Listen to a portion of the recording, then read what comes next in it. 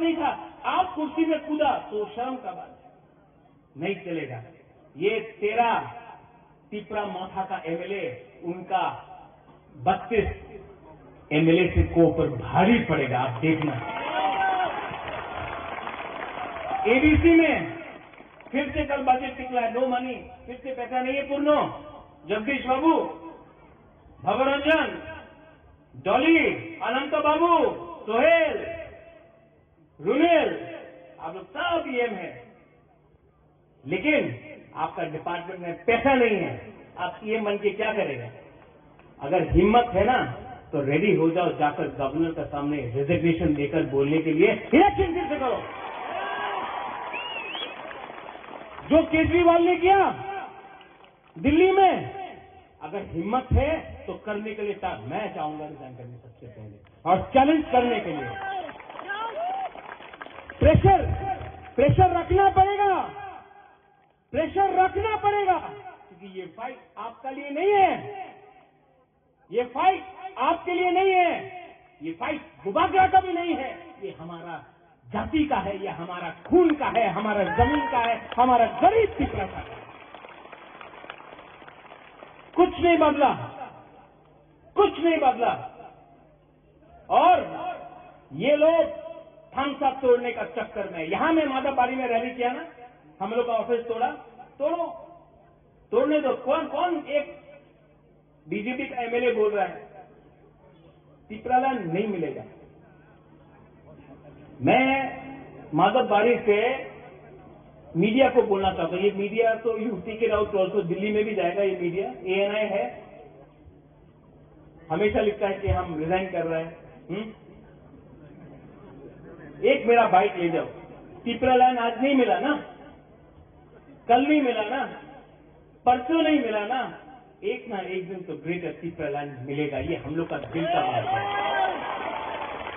आज पैसा देके, रेगा देके, नौकरी देके, झूठ बोल के, हम लोगों को झूठ बात बोल के रेगा नहीं आनाओ, चाकरी नहीं आनाओ, डिमांड करो ना, आंचलिक पार्टी करो ना, ये बोल के हम लोगों का थानसा को तोड़ता है। लेकिन हर तिपरा सा बीजेपी का हो, सीपीएम का हो,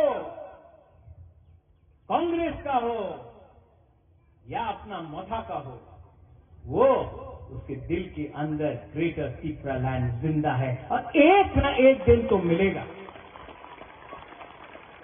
विजय बाबू, आप नहीं हो, you may not be around now, this is disqualification to be old.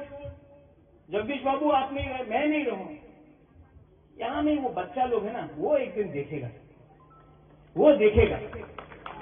और ये तिपरालैंड कोई कम्युनिटी के खिलाफ नहीं होगा, we will not be against any community, कोई धर्म के खिलाफ नहीं होगा, कोई मजहब के खिलाफ नहीं होगा, कोई बंगाली तिपरासा नहीं करेगा, कोई हिंदू क्रिश्चियन नहीं करेगा, कोई मुसलमान हिंदू नहीं करेगा।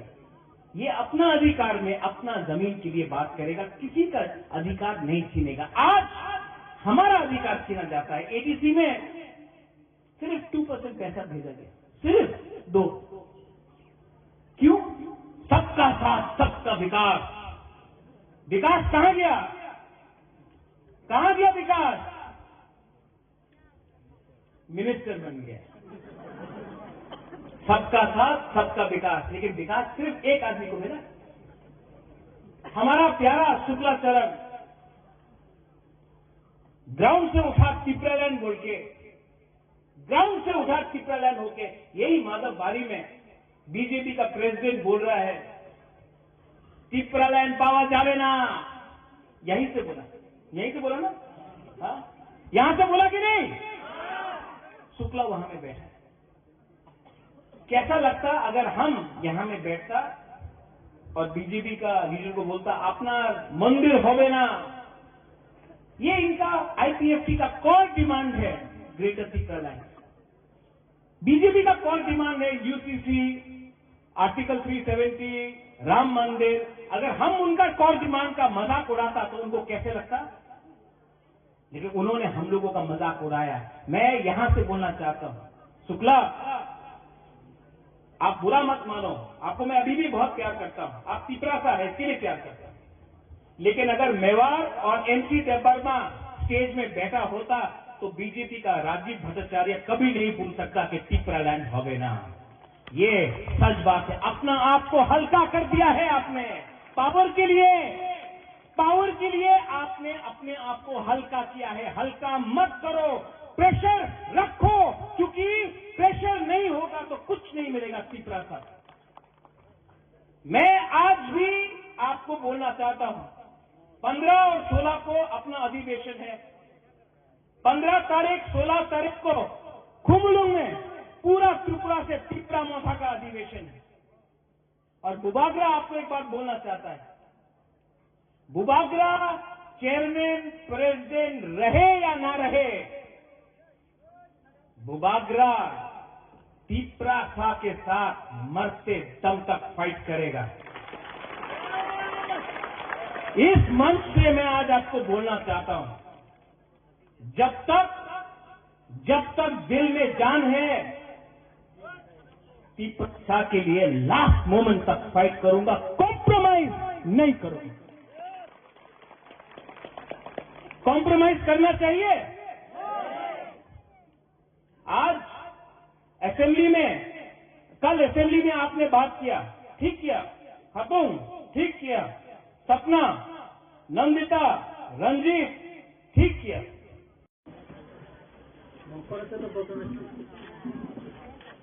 আমাদের মাননীয় বিধায়ককে চিনেন তো, মহিলা প্রভুকে চিনেন? আরেকজন বিধায়ক আছে এখানে, চিনেন? স্বপ্ন দিকে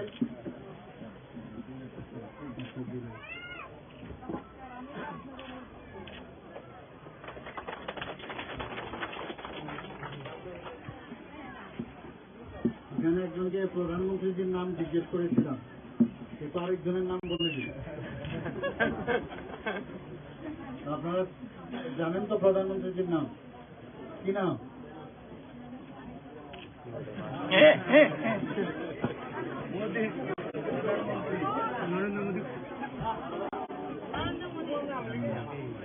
প্রধানমন্ত্রীজি আমাদের আদরণীয় এবং যশস্বী প্রধানমন্ত্রী নরেন্দ্র মোদীজির কারণে আজকে দেশ যেভাবে সামনের দিকে যাচ্ছে, এবং উনি যেহেতু অত্যন্ত গরিব ঘরের লোক ছিলেন, একটা চাইওয়ালা বাড়ির ছিলেন, তো উনি মানুষের যে গরিবতা উনি দেখেছেন, গরিব কি হয়, গরিব কিভাবে তার দৈনন্দিন জীবন কাটায়, সে সম্পর্কে ওনার খুব ভালো করে জানা ছিল।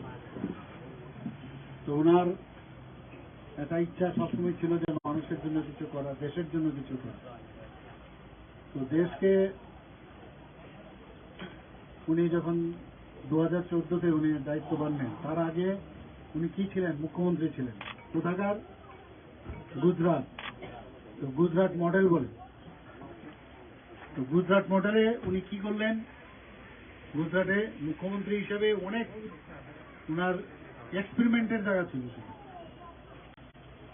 যে গুজরাটে জলের বিরাট মানে মরুভূমি, সেই জায়গার মধ্যে উনি যেভাবে ইনোভেটিভ আইডিয়াতে প্রাণ সঞ্চার করেছেন, এবং মানে আমরা বলি গুজরাট মডেল, এবং সেটা উনি করে দেখিয়েছেন। চাষাবাদই হোক, ইন্ডাস্ট্রি হোক, রাস্তাঘাটই হোক, সবকিছু, তখনই ঘর বাড়ি হোক, সব দিকে ওখানে উনি একজন মানে বলে পরীক্ষাগারে যেমন বসে মানুষের রিসার্চ করে, তো প্রায় 13 বছর উনি এই গুজরাটে উনি সেই পরীক্ষা নিরীক্ষা করার পরে সাকসেসফুল হয়েছে। সাকসেস হওয়ার সুবাদে যখন প্রধানমন্ত্রী হন 2014, ওখানে যা যা করেছেন সেটা তো করছেনই, বরং আরো 3 গুণ 4 গুণ আর বেশি করছে দেশের জন্য। এবং এখানে আমরা বলি বেনিফিশিয়ারি, ইচ্ছে করলে তো উনি প্রধানমন্ত্রী হয়েছেন, কিন্তু গরিবদের কথা কোনোদিন আগের অনেক প্রধানমন্ত্রী, আমাদের অটল বিহারী বাজপেয়ীজিকে বাদ দিন, এমন ভাবে কিন্তু কেউ আর গরিবদের কথা চিন্তা করেন, সাধারণ মানুষদের কথা চিন্তা করেন। যে কারণে প্রধানমন্ত্রীজি এখন যেখানেই যান, ভারতবর্ষের বাইরে যে দেশেই যান, বড় বড় রাষ্ট্রপ্রধানরা অনেকে ওনাকে পায়ে ধরেও নমস্কার করতে দেখেছেন। আমাদের দেশকে একটা উচ্চ মাত্রায় উনি পৌঁছে দিয়েছেন এবং আমরা গর্ববোধ করি যে এইরকম একজন প্রধানমন্ত্রীর আন্ডারে আমাদের দেশ, এবং উনি একজন প্রধান সেবক হিসাবে নিজেকে মনে করেন। প্রধানমন্ত্রী হিসাবে উনি কখনো নিজেকে ভাবেনি যে আমার কর্তব্য দেশকে সুখ শান্তি 100% দিয়ে দেওয়া যাবে, সেটা সম্ভব নয়, কিন্তু উনি সেই চেষ্টা চালিয়ে যাচ্ছেন।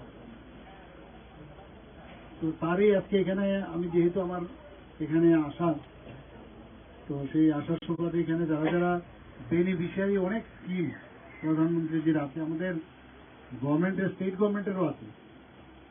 তো এই প্রোগ্রামগুলো যে আছে, ওনার যে বেনিফিশিয়ারি, এখানে দেখতে আসা না যে কোথায় কি হচ্ছে না হচ্ছে, কারণ আমরাও কিন্তু ওনার মতোই একজন সেবক, মানুষের সেবাই আমাদের ধর্ম। তো সেই হিসাবে আমরা কাজ করি। তো হচ্ছে কিনা ঠিকভাবে, ভাত যেমন একটা টিপ দিলে বোঝা যায় পুরো ভাত সিদ্ধ হয়েছে কিনা, তো এক দুটো দেখেই বোঝা গেছে যে এখানে কি অবস্থায় আছে। আমাদের ডিস্ট্রিক্ট ম্যাজিস্ট্রেট সাহেব বলেছেন যে আর 1 মাসের মধ্যে যে কাজটা বাকি হয়েছে এগুলো সম্পূর্ণ হয়ে যাবে। 1,30,000 টাকা করে পেয়েছেন, 20,000 টাকা, অনেকে 25,000 টাকা করে ম্যান্ডেটও পেয়েছেন। তো সেইভাবেই চেষ্টা করছে কিভাবে এটাকে সম্পূর্ণ করা যায়। যার ঘর নেই ঘর দেওয়া, যার জল নেই জল দেওয়া।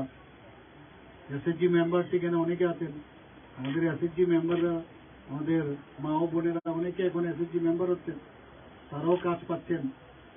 একটা অর্থনৈতিক যে বিষয়, সেটাও এখন মহিলাদের মধ্যে একটা আত্মনির্ভর, সেলফ রিলায়েন্স যেটা, সেটাও এখন এসে গেছে। প্রধানমন্ত্রীজি শৌচাগারের বিষয়ে কেউ চিন্তা করেনি আগে। আমি নিজে যখন পড়াশোনার সুবাদে ইন্দিবলায় এলাকাতে ছিলাম, দেখতাম এগুলো। আমাদের হোস্টেল থেকে মাঝে মাঝে আরেকটা হোস্টেলে আমরা যেতাম একটু আউটস্কার্ট অফ সিটি, সেখানে যখন যেতাম আমাদের ত্রিপুরার ছেলে যারা ছিল ওদের সাথে দেখা করতে যেতাম, দেখতাম অন্ধকারের জন্য আমাদের মা বোনরা বসে থাকতাম। উন্মুক্ত যে টয়লেট, তার থেকে উনি মুক্তি দিয়েছেন। এখন তো আমাদের ত্রিপুরাতে গ্রামীণ এলাকায় এখন আমরা ডিক্লেয়ার করেছি যে কোনো জায়গার মধ্যে আমাদের এই ধরনের যে বাইরে টয়লেট করার আর বিষয় নেই। তো টয়লেটেরও ব্যবস্থা করেছেন। আমাদের যে ইলেকট্রিক কানেকশন দেওয়ার, আপনারা সবাই জানেন যে প্রতিটা ঘরে ইলেকট্রিক কানেকশন। আর একটা হচ্ছে জল, জল লাগবেই। ঘর, জল, গ্যাস সবই দিচ্ছেন প্রধানমন্ত্রী, আর কি লাগে। কিন্তু আমাদেরও চেষ্টা করতে হবে, শুধু দিলে হবে না, এর থেকে আমাদেরও যাতে নিজের পায়ে নিজে দাঁড়াতে পারি সেই ব্যবস্থাটা উনি করেছেন। ব্যাংকদের, আমাদের নিয়মিত ব্যাংকদের সাথে আমরা কথা বলি, আমরা বলি যে সব প্রকল্পগুলো মাননীয় প্রধানমন্ত্রীজি বা সেন্ট্রাল থেকে যে স্কিমগুলো দিয়েছে, সেখানে স্কিম দিলে হবে না, তার জন্য যে লোনেরও মাঝে মাঝে প্রয়োজন। কৃষি লোন থেকে আরম্ভ করে বিভিন্ন যেসব লোনের ব্যবস্থা আছে, সেগুলো ঠিকভাবে যথাযথভাবে ব্যাংকগুলো দিচ্ছে কিনা। আমরা আমাদের প্রধানমন্ত্রীজির মার্গদর্শনে আমরাও কাজ চালাচ্ছি, যাতে করে আমরা সারা ত্রিপুরাতেই গ্রামীণ এলাকাই হোক, আর গ্রামীণ এলাকাই সবচেয়ে বড়, এবং বিশেষ করে জনজাতির যে অংশ, গিরিশি এলাকা সবচেয়ে বড়। জনজাতিদের জন্য আমরা চেষ্টা করছি ওনাদের উন্নয়ন কিভাবে করা যায়, এবং জনজাতিদের মাননীয় প্রধানমন্ত্রী যেভাবে ভাবেন, আমার মনে হয় এর আগে কোনোদিন ভাবেনি। এবং তার প্রকৃষ্ট উদাহরণ যেটা, আমাদের রাষ্ট্রপতি এখন একজন অতি দরিদ্র ঘরের এক মহিলা, জনজাতি ঘরের থেকে বেরিয়ে এসছেন। এবং জনজাতিদের জন্য আমরা কালকে আমি বিধানসভার মধ্যে বলেছি আমরা কি কি আমরা করেছি। অনেকে ভুল বোঝানোর চেষ্টা করে, মাত্র 600 কোটি টাকা দেয়, 600 কোটি টাকা দেয়, কিন্তু আমরা হিসাব দিয়ে দেখিয়েছি যে শুধু তাই নয়, আমরা যে বিভিন্ন যে আমাদের 49টা ডিপার্টমেন্ট আছে, সেই 49টা ডিপার্টমেন্টে প্রায় 5,000 কোটি টাকা আমরা জনজাতিদের জন্য খরচ করি। তাছাড়া লাইন ডিপার্টমেন্ট আরও আছে, সেইগুলো আমরা জনজাতি এলাকায় আমরা খরচ করি। তো অনেকে চেষ্টা করে ভুল বুঝিয়ে নিজেদের মধ্যে, আমাদের মধ্যে, জাতি জনজাতিদের মধ্যে একটা মানে বিভেদ সৃষ্টি করে, একটা ডিফারেন্স করে, ডিফারেন্স সৃষ্টি করে লাভ হয় না। যতক্ষণ ধরে আমরা একজন আরেকজনের প্রতি যে একটা বিশ্বাসের ভাবনা সেটা যদি না আসে, তাহলে কোনোদিনই এক ত্রিপুরা শ্রেষ্ঠ ত্রিপুরা হবে না, আর এক ভারত শ্রেষ্ঠ ভারত হবে। আমরা সেই দিশায় কাজ করছি, সবাই মিলে মিশে আমরা সবাই যেন একটা সুন্দর ত্রিপুরা এবং সুন্দর একটা ভবিষ্যৎ গড়ে, সেই চেষ্টা আমরা করছি। এখানে জ্যোৎস্না ত্রিপুরা কে আছে? জ্যোৎস্না, কি কি পেয়েছো তুমি?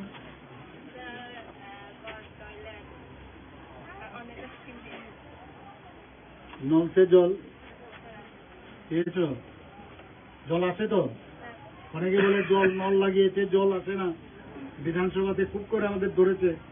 তো আমরা বললাম যে এটা তো সার্জিক্যাল স্ট্রাইকের মতো অনেক জায়গায়। যাই হোক, এক দুটো তো হয় না। তুমি তো জল জীবন মিশন জল পেয়েছো, ইলেকট্রিক কানেকশনও পেয়েছো, প্রাইম মিনিস্টার আবাস যোজনা ঘর পেয়েছো। এখানে প্রায় দেখা যাচ্ছে তোমার 5টা। প্রধানমন্ত্রীজিকে ধন্যবাদ দিয়েছো?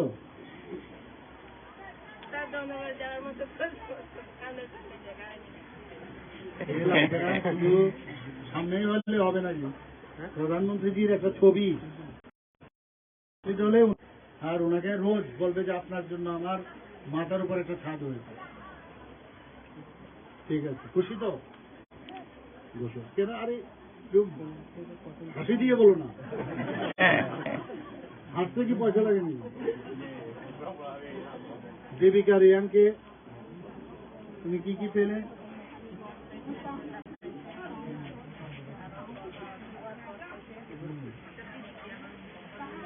শুয়োর পাইছো নি? টিকেট করো শুয়োরের চাষ। আচ্ছা, আর গ্যাস কানেকশন পাইছো? অনেক কিছু পাইছো। আরে তো প্রধানমন্ত্রীজির ধন্যবাদ দিবা তো? প্রধানমন্ত্রীজির নাম কি? হ্যাঁ, আরে নরেন্দ্র মোদীজি। তো নরেন্দ্র মোদীজিকে একটা ফটো রাখবে ঘরে। তোমার ঘর কি কমপ্লিট হয়ে গেছে? একটা ফটো দেওয়ার ব্যবস্থা কি? घर में তো খুব খুশি। ছেলে মেয়ে কজন? কি করে করে? কোন ক্লাসে? কিরম পড়াশোনায়? কিরকম? ভালো। ঠিক আছে। বাংলা মিডিয়াম না ইংলিশ মিডিয়াম? আচ্ছা আচ্ছা, ঠিক আছে, বসো। পায়নি মক্কে তুমি কি কি পেয়েছো?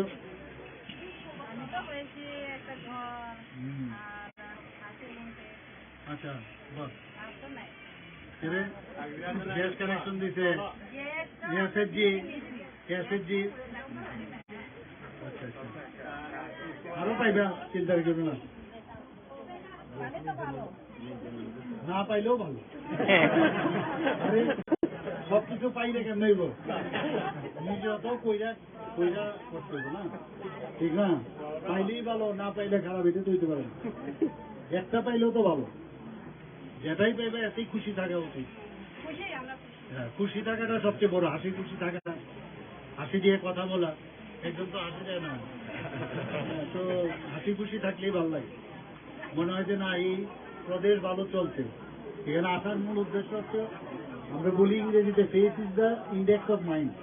চেহারা দেখে বোঝা যায় কে খুশি না। জবরদস্তি বসে তোমাকে বলালাম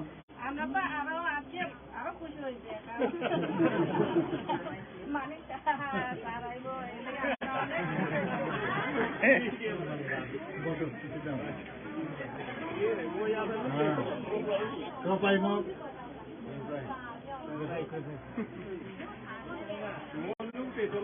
কেমন? ভালো। কি কি পাইছো তুমি? আরে বাহ,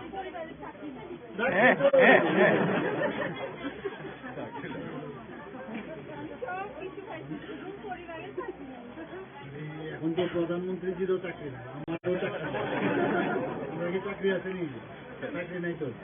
যা আমি চাকরি করতাম আমি চাকরি হয়ে যাইছি। ঠিক আছে, চাকরি দিয়ে সবকিছু হয় না, এই কারণেই তো এই ব্যবস্থা। কেউ পিকারি করবো, কেউ গোটারি করবো, কেউ এসএসজি করবো, এইভাবে দিয়ে করবো যে চাকরির উপযুক্ত। আমাদের এখানে তো করাপশনের কোনো স্থান নাই। এই গভর্নমেন্টে একে ধরলে ওই লিডারকে ধরলে এইগুলো হয় না।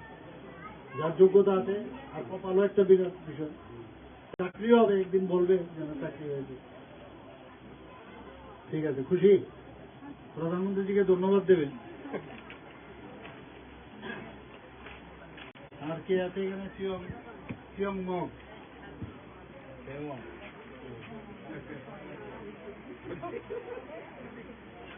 কি কি পেয়েছো?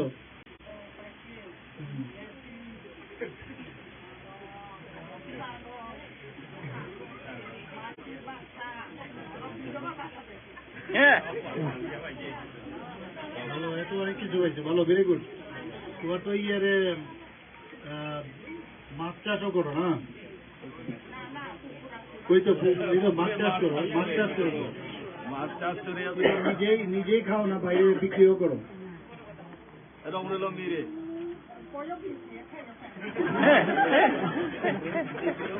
বিক্রিও করো, ভালো। ঠিক আছে, ভালো, খুশি থাকলেই ভালো। এরপরে আছে পিয়াজন মগ, মার্জা মগ, চানাই মগ, সুদাম মগ,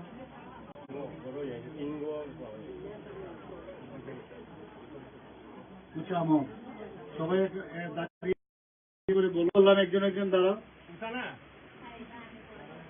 বলো হাউ আর ইউ? ভালো, নমস্কার। আর কি? আরে কি নাম তোমার? কি পাইছো না তুমি? তো ইলেকট্রিসিটির, এসএসজির পাইছো, তারপরে বাড়াইছি তো, আমি তো বাড়াইছি তো, আমি তো বাড়াই দিলাম, তাই কথা না? সেটা পাইছো না? ঠিক আছে, খুশি থাকলে ভালো। আর বাকি আরেকজন যে নামটি বললাম, ধরো তুমি, হাউ ডু ইউ ডু? ভালো। তোমার কি কি ভালো, কি কি ভালো, কি কি সব পাইতো? প্রধানমন্ত্রীজিরে ধন্যবাদ দিবে তো? ছেলে মেয়ে কত? কি করে পড়ে? কোন ক্লাসে? নিজে পড়ানো, অন্যরা পড়ে? অন্যের মাস্টার বাড়ি পাঠান? এই এক যন্ত্রণা মাস্টারের বাড়ি। আরে নিজেও পড়া যায়, এমন অসুবিধা। আমরা এখানে যে কালচারটা, মাস্টার বাড়িতে কিছু দরকার লাগে না, নিজেরাও পড়ানো যায়। তুমি না জানলে আরেকজনের করবে, কিন্তু মাস্টার বাড়িতে এই একটা হেভি হয়ে যেতে হবে। ঠিক আছে, আর কে আছে? কারোর স্পেসিফিক কিছু বলার আছে? কিছু বলার বলো।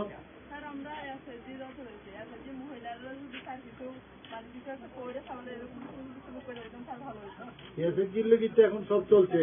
মহিলারা মনে করেন ধরেন ঘর বাড়িতে চা যায় না, এখন ছিলাই বাইরে আমাদের এরকম একটা ব্যবস্থা করা যায়।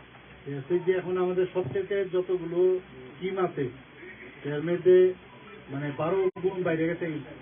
4,000-এর জায়গায় আজকে কত লাখ হয়ে গেল।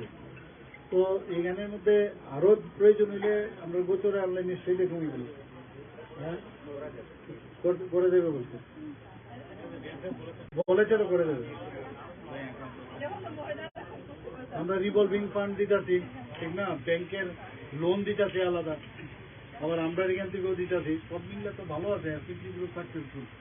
ঠিক আছে, মনে করে এরকম যদি আমরা কাজটা করে যদি বাইরে নিতে বাড়িতে কাজ এরকম কাজ দেওয়া হয় তাহলে সুবিধা হবে। ঠিক আছে, নোট ডাউন। হ্যাঁ, ঠিক আছে। আর কেউ স্পেসিফিক কিছু বলার আছে? তো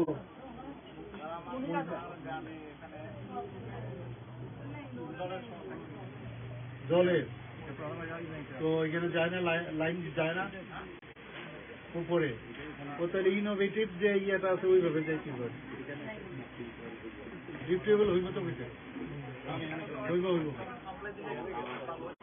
সাপ্লাই তো ডিপেন্ড করে, সে দিব জল তো আমরা দিতেই হইব। 64% আমরা সাকসেসফুল, আরো 100% কাজও চলছে। ছোট বড়েন না বড় মোটা হলো জিপসু কবে বলছে? ঠিক আছে, আমরা আরেকটা প্রোগ্রামে যাব, সবাই ভালো থাকবেন। আর এখানে প্রধানমন্ত্রী আরেকটা জিনিস দিতে কেউ কইছে না দিতে, তো কিন্তু আমরা যে বাচ্চা আছি কোনটা দিতে ভ্যাকসিন করোনা ভাইরাসের, এটা বলা উচিত সবাই। সেই অনুষ্ঠানে এখানে উপস্থিত আছেন আমাদের ত্রিপুরা সরকারের মাননীয় মন্ত্রী শ্রী শুক্লাচরণ নোয়াতিয়া মহোদয়, উপস্থিত মাননীয় সভাধিপতি সাউথ ত্রিপুরা জেলা পরিষদের শ্রীমতী কাকুলে দাস দত্তা মহোদয়া, এখানে উপস্থিত আছেন শ্রী প্রমোদ রিয়াং মহোদয় মাননীয় বিধায়ক, শ্রী মাইলাপুর মাননীয় বিধায়ক, শ্রীমতী স্বপ্না মজুমদার মহোদয়া মাননীয় বিধায়িকা, এবং আমাদের আইসিএ ডিপার্টমেন্টের মাননীয় সেক্রেটারি শ্রী ডক্টর প্রদীপ কুমার চক্রবর্তী, এবং সাজু ওয়ার জিএম কালেক্টর সাউথ ত্রিপুরা, এবং এসপি শ্রী কুরবান সিং মহোদয়। তাছাড়া এখানে উপস্থিত আছেন আমাদের Shri Subrata Chakraborty vice chairman, state level cultural advisory committee, এবং আমার সামনে যারা এমিনেন্ট পার্সোনালিটিস যারা আছেন, এখানে বিভিন্ন স্কুল থেকে আগত বিভিন্ন ছাত্রছাত্রীরা এখানে উপস্থিত আছেন, এবং বিভিন্ন স্তরে যারা ইলেক্টেড রিপ্রেজেন্টেটিভরা এখানে উপস্থিত আছেন, এবং আমার সামনে আমাদের যে মিডিয়া বন্ধুরা এই অনুষ্ঠানে আপনারা উপস্থিত আছেন, এর জন্য সবাইকে আমি হার্দিক অভিনন্দন ও শুভেচ্ছা জানাচ্ছি। ৭৫ সীমান্ত গ্রাম ক্রান্তি বিরোকানা এই অনুষ্ঠান আজকে যদিও এটা হচ্ছে, কিন্তু তার যে মূল বিষয় আজাদী কা অমৃত মহোৎসব, তারই একটা পার্ট হচ্ছে এই ৭৫ সীমান্ত গ্রাম ক্রান্তি বিরোকানা।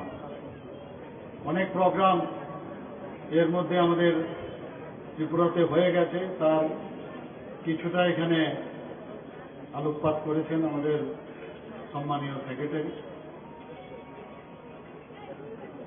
আমাদের যশস্বী প্রধানমন্ত্রী নরেন্দ্র মোদীজি যেভাবে যারা আনসাং হিরোজ, যারা ইতিহাসের পাতার থেকে অনেকে স্মরণ করে না বা মনে রাখার চেষ্টাও হয় না, এতদিন ধরে হয়নি, তাদেরকে যে মনে রাখার যে প্রচেষ্টা উনার মার্গদর্শনে আজকে আমরা সারা ভারতবর্ষ আমরা করছি, সত্যিই তার তুলনা হয় না। কিছুদিন আগে আপনারা দেখেছেন যে প্রতি ঘরে যে সুশাসন আমরা যখন শুরু করি, এবং পরবর্তী সময়ে যে আমাদের ত্রিপুরাতে প্রায় 8.5 আমাদের ফ্যামিলি আছে, এবং সেই অনুযায়ী যখন বলা হলো যে সবাইকে জাতীয় পতাকা উত্তোলন করতে হবে, তো 15 অগাস্টে প্রতি ঘরেই ফ্ল্যাগ উত্তোলন করতে হবে,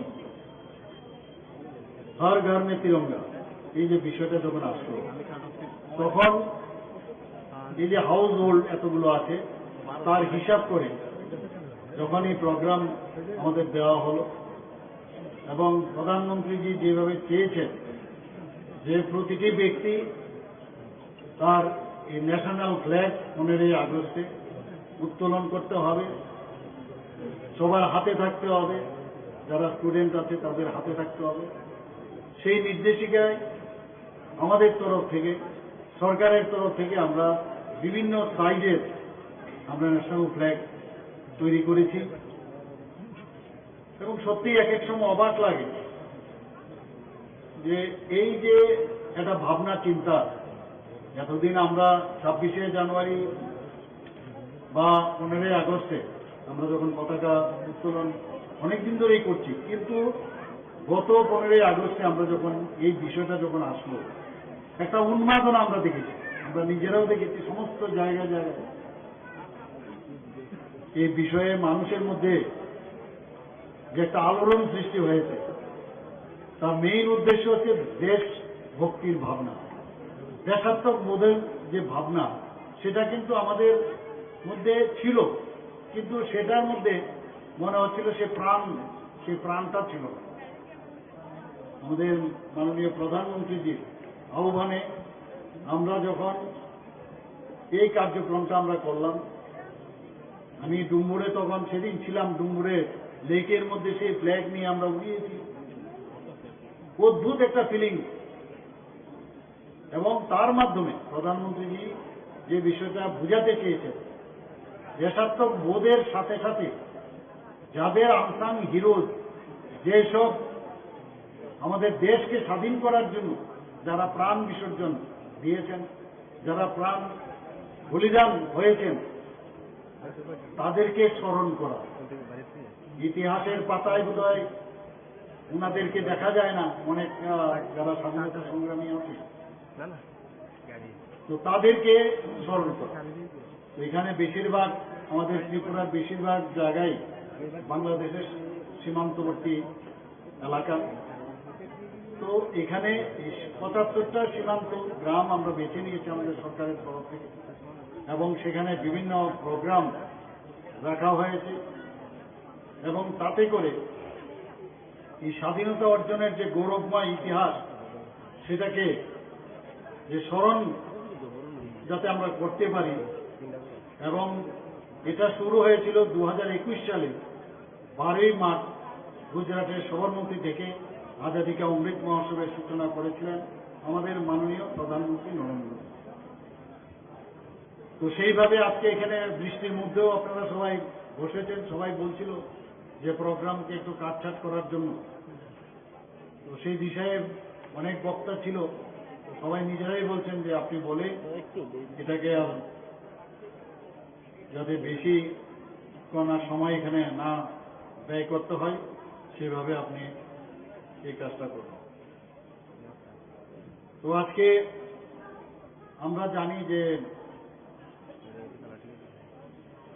যাদের কারণে আজকে আমরা এই স্বাধীনতা অর্জন করেছি, তাদের সম্পর্কে আমাদের যে নেক্সট জেনারেশন, সেই নেক্সট জেনারেশনকে যে বেতন আমরা নিয়েছি, সেই বেতন তাদের কাছে ভালো এবং তাদেরকে বুঝাতে হবে বা বলতে হবে, এই যারা আমাদের দেশের জন্য প্রাণ বলিদান দিয়েছেন, তারা এই ব্যক্তি, তাদের ইতিহাস এরকম ছিল। আজকে আমরা স্বাধীনতার স্বাদ, মুক্তির স্বাদ আমরা পেয়েছি,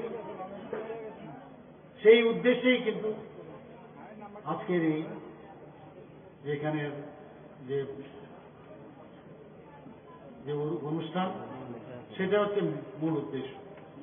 এখানে আজকে সাবরুম মৈত্রী সেতু সংলগ্ন এখানে এই কর্মসূচির সূচনা যা আজকে অনুষ্ঠিত হলো। একই সাথে আজকে ৭৫টি সীমান্ত গ্রাম একই সাথে আজকে সেই আয়োজন এখানে রাখা হয়েছে সমস্ত ত্রিপুরাতে, এবং আমি খুবই আনন্দিত যে এইরকম একটা সাবরুমের জায়গায় এসে মৈত্রী সেতুর কাছে এরকম একটা যে অনুষ্ঠান, সেই অনুষ্ঠান সূচনা করার জন্য এখানে বিভিন্ন আরো কার্যক্রম রেখেছেন। ৭৫ কিলোমিটার বাইসাইকেল র্যালি এবং বিদ্যালয় এবং মহাবিদ্যালয় স্তরে যে ক্যালেন্ডার পেইন্টিং, প্রবন্ধ প্রতিযোগিতা এবং দেশাত্মবোধক যে সঙ্গীত লিখন প্রতিযোগিতা, সাংস্কৃতিক কর্মশালা, বিভিন্ন ক্রীড়া প্রতিযোগিতা ইত্যাদি রাখা হয়েছে। কারণ এগুলোর মধ্যেও এই অনুষ্ঠানগুলোর মধ্যে এই যে আমাদের যে অনুষ্ঠান তার সার্থকতা আসবে আমি বিশ্বাস করি, এবং প্রত্যেক জেলায় ম্যারাথন, জেলাভিত্তিক মেলাও আয়োজন করা হবে, এবং সবশেষে আগরতলায় যে ক্রান্তিবীর মিউজিক্যাল কনসার্টের মাধ্যমে এর সমাপ্তি হবে। এই উৎসবের মাধ্যমে সীমান্ত এলাকার জনগণ যেমন উদ্দীপিত ও উপকৃত হবেন, তেমনি সরকারের সবকা সাথ সবকা বিকাশের যে আন্তরিক প্রয়াস তাও কিন্তু আক্ষরিক অর্থে সার্থক হবে। একই সাথে ত্রিপুরা থেকে ভারতের যারা স্বাধীনতা আন্দোলনে যোগদান যারা করেছিলেন, অনেকে কয়েকজন আছেন, কয়েকজন এখন নেই, তাদের প্রতি আমাদের সম্মান প্রদর্শন করা হবে, এবং বিশেষ করে সীমান্ত এলাকার মানুষের উন্নয়ন এবং স্বাধীনতা সংগ্রামীদের প্রতি আমাদের সম্মান চির অম্লান থাকুক সেই আশা রাখছি। সবাইকে অসংখ্য ধন্যবাদ। নমস্কার, জয় হিন্দ।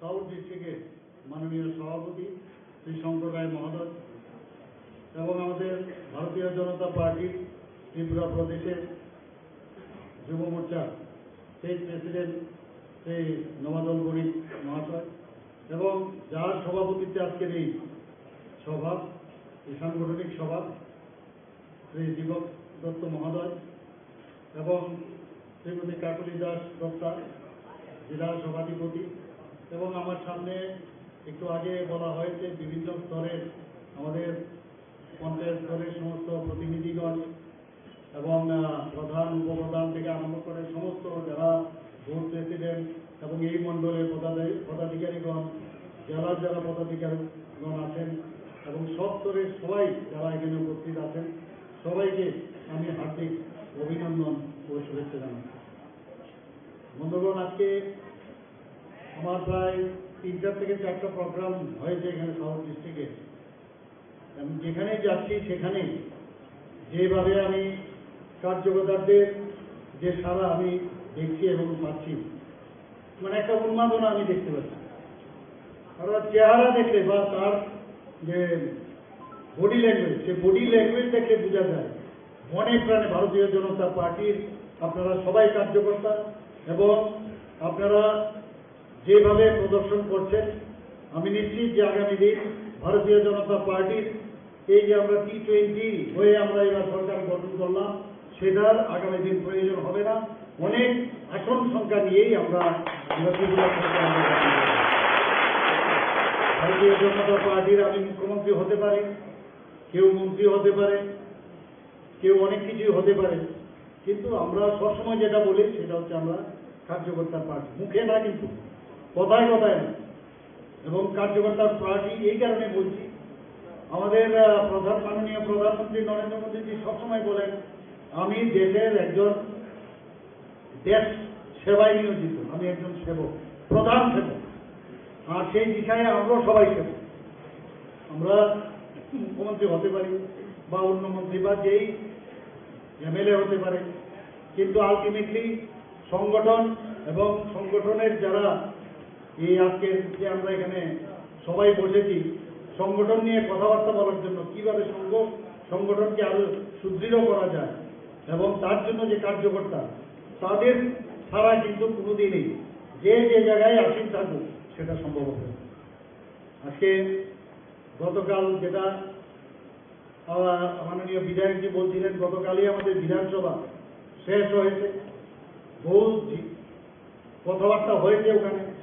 আমাদের সরকারের যে ভাবমূর্তিকে ঠিক রাখতে গিয়ে এবং মানুষের জন্য কাজের জন্য আমরা যে বিষয়গুলো আমরা এনেছি আমরা সেইগুলো ওখানে প্রস্তুত করেছি। বিরোধী দলেরা চেষ্টা করেছিল প্রথম দিনেই একটা কারোর অঙ্গুলির নির্দেশে চেষ্টা করেছিল যে বিধানসভার মধ্যে একটা এমন একটা অবস্থা তৈরি করা যেটা সারা ভারতবর্ষের মধ্যে তার নিউজ যেন দেয়, অর্থাৎ একটা সেন্টার অফ অ্যাট্রাকশন করার জন্য কিছু লোক, কিছু বিধায়ক তারা চেষ্টা করেছিল, কিন্তু তাদের যে বলে না বুড়ি নজরওয়ালা তেরা মুখ কালা, তো এইরকম ঘটনা হয়েছে কালকে শেষ হলো। তাদের যে মানে কি বলবো, ওরা যে ভেবেছিল তার মধ্যে আমরা পুরো জল ঢেলে দিয়েছি। জল কিরকম ভাবে ডাললাম আমরা বলছি, আপনারা নিশ্চয়ই দেখেছেন র্যাম্পে অনেককে দেখবেন মডেল যারা করে হাঁট, ছেলে মেয়েরা র্যাম্পের মধ্যে হাঁটে, কিন্তু দেখেছেন নিশ্চয়ই। তো আমরা সেই র্যাম্পের মধ্যে আমরা দেখেছি যে কিছু না অবুঝ, আমি বলবো অবুঝ বিধায়ক বিধায়িকা সেই র্যাম্পের মতো হাঁটল।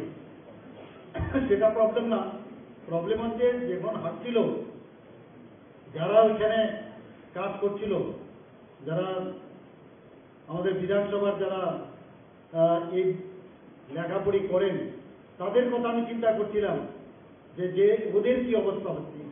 বিন্দু মাত্র এদের প্রতি মানে যে একটা থাকে যে সজাগ, যে আমি ওরা কাজ করছে তাদেরকে আমি ডিস্টার্ব করছি, এ তো দূরত্ব। কিন্তু যেভাবে ওদের অঙ্গভঙ্গি, সত্যিই বিধানসভার ইতিহাসে এটা কলঙ্কময় অধ্যায় হবে।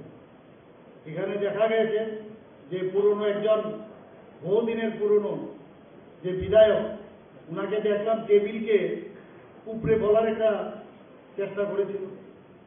তো ওনাকে আমি বলেছিলাম, পরবর্তী সময়ে আমি এগুলোর উত্তর কিন্তু আমি বিধানসভায় দিয়েছি। আমি বলেছি বড়া মিয়া তো বড়া মিয়া, ছোটা মিয়া বি সুবান। তো এইভাবে আমরা ওনাদেরকে যে আমি যেটা বললাম যে ওদের যে চিন্তা ভাবনা ছিল সেটা আলটিমেটলি হলো না। সেকেন্ড, থার্ড এবং ফোর্থ ডে আমাদের খুব সুন্দরভাবে হয়েছে এবং আলাপচারিতাও হয়েছে, ভালোভাবে সবাই কথা বলেছে এবং সেইভাবে একটা পবিত্র বিধানসভার যে গরিমা সেটাকে আমরা রাখার চেষ্টা করেছি। ত্রিপুরার ইতিহাসে আমাদের একজন মন্ত্রী বাহাদুর, উনি 31 বছর এই বিধানসভায় ছিলেন, উনি বললেন যে আমার মানে 31 বছরে আমি এত লম্বা বিধানসভা কোনোদিন আমরা দেখিনি, যে রাত্রি 10:30 পর্যন্ত, কালকে 10:30 পর্যন্ত এই বিধানসভা চলেছে। বিভিন্ন বিষয় আলোচনা হয়েছে। ওনারা বারবার বলেন যে এখানে আইন শৃঙ্খলা নেই, আইন শৃঙ্খলা নেই। আপনাদের এই সাবরুমের যিনি বর্তমান বিধায়ক কমিউনিস্ট, মার্ক্সবাদী কমিউনিস্ট পার্টি, উনি কথা তুলেছিলেন যে ত্রিপুরাতে নাকি ত্রিপুরার আইন শৃঙ্খলার অবনতি এমন জায়গায় যে তার পজিশন নাকি ফোর্থ। আমি উনাকে দেখালাম যে ন্যাশনাল যে ব্যুরো ক্রাইম রিপোর্ট, তার কাগজটা বের করে আমি দেখালাম। সেখানে এত মোটা কাগজ যে বিভিন্ন যেসব ওনারা বিবেচনা করেন, সেটা আমাদের রিপোর্ট না। সেই রিপোর্টে কি বলা হয়েছে, সেখানে দেখা হয়েছে যে 28টা রাজ্যের মধ্যে আমাদের স্থান নিচের দিক থেকে, উপরে না, সেখান থেকে 3 নম্বর 4 নম্বরে। তো বিভিন্ন প্যারামিটার থেকে, কিডন্যাপিং থেকে, মার্ডার থেকে আরম্ভ করে, অগ্নিসংযোগ থেকে আরম্ভ করে, বাচ্চাদেরকে তুলে নেওয়া, প্রস্টিটিউশনে পাঠানো ইত্যাদি সব বিষয়ে এরকম মোটা, সব জায়গায় আমাদের পজিশন 28 নম্বরের ঠিক উপরে। আমাদের প্রায় 23-24 আমাদের নাম্বার ছিল। তো এরকম মিথ্যা ওরা সবসময় চেষ্টা করে, বিধানসভার ভিতরেও চেষ্টা করে মিথ্যা রিপোর্ট দিয়ে মানুষকে বিভ্রান্তি করে এবং বাইরেও এটা করে। আমি এক জায়গায় আজকেও বলেছি যে জার্মানির হিটলারকে ওনারা পছন্দ করেন না, কিন্তু ওনার যে প্রচার সচিব গোয়েবেল সাহেব, ওনারা কিন্তু মানে মনে প্রাণে গ্রহণ করেছেন যে মিথ্যাকে বারবার, একটা মিথ্যা বারবার বললে সেটা সত্য হয়, সেই কথাটা ওনারা বলেছেন। বন্ধুগণ, এখানে যারা বুথ স্তরের যারা আছেন, যারা আমাদের পৃষ্ঠা প্রমুখরা আছেন, যারা আমাদের শক্তি কেন্দ্রের যারা ভাই ও বোনেরা আছেন, আমি একটা কথাই বলবো যে যেহেতু এটা সাংগঠনিক বৈঠক, আমরা ঠিক আছে এইবার আমরা জিতেছি। ওরা তো ভেবেছিল যে আমাদের এই সরকার যে 5 বছরের যে সরকার, জোট সরকার এসেছিল, ভেবেছিল এবারও চলে যাবে। ওনারা তো বলেছিলেন যে আমাদের 2 সংখ্যার মধ্যে আসবে না, কিন্তু সেটা তো হলো না। ওরা অনেক প্ল্যান করেছিল। এক রক্তমাখা হাত আরেক রক্তমাখা হাতের সাথে হাত মিলিয়েছিল। এরকম দেখা গেছে যে কংগ্রেসের যে পার্টি অফিস, তার পার্টি অফিস থেকে সিপিএম এর কাছ থেকে আসলে ফ্ল্যাগ বেরোয় এবং সিপিএম এর যে পার্টি অফিস তার থেকে কংগ্রেসের, এই জিনিসটা আমাদের দেখে যেতে হবে। আমি গত বিধানসভায় ওনাদের যে কংগ্রেসের যারা আমাদের বন্ধুরা ছিলেন, আমাদের সিনিয়র লিডাররা, ওনাদেরকে আমি বলেছি যে এটাও আপনারা করলেন শেষ পর্যন্ত, উপরে যখন যাবেন কি নিয়ে যাবেন, কি উত্তর দেবেন? যাদেরকে ওরা শহীদ করেছে, আমাদের লোকদের মেরেছে বিভিন্ন জায়গায়, বিশেষ করে সাউথে যে হারে খুন এবং সন্ত্রাস করা হয়েছে, আপনারা গিয়ে কি জবাব দেবেন? উত্তর দিতে পারেনি। এবার ওনাদেরকে বলেছি যে কমিউনিস্ট পার্টি এমন এক party, use and throw party. 1917-18 সালের ঘটনা ওনাদেরকে বলেছি যে ওরা কিভাবে ইউজ করতে পারে এবং থ্রো করতে পারে, অন্তত ওকে একবার চিন্তা করুন আপনারা, ওদের থেকে দূরে সরে আসুন। কিন্তু ওনাদেরই একজন, ওনাদের কারণে আজকে 35 বছর এই কমিউনিস্ট পার্টি এখানে রাজত্ব করেছে। সবাই জানেন, আমি নাম নেওয়ার প্রয়োজন নেই। আমি বারবার ওনাকে বলেছি যে আপনার যে অস্থিরতা, আপনি একটা জায়গায় ঠিক থাকতে পারেন না। আমি বায়োলজি স্টুডেন্ট, সেই বায়োলজি স্টুডেন্টে আমরা সবাই এখানে অনেক হয়তো আপনার ছেলে মেয়েদেরও পড়ান যে আর্টসুলার যে লাইফ সাইকেল আপনারা নিশ্চয়ই দেখেছেন। একবার কংগ্রেস, এরপরে বিজেপি, এরপরে তৃণমূল, আবার কংগ্রেস, এই যে লাইফ সাইকেল, ওরা এইগুলোই করবে ওরা সারা জীবন। আমি এখনো বুঝি না এই যে অঙ্গভঙ্গি করে টুইস্ট আউট করার যে বিকৃতি মনোভাব সম্পন্ন, এটা বিধানসভার ভিতরেও করেন, বাইরেও করেন। এতে করে কিছু কিছু যুবক যুবতী এতে খুব খুশি হন, না জানি কি বিষয়। এটা সত্যিকারের অর্থে এটা কোনো কালচারই না। এই কারণে আমি সবসময় ওনাদেরকেও বলেছি আমি যে এই যে অস্থিরতা ঠিক নয়, এই অস্থিরতার থেকে বেরিয়ে আসুন। আর ফ্রাস্ট্রেশনের যে আরেকটা নাম, সেটা হচ্ছে অসহিষ্ণুতা। ফ্রাস্ট্রেশনের কারণে অসহিষ্ণুতা। কোথায় যাবে, কি করবে, কি বুঝবে, একমাত্র নাটক ছাড়া আর কিছুই না। এখানে বিশেষ করে সাউথে কিছু কিছু আবার পকেট আছে, আমাদের কাছে খবর আছে এমন জায়গায় উনার লোক আছে, এমন জায়গায় উনার লোক আছে। কেন এমনটা হবে? এখানে যারা কার্যকর্তারা আছে ওনাদেরকে এখনো সময় আছে বোঝানোদেরকে। এদের পেছনে ছুটলে শেষ পর্যন্ত যেটা হবে, সেই মানে কালো দাড়ি শেষ পর্যন্ত সাদা হবে, এবং সাদা থেকে এখন কোথায় যাবেন আপনারা নিজেরাই বুঝবেন। নিজেরা তো যাবেই এবং অন্যকেও ধ্বংস করবে। তো এর থেকে আমাদের বেরিয়ে আসা উচিত। দেখুন, এবার এই প্রথমবার আমাদের মাননীয় অর্থমন্ত্রী এবার বাজেট পেশ করেছেন। উনি যাওয়ার আগে ওনার বাড়িও সেই উদয়পুরে আরকেপুরে, এবং মাতা বাড়িতে প্রণাম করে উনি এবার বাজেট পেশ করবেন ভেবেছিলেন। আমারও এই প্রথম, যদিও এর আগে আমি মুখ্যমন্ত্রী ছিলাম 9 মাস 10 মাসের জন্য, কিন্তু বাজেট আমার পক্ষে সম্ভব হয়নি। কিন্তু এবার বাজেট যেটা পেশ হলো, একটা সুন্দর পরিবেশে, সুন্দর একটা ভাবনা চিন্তার মধ্যে। আমরা সবসময় জানি যে এই যে বিধানসভা একটা পবিত্র জায়গা, একটা মন্দিরের মতো, কিন্তু কি হলো, যিনি প্রথমবার যে একটা আশা আকাঙ্ক্ষা নিয়ে বাজেট পেশ করলো, চিৎকার করছিল আর এখানে হইচই। গণতান্ত্রিক যে ব্যবস্থাপনা সব করার অধিকার আছে, কিন্তু বাজেটে সেটা, বাজেট খুব ইম্পর্টেন্ট। এখানে 27,000 কোটি টাকার আমরা বাজেট আমরা এখানে পেশ করেছি। তো সেটার বিষয়ে অনেক শুনতে হবে, বুঝতে হবে কি কি বিষয় আমরা জনসাধারণের কল্যাণে, এই রাজ্যের কল্যাণে কি কি আমরা করলাম। শুনলো না, খালি হইচই। শেষ পর্যন্ত বোঝা গেল যে এদের যে এই বিকৃতির যে ইউনিটি, সেটা কিন্তু আমরা ভেঙে দিয়েছি। কিভাবে ভাঙলাম আপনারা জিজ্ঞেস করতে পারেন। কারণ যে বিধায়ক বহুত পুরানো, সে একবার বেরিয়ে গেল, বেরিয়ে গিয়ে আবার আমরা ওনাকে আনলাম। পরবর্তী সময়ে উনি কি করলেন, আনার পর সেই চতুষ্পদ প্রাণীর নাম খালি বলে, গল্পের মাধ্যমে চতুষ্পদ প্রাণীর নাম করে। উত্তর দিয়েছি আমরা যে আপনি যে চতুষ্পদ প্রাণীর নাম করছেন, যে খুব লয়াল, কিন্তু তার একটা ল্যাজও আছে, সেই ল্যাজ কিন্তু সোজা হয় না, এটা বোঝা উচিত আপনার। তো এই গুণটার কথাই আপনারা বলুন। তো এই কথাগুলো বলার পর উনাকে আবার বাধ্য হয়ে আমাদের স্পিকার মহোদয় বললেন যে আপনাকে যে আমাদের 330 যে আমাদের ধারা আছে আমাদের, সেই মতে আপনি আবার বহিষ্কার উনাকে করা হয়েছে। করার পর উনি ভেবেছিলেন যে প্রথমবার যেভাবে উনি বেরিয়ে গেছেন, সাথে সাথে সবাই বয়কট করেছে, উনার সাথে যাবেন। কিন্তু আমি একটু আগে ওই গল্পটা আমি বলেছি, শোলে সিনেমা আপনারা নিশ্চয়ই দেখেছেন। সেখানে ওই আপনারা গল্পটা শুনেছেন, আত্রানি সমস্ত তার সৈন্য সামন্ত নিয়ে জেলের ভিতর খুঁজছিল যে কোথায় কি আছে না আছে। তো তখন বললো যে আধা পায়ে আর আধা টাইমে, আর বাকি আমার সাথে আসো। দেখা গেল পিছনে কেউ নেই। তো উনার সেই অবস্থাটাই হয়েছে। পরশুদিন মানে প্রথম দিন যখন বেরিয়ে গেলেন, দেখলেন ইভেন উনার পার্টির লোকে উনার সাথে যায়নি। তো এই যে একটা বিকৃতির একটা পরিবেশ এতদিন ধরে চলে আসছে, তার মধ্যে আমরা কুঠারাঘাত করি। এতদিন ধরে এই অঙ্গভঙ্গি, এই ধরনের কালচার, কোন সময় মানদণ্ড নিয়ে দৌড়াদৌড়ি, এসব তো আমরা দেখেছি। তার থেকে আমাদের বেরিয়ে আসতে হবে এবং মানুষের কাছে এগুলো পৌঁছানো যাবে। আপনারা এদের পেছনে ছুটবেন না, এদের পিছনে ছুটবেন না। ওনাদেরকে এই কথাও বলেছি যে 17-18-তে যেভাবে ইউজ এন্ড থ্রো করেছে, আপনারা ভুলে গেছেন এগুলো।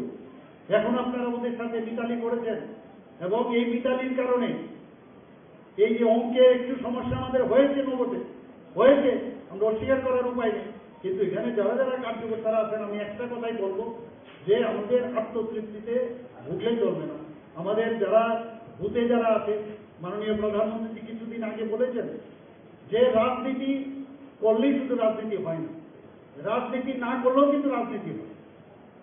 কিরকম উদাহরণ দিয়ে উনি বলেছেন যে কারোর জল বাড়িতে হচ্ছে না, সে জলের মধ্যে কি রাজনীতি?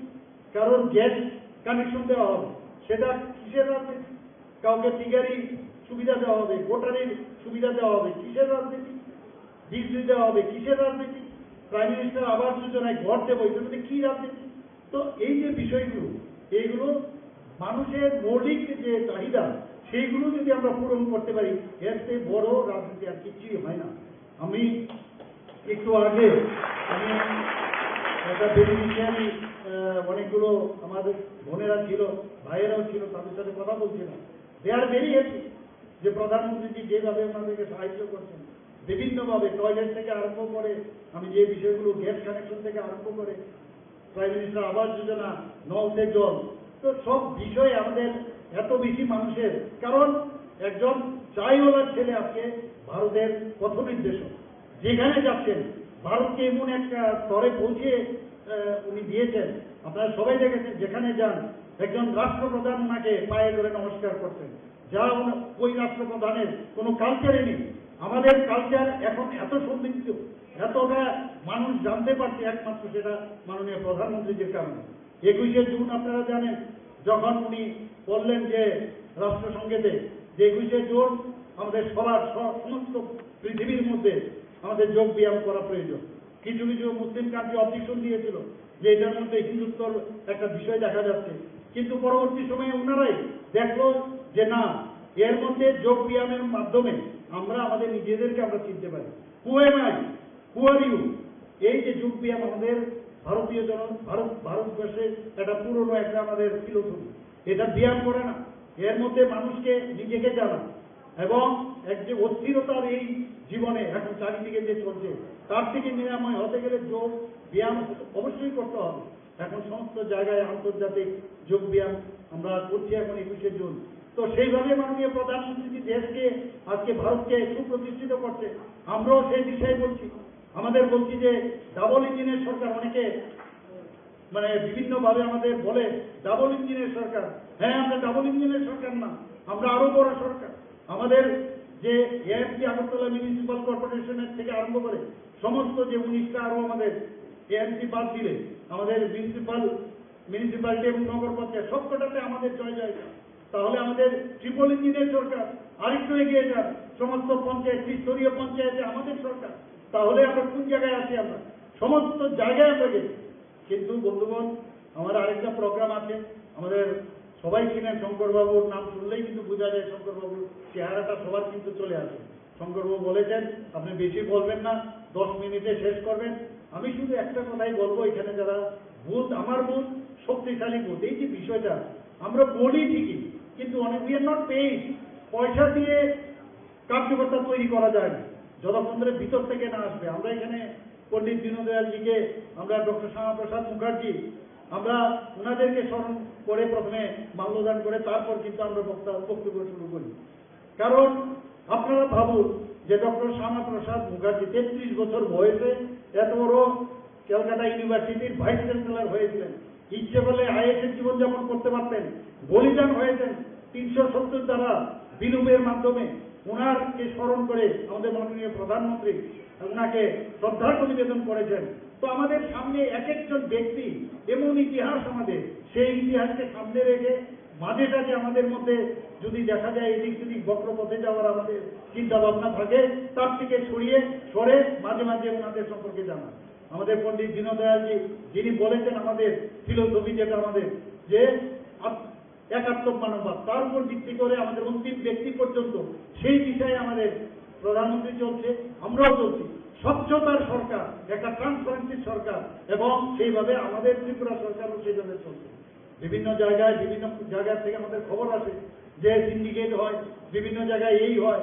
আমি এখানে বলবো কোনো অবস্থায় সিন্ডিকেট রাজ ত্রিপুরাতে প্রতিষ্ঠিত হতে দেব না, এবং কোনো অবস্থায় সেটা আমরাও মানব না, আপনারাও মানবেন না, এবং সবাইকে বলবেন। কারণ এই ভারতীয় জনতা পার্টি এবং আইপিএফটির সরকার শুধুমাত্র 5 বছরের সরকার যাতে না হয়। 2 বছর আমরা 2.0 এসেছি, এটা যেন 3.0, 4.0, এভাবে প্রধানমন্ত্রী যে 9.0 হয়েছে, 0 হয়েছে, আমরাও সেই দিশায় আমাদের যেতে হবে।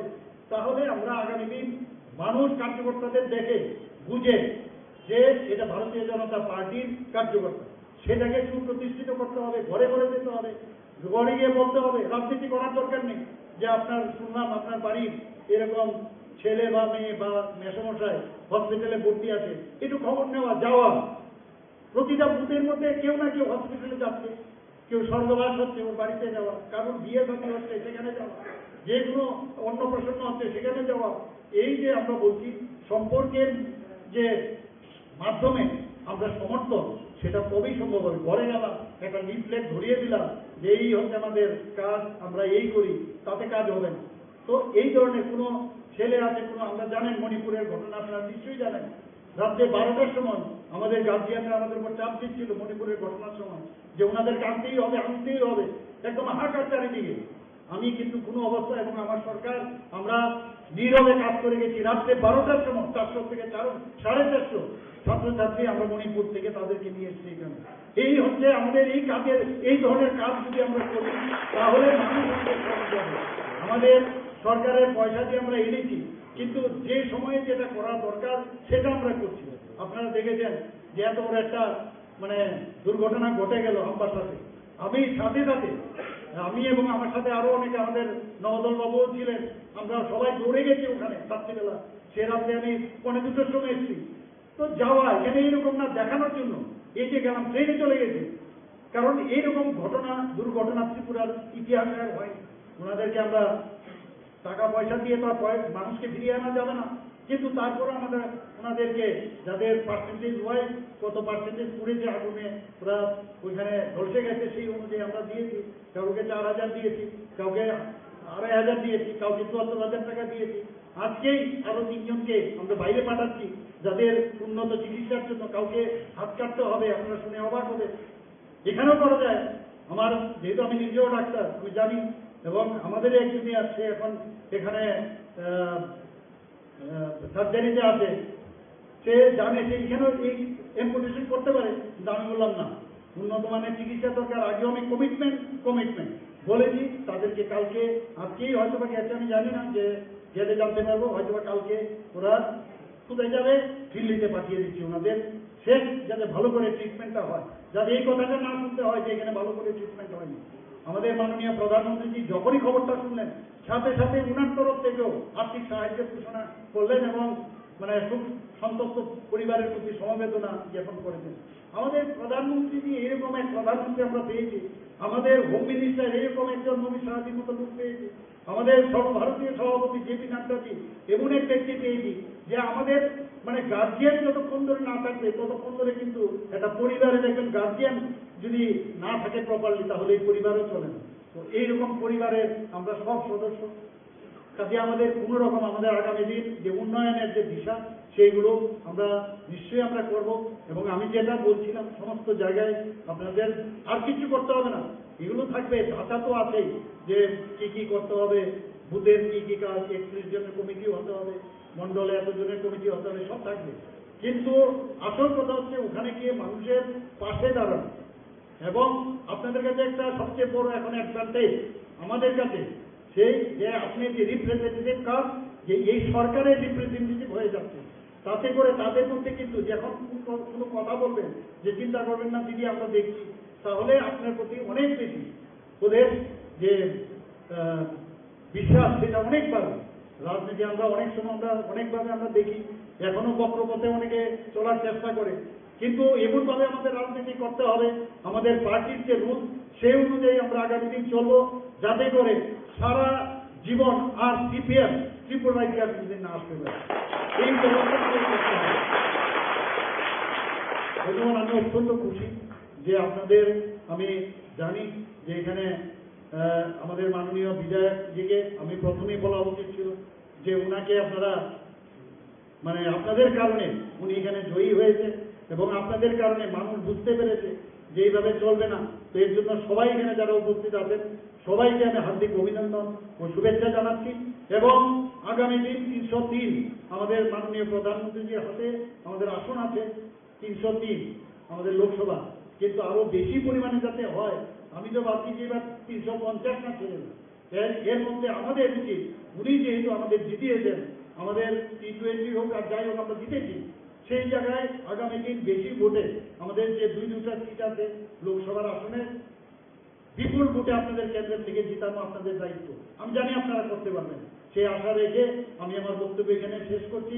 বন্দে মাতরম, ভারত মাতা কি জয়।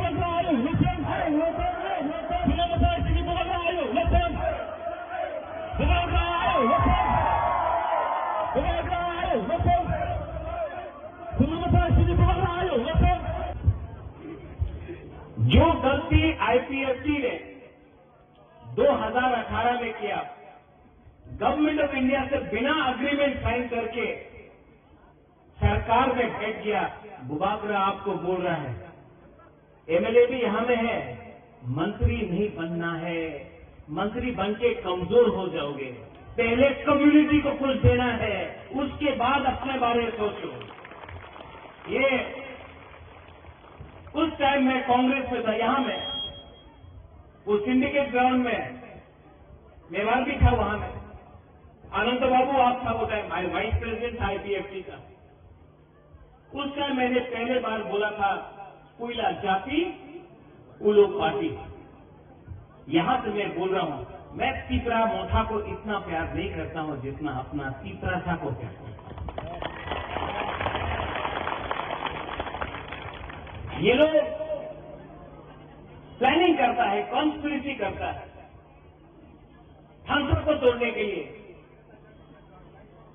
हम लोगों को कमजोर करने के लिए बहुत कॉन्स्पिरेसी करता है। लेकिन आज आप देखो, आप लोगों को किसी को जनरल सेक्रेटरी बनना है, किसी को वाइस प्रेसिडेंट बनना है मोथा में, किसी को ईएम बनना है, किसी को मंत्री बनना है, आपका बच्चा क्या बनेगा, आपका जो सेकला है, आपका जो फूलापान है वो कहां जाएगा। आज आप अपना बारे सोच रहा है, इसके लिए आपका नेक्स्ट जनरेशन खत्म हो रहा है। महाराजा को यहां में इतना बुरी लोग हम आपको बोल रहे हैं, यही तो हम लोगों का कमजोरी है, यही में तो तीव्रता हर टाइम हार जाता है। इस एक सब्जेक्ट में हमको सिर्फ स्वार्थी होके अपना बारे सोचो, कम्युनिटी के बारे सोचो। कम्युनिटी है तो बाद में आपको सुरक्षा भी मिलेगा, प्रोटेक्शन भी मिलेगा। परिवार के बारे सोचेगा, कुछ नहीं मिलेगा। आज आप मंत्री बना है विकास देबबर्मा, आज परिवार के पास गाड़ी है, सब चीज है, पुनः आप सीएम है, आपके पास अच्छा घर है। कल जमतिया को कुछ नहीं मिला, देबबर्मा को कुछ नहीं मिला, कोलाई को कुछ नहीं मिला, रियांग को कुछ नहीं मिला, 19 का 19 दफा को कुछ नहीं मिला, कोई नहीं पूछने वाला। बुद्धो आप फोन करता है, महाराज पोस्ट नहीं मिलेगा तो मौका छोड़ देगा। छोड़ो छोड़ो, ब्लैकमेल मत करो। ये ब्लैकमेल नहीं चलेगा। प्यार करता है अपने लोगों को, जिसको धमकी देना है जाके उनको धमकी दो। जो आज आपका पग गोरख को आपको बांग्ला में लिखने के लिए फोर्स करता है लोग, उसको पकड़ो और उसको धमकी दो। ये हिम्मत दिखाओ, हिम्मत दिखाओ। हिम्मत एक दूसरे से झगड़ने से नहीं है, हिम्मत लाल बत्ती से नहीं है। इतना मिनिस्टर देख रहा हम सबका कॉन्वॉय है, कॉन्वॉय है, कॉन्वॉय है। आज अगर हम लोगों को बचना है तो आंदोलन ग्रेटर तिप्रालैंड का फिर से शुरू करना पड़ेगा। Vijay Ramgol, you are right. जब तक we do not put pressure on the government of India, they will not take us seriously. Pressure तो रखना पड़ेगा। वीसी इलेक्शन, आज खबर मिला है कि वीसी इलेक्शन होगा। कोर्ट से ऑर्डर लेके आया है। ये लोग जो बोलता है तिप्रालैंड होवे ना, चलवे ना, होवे ना, होवे ना। चलो हमारा बुकुंग बारा से एक बार डायरेक्ट कॉन्टेस्ट करके देखो ना गांव में, हम दिखाता है कौन किसका बाप है यहां में।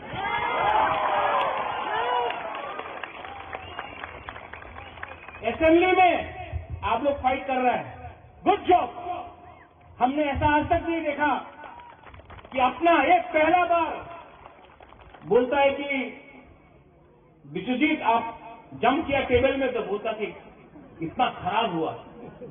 और वो जो एमएलए मोबाइल फोन में देख रहा था वो खराब नहीं था। यहां में इतना मां है, बहन है, बच्चा लोग है, वो शर्म का बात नहीं था। आप कुर्सी में कूदा तो शर्म का बात नहीं चलेगा। ये 13 तिप्रा माथा का एमएलए, उनका 32 एमएलए से को ऊपर भारी पड़ेगा, आप देखना। एबीसी में फिर से कल बजट निकला है, नो मनी, फिर से पैसा नहीं है पूर्ण। जगदीश बाबू, भवरंजन, डॉली, अनंत बाबू, सोहेल, रुनेल, आप लोग सब ईएम है, लेकिन आपका डिपार्टमेंट में पैसा नहीं है। आप ईएम बन के क्या करेगा? अगर हिम्मत है ना तो रेडी हो जाओ, जाकर गवर्नर के सामने रिजिग्नेशन देकर बोलने के लिए इलेक्शन फिर से करो। जो केजरीवाल ने किया दिल्ली में, अगर हिम्मत है तो करने के लिए मैं चाहूंगा रिजाइन करने सबसे पहले और चैलेंज करने के लिए। प्रेशर रखना पड़ेगा, प्रेशर रखना पड़ेगा, क्योंकि ये फाइट आपका लिए नहीं है, ये फाइट आपके लिए नहीं है, ये फाइट बुबागरा का भी नहीं है, ये हमारा जाति का है, ये हमारा खून का है, हमारा जमीन का है, हमारा गरीब तिप्रा का है। कुछ नहीं बदला, कुछ नहीं बदला। और ये लोग थम्स अप तोड़ने का चक्कर में, यहां में माधवबाड़ी में रैली किया ना, हम लोग का ऑफिस तोड़ा, तोड़ो, तोड़ने दो। कौन एक बीजेपी का एमएलए बोल रहा है तिप्रालैंड नहीं मिलेगा। मैं माधवबाड़ी से मीडिया को बोलना चाहता हूं, ये मीडिया तो you take it out also, Delhi में भी जाएगा ये मीडिया। एएनआई है, हमेशा लिखता है कि हम रिजाइन कर रहे हैं। एक मेरा बाइट ले जाओ। तिप्रालैंड आज नहीं मिला ना, कल नहीं मिला ना, परसों नहीं मिला ना, एक ना एक दिन तो ग्रेटर तिप्रालैंड मिलेगा। ये हम लोग का दिल का बात है। आज पैसा देके, रेगा देके, नौकरी देके, झूठ बोल के, हम लोगों को झूठ बात बोल के रेगा नहीं आनाओ, चाकरी नहीं आनाओ, डिमांड करो ना, आंचलिक पार्टी करो ना, ये बोल के हम लोगों का थानसा को तोड़ता है। लेकिन हर तिप्रा सा बीजेपी का हो, सीपीएम का हो, कांग्रेस का हो या अपना मथा का हो, वो उसके दिल के अंदर ग्रेटर तिप्रालैंड जिंदा है और एक ना एक दिन तो मिलेगा। विजय बाबू, आप नहीं हो, you may not be around now, this is disqualification to be old. Jagdish बाबू, आप नहीं रहे, मैं नहीं रहूं, यहाँ में वो बच्चा लोग है ना, वो एक दिन देखेगा, वो देखेगा। और ये पिपरालैंड कोई कम्युनिटी के खिलाफ नहीं होगा। We will not be against any community. कोई धर्म के खिलाफ नहीं होगा, कोई मजहब के खिलाफ नहीं होगा, कोई बंगाली पिपरासा नहीं करेगा, कोई हिंदू क्रिश्चियन नहीं करेगा, कोई मुसलमान हिंदू नहीं करेगा। ये अपना अधिकार में अपना जमीन के लिए बात करेगा, किसी का अधिकार नहीं छीनेगा। आज हमारा अधिकार छीना जाता है। एडीसी में सिर्फ 2% पैसा भेजा गया, सिर्फ 2। क्यों? सबका साथ, सबका विकास। विकास कहां गया? कहां गया विकास? मिनिस्टर बन गया। सबका साथ, सबका विकास, लेकिन विकास सिर्फ एक आदमी को मिला। हमारा प्यारा शुक्लाचरण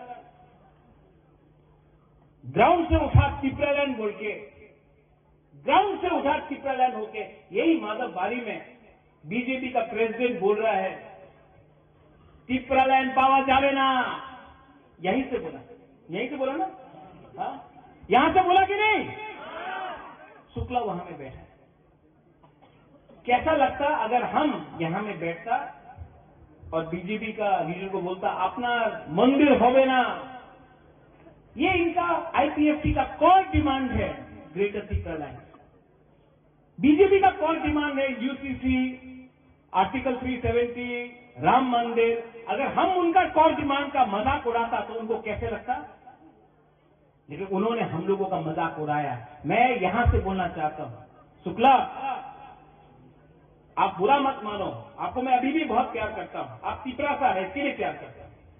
लेकिन अगर मेवाड़ और एमसी देवबर्मा स्टेज में बैठा होता तो बीजेपी का राजीव भट्टाचार्य कभी नहीं भूल सकता कि पिपरालैंड होवे ना।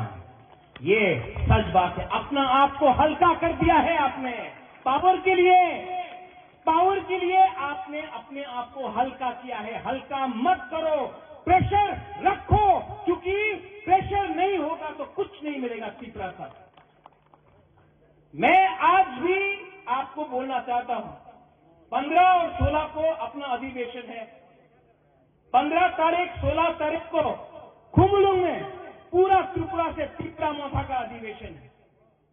और बुबागरा आपको एक बात बोलना चाहता है, बुबागरा चेयरमैन प्रेसिडेंट रहे या ना रहे, बुबागरा पिपरासा के साथ मरते दम तक फाइट करेगा। इस मंच से मैं आज आपको बोलना चाहता हूं, जब तक दिल में जान है, पिपरासा के लिए लास्ट मोमेंट तक फाइट करूंगा, कॉम्प्रोमाइज नहीं करूंगा। कॉम्प्रोमाइज करना चाहिए? आज असेंबली में, कल असेंबली में आपने बात किया, ठीक किया। खतून ठीक किया, सपना, नंदिता, रंजीत ठीक किया। তো প্রথমে আমাদের মাননীয় বিধায়ককে চিনেন তো, মহিলা প্রভুকে চিনেন? আরেকজন বিধায়ক আছে এখানে, চিনেন? স্বপ্ন দিকে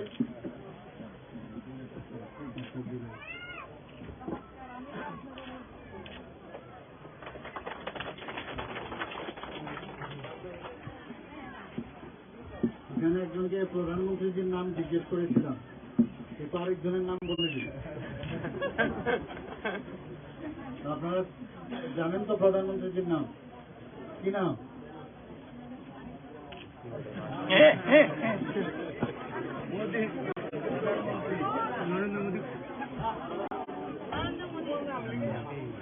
প্রধানমন্ত্রীজি আমাদের আদরণীয় এবং যশস্বী প্রধানমন্ত্রী নরেন্দ্র মোদীজির কারণে আজকে দেশ যেভাবে সামনের দিকে যাচ্ছে, এবং উনি যেহেতু অত্যন্ত গরিব ঘরের লোক ছিলেন, একটা চাইওয়ালা বাড়ির ছিলেন, তো উনি মানুষের যে গরিবতা, উনি দেখেছেন গরিব কি হয়, গরিব কিভাবে তার দৈনন্দিন জীবন কাটায়, সেই সম্পর্কে ওনার খুব ভালো করে জানা ছিল। তো ওনার একটা ইচ্ছা সবসময় ছিল যে মানুষের জন্য কিছু করা, দেশের জন্য কিছু করা। তো দেশকে উনি যখন 2014-তে উনি দায়িত্বভার নেন, তার আগে উনি কি ছিলেন? মুখ্যমন্ত্রী ছিলেন। কোথাকার? গুজরাট। তো গুজরাট মডেল বলে। তো গুজরাট মডেলে উনি কি করলেন? গুজরাটে মুখ্যমন্ত্রী হিসেবে অনেক ওনার এক্সপেরিমেন্টের জায়গা ছিল। যে গুজরাটে জলের বিরাট মানে মরুভূমি, সেই জায়গার মধ্যে উনি যেভাবে ইনোভেটিভ আইডিয়াতে প্রাণ সঞ্চার করেছেন, এবং মানে আমরা বলি গুজরাট মডেল, এবং সেটা উনি করে দেখিয়েছেন। চাষাবাদই হোক, ইন্ডাস্ট্রি হোক, রাস্তাঘাটে হোক, সবকিছু, তখনই ঘর বাড়ি হোক, সব দিকে ওখানে উনি একজন মানে বলে পরীক্ষাগারে যেমন বসে মানুষের রিসার্চ করে, তো প্রায় 13 বছর উনি এই গুজরাটে উনি সেই পরীক্ষা নিরীক্ষা করার পরে সাকসেসফুল হয়েছে। সাকসেস হওয়ার সুবাদে যখন প্রধানমন্ত্রী হন 2000 ওখানে যা যা করেছেন সেটা তো করছেনই, বরং আরো 3 গুণ 4 গুণ আর বেশি করছে দেশের জন্য। এবং এখানে আমরা বলি বেনিফিশিয়ারি ইচ্ছে করলে তো উনি প্রধানমন্ত্রী হয়েছেন, কিন্তু গরিবদের কথা কোনোদিন আগের অনেক প্রধানমন্ত্রী, আমাদের অটল বিহারী বাজপেয়ীজিকে বাদ দিন, এমন ভাবে কিন্তু কেউ আর গরিবদের কথা চিন্তা করেন, সাধারণ মানুষদের কথা চিন্তা করেন। যে কারণে প্রধানমন্ত্রীজি এখন যেখানেই যান, ভারতবর্ষের বাইরে যে দেশেই যান, বড় বড় রাষ্ট্রপ্রধানরা অনেকে ওনাকে পায়ে ধরেও নমস্কার করতে দেখেছেন। আমাদের দেশকে একটা উচ্চ মাত্রায় উনি পৌঁছে দিয়েছেন, এবং আমরা গর্ববোধ করি যে এইরকম একজন প্রধানমন্ত্রীর মানে আন্ডারে আমাদের দেশ, এবং উনি একজন প্রধান সেবক হিসাবে নিজেকে মনে করেন। প্রধানমন্ত্রী হিসাবে উনি কখনো নিজেকে ভাবেনি যে আমার কর্তব্য দেশকে সুখ শান্তি 100% দেওয়া যাবে, সেটা সম্ভব নয়, কিন্তু উনি সেই চেষ্টা চালিয়ে যাচ্ছেন। তো তারই আজকে এখানে আমি, যেহেতু আমার এখানে আসা, তো সেই আসার সুবাদে এখানে যারা যারা বেনিফিশিয়ারি, অনেক স্কিম প্রধানমন্ত্রীজির আছে, আমাদের গভর্নমেন্টের, স্টেট গভর্নমেন্টেরও আছে। তো এই প্রোগ্রামগুলো যে আছে, ওনার যে বেনিফিশিয়ারি, এখানে দেখতে আসা না যে কোথায় কি হচ্ছে না হচ্ছে, কারণ আমরাও কিন্তু ওনার মতোই একজন সেবক, মানুষের সেবাই আমাদের ধর্ম। তো সেই হিসাবে আমরা কাজ করি। তো হচ্ছে কিনা ঠিকভাবে, ভাত যেমন একটা টিপ দিলে বোঝা যায় পুরো ভাত সিদ্ধ হয়েছে কিনা, তো এক দুটো দেখে বোঝা গেছে যে এখানের কি অবস্থায় আছে। আমাদের ডিস্ট্রিক্ট ম্যাজিস্ট্রেট সাহেব বলেছেন যে আর 1 মাসের মধ্যে যে কাজটা বাকি হয়েছে এগুলো সম্পূর্ণ হয়ে যাবে। 1,30,000 টাকা করে পেয়েছেন, 20,000 টাকা, অনেকে 25,000 টাকা করে ম্যান্ডেটও পেয়েছেন। তো সেইভাবেই চেষ্টা করছে কিভাবে এটাকে সম্পূর্ণ করা যায়। যার ঘর নেই ঘর দেওয়া, যার জল নেই জল দেওয়া। এসএসজি মেম্বার সেখানে অনেকে আছেন, আমাদের এসএসজি মেম্বাররা, আমাদের মা ও বোনেরা অনেকে এখন এসএসজি মেম্বার হচ্ছেন, তারাও কাজ পাচ্ছেন। একটা অর্থনৈতিক যে বিষয়, সেটাও এখন মহিলাদের মধ্যে একটা আত্মনির্ভর, সেলফ রিলায়েন্স যেটা, সেটাও এখন এসে গেছে। প্রধানমন্ত্রীজি শৌচাগারের বিষয়ে কেউ চিন্তা করেনি আগে। আমি নিজে যখন পড়াশোনার সুবাদে হিন্দিবলয় এলাকাতে ছিলাম, দেখতাম এগুলো। আমাদের হোস্টেল থেকে মাঝে মাঝে আরেকটা হোস্টেলে আমরা যেতাম একটু আউটস্কার্ট অফ সিটি, সেখানে যখন যেতাম আমাদের ত্রিপুরার ছেলে যারা ছিল ওদের সাথে দেখা করতে যেতাম, দেখতাম অন্ধকারের জন্য আমাদের মা বোনরা বসে থাকতাম। উন্মুক্ত যে টয়লেট, তার থেকে উনি মুক্তি দিয়েছেন। এখন তো আমাদের ত্রিপুরাতে গ্রামীণ এলাকায় এখন আমরা ডিক্লেয়ার করেছি যে কোনো জায়গার মধ্যে আমাদের এই ধরনের যে বাইরে টয়লেট করার আর বিষয় নেই। তো টয়লেটেরও ব্যবস্থা করেছেন। আমাদের যে ইলেকট্রিক কানেকশন দেওয়ার, আপনারা সবাই জানেন যে প্রতিটা ঘরে ইলেকট্রিক কানেকশন, আর একটা হচ্ছে জল।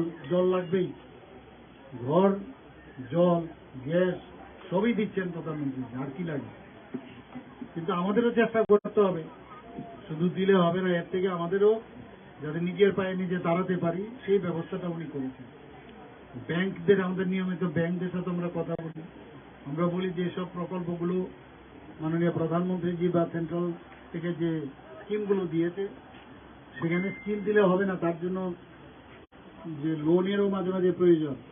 কৃষি লোন থেকে আরম্ভ করে বিভিন্ন যেসব লোনের ব্যবস্থা আছে সেগুলো ঠিকভাবে যথাযথভাবে ব্যাংকগুলো দিচ্ছে কিনা।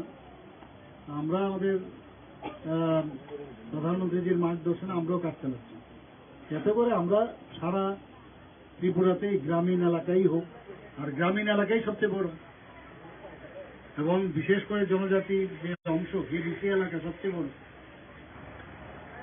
জনজাতিদের জন্য আমরা চেষ্টা করছি ওনাদের উন্নয়ন কিভাবে করা যায়, এবং জনজাতিদের মাননীয় প্রধানমন্ত্রী যেভাবে ভাবেন আমার মনে হয় এর আগে কোনোদিন ভাবেনি। এবং তার প্রকৃষ্ট উদাহরণ যেটা, আমাদের রাষ্ট্রপতি এখন একজন অতি দরিদ্র ঘরের এক মহিলা, জনজাতি ঘরের থেকে বেরিয়ে এসছেন। এবং জনজাতিদের জন্য আমরা মানে কালকে আমি বিধানসভার মধ্যে বলেছি আমরা কি কি আমরা করেছি। অনেকে ভুল বোঝানোর চেষ্টা করে, মাত্র 600 কোটি টাকা দেয়, 600 কোটি টাকা দেয়, কিন্তু আমরা হিসাব দিয়ে দেখিয়েছি যে শুধু তাই নয়, আমরা যে বিভিন্ন যে আমাদের 49টা ডিপার্টমেন্ট আছে, সেই 49টা ডিপার্টমেন্টে প্রায় 5,000 কোটি টাকা আমরা জনজাতিদের জন্য খরচ করি। তাছাড়া লাইন ডিপার্টমেন্ট আরো আছে, সেইগুলো আমরা জনজাতি এলাকায় আমরা খরচ করি। তো অনেকে চেষ্টা করে ভুল বুঝিয়ে নিজেদের মধ্যে, আমাদের মধ্যে, জাতি জনজাতিদের মধ্যে একটা মানে বিভেদ সৃষ্টি করে, একটা ডিফারেন্স করে। ডিফারেন্স সৃষ্টি করে লাভ হয় না। যতক্ষণ ধরে আমরা একজন আরেকজনের প্রতি যে একটা বিশ্বাসের ভাবনা সেটা যদি না আসে, তাহলে কোনোদিনই এক ত্রিপুরা শ্রেষ্ঠ ত্রিপুরা হবে না, আর এক ভারত শ্রেষ্ঠ ভারত হবে। আমরা সেই দিশায় কাজ করছি, সবাই মিলে মিশে আমরা সবাই যেন একটা সুন্দর ত্রিপুরা এবং সুন্দর একটা ভবিষ্যৎ গড়ে, সেই চেষ্টা আমরা করছি। এখানে জ্যোৎস্না ত্রিপুরা কে আছে? জ্যোৎস্না, কি কি পেয়েছো তুমি?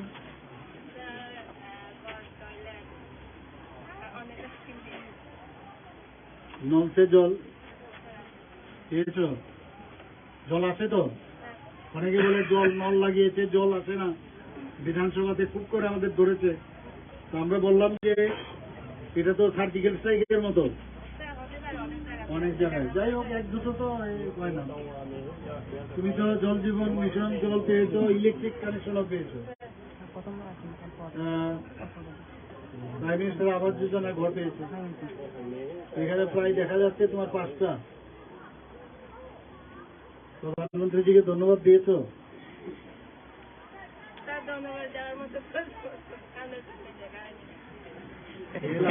শুধু সামনেই হলে হবে নাকি, প্রধানমন্ত্রীজির একটা ছবি আর ওনাকে রোজ বলবে যে আপনার জন্য আমার মাথার উপর একটা ছাদ হয়েছে। ঠিক আছে, খুশি তো? কেন আরে হাসি দিয়ে বলো না, হাসতে কি পয়সা লাগেনি? দেবিকা রিয়াংকে তুমি কি কি পেলে?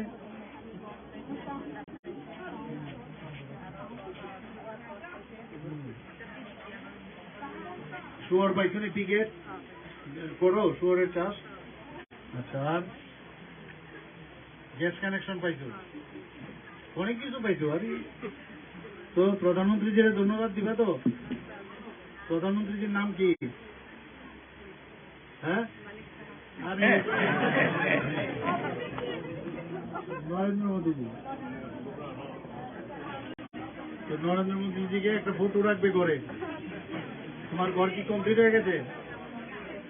একটা ফটো দেওয়ার ব্যবস্থা কি? ঘর মেয়ে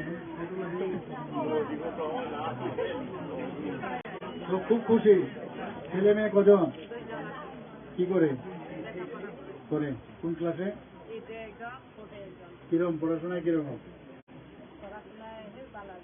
ভালো। ঠিক আছে। বাংলা মিডিয়াম না ইংলিশ মিডিয়াম? বাংলা মিডিয়াম। আচ্ছা আচ্ছা, ঠিক আছে, বসো। পায়ানি মক্কে তুমি কি কি পেয়েছো? আমি তো পেয়েছি একটা ঘর আর হাসির রুম পেয়েছি। আচ্ছা, বাহ। আর তো নাই। গ্যাস কানেকশন দিছে গ্যাসটা এসএসজি। আচ্ছা আচ্ছা, আরো পাইবা, চিন্তার কিছু না, আমি তো ভালো। না পাইলেও ভালো। আরে সবকিছু পাইলে কেমন হইব? নিজে তো কইরা কইরা করতে হবে না, ঠিক না? পাইলেই ভালো, না পাইলে খারাপ, এটা তো হইতে পারে না। একটা পাইলেও তো ভালো, যেটাই পাইবে এতেই খুশি থাকা উচিত। খুশি, আমরা খুশি। হ্যাঁ, খুশি থাকাটা সবচেয়ে বড়, হাসি খুশি থাকা, হাসি দিয়ে কথা বলা, একজন তো হাসি দেয় না। তো হাসি খুশি থাকলেই ভালো লাগে, মনে হয় যে না এই প্রদেশ ভালো চলছে। এখানে আসার মূল উদ্দেশ্য হচ্ছে, আমরা বলি ইংরেজিতে face is the index of mind. চেহারা দেখে বোঝা যায় কে খুশি না। জবরদস্তি বসে তোমাকে বলালাম, আমরা তো আরো আজকে আরো খুশি হয়েছে। মানে তারাইব বসো, কিছু দাও। হ্যাঁ, তো পাইব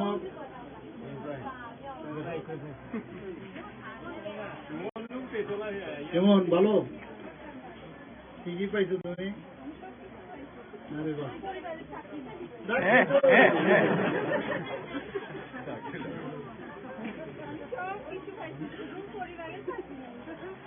এখন তো প্রধানমন্ত্রীজিরও চাকরি নাই, আমারও চাকরি নাই।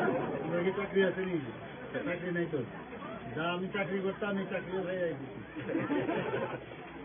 ঠিক আছে, চাকরি দিয়ে সবকিছু হয় না, এই কারণেই তো এই ব্যবস্থা। কেউ টিকারি করবো, কেউ গোটারি করবো, কেউ এসএসজি করবো, এইভাবে দিয়ে করবো। যে চাকরির উপযুক্ত, আমাদের এখানে তো করাপশনের কোনো স্থান নাই।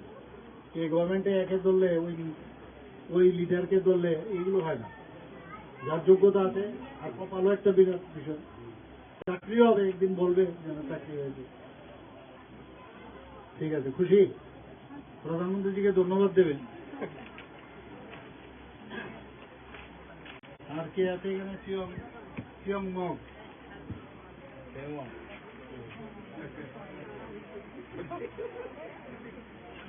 কি কি পেয়েছো?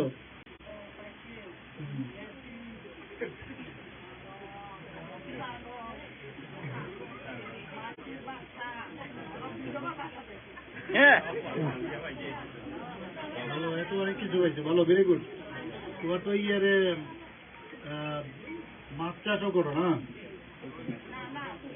ওই তো মাছ চাষ করো, মাছ চাষ করো, মাছ চাষ করে নিজেই খাও না, বাইরে বিক্রিও করো? রমরুল মিরে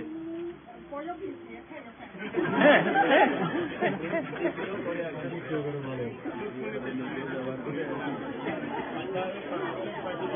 ঠিক আছে, ভালো, খুশি থাকলেই ভালো। এরপরে আছে পিয়াজন মগ, মার্জা মগ, সানাই মগ, সুদাং মগ,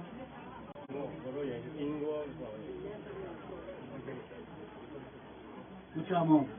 সবাই দাঁড়িয়ে করে বললাম, একজন একজন দাঁড়াও, বলো হাউ আর ইউ?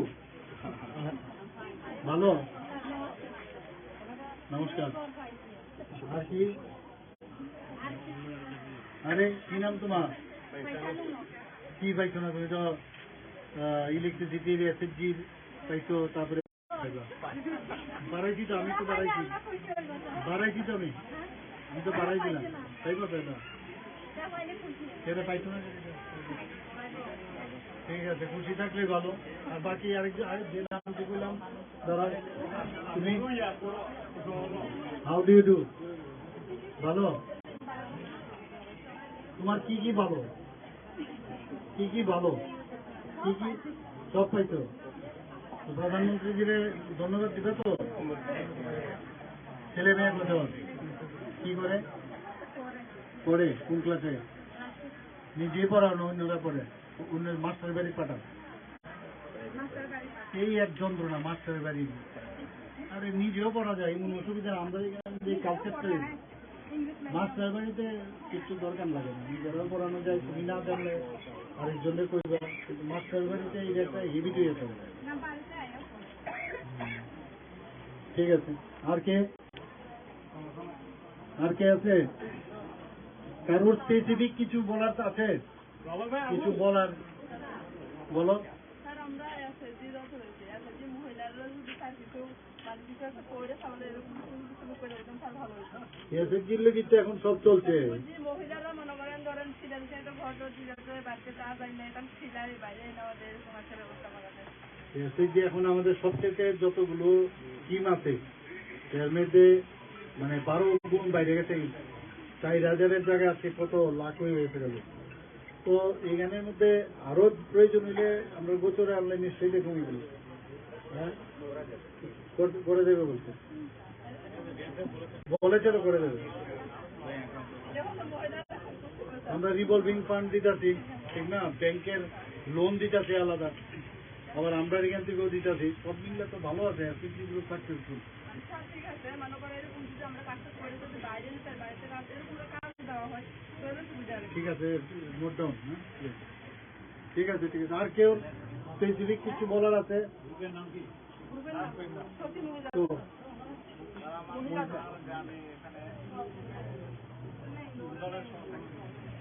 জলের তো এখানে যায় না, লাইন যায় না উপরে।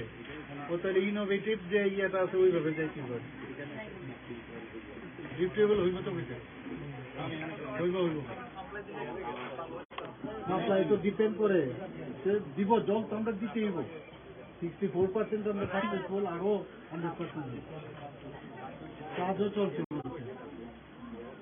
ছোট বড়ের না বড় মোটা হলা ডিপটেবল কবে বলছে? ঠিক আছে, আমরা আরেকটা প্রোগ্রামে যাবো। সবাই ভালো থাকবেন।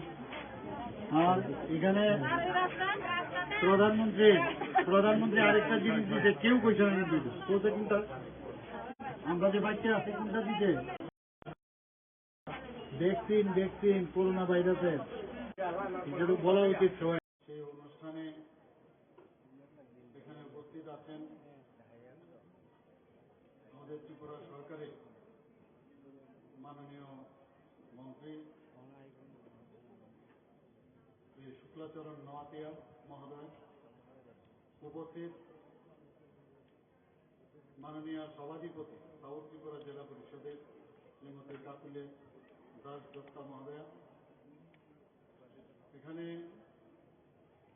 উপস্থিত আছেন শ্রী প্রমোদ রিয়াং মহোদয়, মাননীয় বিধায়ক, শ্রী মাইলাপুর মহল মাননীয় বিধায়ক, শ্রীমতী স্বপ্না মজুমদার মহোদয়া, মাননীয় বিধায়িকা,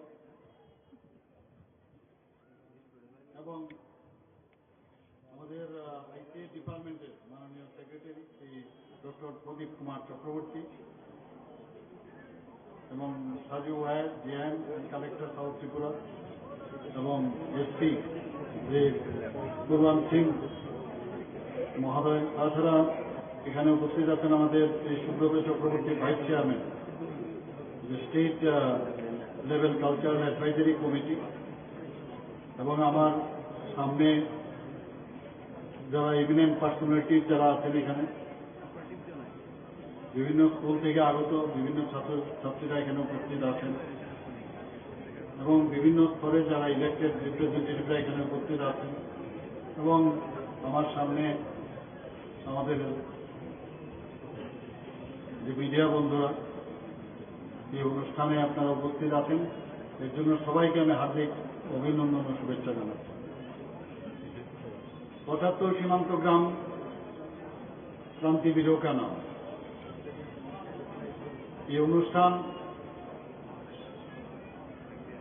আজকে যদিও এটা হচ্ছে, কিন্তু তার যে মূল বিষয় আজাদী কা অমৃত মহোৎসব, তারই একটা পার্ট হচ্ছে এই ৭৫ সীমান্ত গ্রাম ক্রান্তি বিরোকা নাম। অনেক প্রোগ্রাম এর মধ্যে আমাদের ত্রিপুরাতে হয়ে গেছে তার কিছুটা এখানে আলোকপাত করেছেন আমাদের সম্মানীয় সেক্রেটারি। আমাদের যশস্বী প্রধানমন্ত্রী নরেন্দ্র মোদীজি যেভাবে যারা আনসাং হিরোজ, যারা ইতিহাসের পাতার থেকে অনেকে স্মরণ করে না বা মনে রাখার চেষ্টাও হয় না, এতদিন ধরে হয়নি, তাদেরকে যে মনে রাখার যে প্রচেষ্টা উনার মার্গদর্শনে আজকে আমরা সারা ভারতবর্ষে আমরা করছি, সত্যিই তার তুলনা হয় না। কিছুদিন আগে আপনারা দেখেছেন যে প্রতি ঘরে যে সুশাসন আমরা যখন শুরু করি এবং পরবর্তী সময়ে যে আমাদের ত্রিপুরাতে প্রায় 8.5 আমাদের ফ্যামিলি আছে এবং সেই অনুযায়ী যখন বলা হলো যে সবাইকে জাতীয় পতাকা উত্তোলন করতে হবে, তো 15 অগাস্টে প্রতি ঘরেই ফ্ল্যাগ উত্তোলন করতে হবে, হর ঘর মে তিরঙ্গা, এই যে বিষয়টা যখন আসলো তখন এই যে হাউস হোল্ড এতগুলো আছে তার হিসাব করে যখন এই প্রোগ্রাম আমাদের দেওয়া হলো এবং প্রধানমন্ত্রীজি যেভাবে চেয়েছেন যে প্রতিটি ব্যক্তি তার এই ন্যাশনাল ফ্ল্যাগ 15 আগস্টে উত্তোলন করতে হবে, সবার হাতে থাকতে হবে, যারা স্টুডেন্ট আছে তাদের হাতে থাকতে হবে, সেই নির্দেশিকায় আমাদের তরফ থেকে, সরকারের তরফ থেকে আমরা বিভিন্ন সাইজের আমরা ন্যাশনাল ফ্ল্যাগ তৈরি করেছি এবং সত্যি এক এক সময় অবাক লাগে যে এই যে একটা ভাবনা চিন্তা, এতদিন আমরা 26শে জানুয়ারি বা 15 আগস্টে আমরা যখন পতাকা উত্তোলন অনেকদিন ধরেই করছি, কিন্তু গত 15 আগস্টে আমরা যখন এই বিষয়টা যখন আসলো একটা উন্মাদনা আমরা দেখেছি, আমরা নিজেরাও দেখেছি সমস্ত জায়গায় জায়গায় এই বিষয়ে মানুষের মধ্যে যে একটা আলোড়ন সৃষ্টি হয়েছে, তার মেইন উদ্দেশ্য হচ্ছে দেশ ভক্তির ভাবনা, দেশাত্মক বোধের যে ভাবনা, সেটা কিন্তু আমাদের মধ্যে ছিল, কিন্তু সেটার মধ্যে মনে হচ্ছিল সে প্রাণটা ছিল না। আমাদের মাননীয় প্রধানমন্ত্রীজির আহ্বানে আমরা যখন এই কার্যক্রমটা আমরা করলাম, আমি ডুম্বুরে তখন সেদিন ছিলাম, ডুম্বুরে লেকের মধ্যে সেই ফ্ল্যাগ নিয়ে আমরা উড়িয়েছি, অদ্ভুত একটা ফিলিং। এবং তার মাধ্যমে প্রধানমন্ত্রীজি যে বিষয়টা বুঝাতে চেয়েছেন, দেশাত্মক বোধের সাথে সাথে যাদের আনসাং হিরোজ, যেসব আমাদের দেশকে স্বাধীন করার জন্য যারা প্রাণ বিসর্জন দিয়েছেন, যারা প্রাণ বলিদান হয়েছেন, তাদেরকে স্মরণ করা। ইতিহাসের পাতায় বোধহয় ওনাদেরকে দেখা যায় না, অনেক যারা স্বাধীনতা সংগ্রামী আছে, তো তাদেরকে স্মরণ করা। তো এখানে বেশিরভাগ আমাদের ত্রিপুরার বেশিরভাগ জায়গায় বাংলাদেশের সীমান্তবর্তী এলাকা, তো এখানে 75টা সীমান্ত গ্রাম আমরা বেছে নিয়েছি আমাদের সরকারের তরফ থেকে এবং সেখানে বিভিন্ন প্রোগ্রাম রাখা হয়েছে এবং তাতে করে এই স্বাধীনতা অর্জনের যে গৌরবময় ইতিহাস, সেটাকে যে স্মরণ যাতে আমরা করতে পারি। এবং এটা শুরু হয়েছিল 2021 সালে 12ই মার্চ গুজরাটের সবরমতী থেকে আজাদী কা অমৃত মহোৎসবের সূচনা করেছিলেন আমাদের মাননীয় প্রধানমন্ত্রী নরেন্দ্র মোদী। তো সেইভাবে আজকে এখানে বৃষ্টির মধ্যেও আপনারা সবাই বসেছেন, সবাই বলছিল যে প্রোগ্রামকে একটু কাটছাট করার জন্য, তো সেই বিষয়ে অনেক বক্তা ছিল, সবাই নিজেরাই বলছেন যে আপনি বলে এটাকে আর যাতে বেশি কোন সময় এখানে না ব্যয় করতে হয় সেভাবে আপনি এই কাজটা করব। তো আজকে আমরা জানি যে যাদের কারণে আজকে আমরা এই স্বাধীনতা অর্জন করেছি তাদের সম্পর্কে আমাদের যে নেক্সট জেনারেশন, সেই নেক্সট জেনারেশনকে যে বেতন আমরা নিয়েছি সেই বেতন তাদের কাছে ভালো এবং তাদেরকে বুঝাতে হবে বা বলতে হবে এই যারা আমাদের দেশের জন্য প্রাণ বলিদান দিয়েছেন তারা এই ব্যক্তি, তাদের ইতিহাস এরকম ছিল। আজকে আমরা স্বাধীনতার স্বাদ, মুক্তির স্বাদ আমরা পেয়েছি। সেই উদ্দেশ্যেই কিন্তু আজকের এই এখানের যে অনুষ্ঠান সেটা হচ্ছে মূল উদ্দেশ্য। এখানে আজকে সাবরুম মৈত্রী সেতু সংলগ্ন এখানে এই কর্মসূচির সূচনা যা আজকে অনুষ্ঠিত হলো। একই সাথে আজকে ৭৫টি সীমান্ত গ্রাম একই সাথে আজকে সেই আয়োজন এখানে রাখা হয়েছে সমস্ত ত্রিপুরাতে। এবং আমি খুবই আনন্দিত যে এইরকম একটা সাবরুমের জায়গায় এসে মৈত্রী সেতুর কাছে এরকম একটা যে অনুষ্ঠান, সেই অনুষ্ঠান সূচনা করার জন্য এখানে বিভিন্ন আরো কার্যক্রম রেখেছেন। ৭৫ কিলোমিটার বাইসাইকেল র্যালি এবং বিদ্যালয় এবং মহাবিদ্যালয় স্তরে যে ক্যালেন্ডার পেইন্টিং, প্রবন্ধ প্রতিযোগিতা এবং দেশাত্মবোধক যে সঙ্গীত লিখন প্রতিযোগিতা, সাংস্কৃতিক কর্মশালা, বিভিন্ন ক্রীড়া প্রতিযোগিতা ইত্যাদি রাখা হয়েছে। কারণ এগুলোর মধ্যেও এই অনুষ্ঠানগুলোর মধ্যে এই যে আমাদের যে অনুষ্ঠান তার সার্থকতা আসবে আমি বিশ্বাস করি। এবং প্রত্যেক জেলায় ম্যারাথন, জেলাভিত্তিক মেলাও আয়োজন করা হবে এবং সবশেষে আগরতলায় যে ক্রান্তিবীর মিউজিক্যাল কনসার্টের মাধ্যমে এর সমাপ্তি হবে। এই উৎসবের মাধ্যমে সীমান্ত এলাকার জনগণ যেমন উদ্দীপিত ও উপকৃত হবেন, তেমনি সরকারের সবকা সাথ সবকা বিকাশের যে আন্তরিক প্রয়াস তাও কিন্তু আক্ষরিক অর্থে সার্থক হবে। একই সাথে ত্রিপুরা থেকে ভারতের যারা স্বাধীনতা আন্দোলনে যোগদান যারা করেছিলেন, অনেকে কয়েকজন আছেন, কয়েকজন এখন নেই, তাদের প্রতি আমাদের সম্মান প্রদর্শন করা হবে এবং বিশেষ করে সীমান্ত এলাকার মানুষের উন্নয়ন এবং স্বাধীনতা সংগ্রামীদের প্রতি আমাদের সম্মান চির অম্লান থাকুক সেই আশা রাখছি। সবাইকে অসংখ্য ধন্যবাদ। নমস্কার, জয় হিন্দ।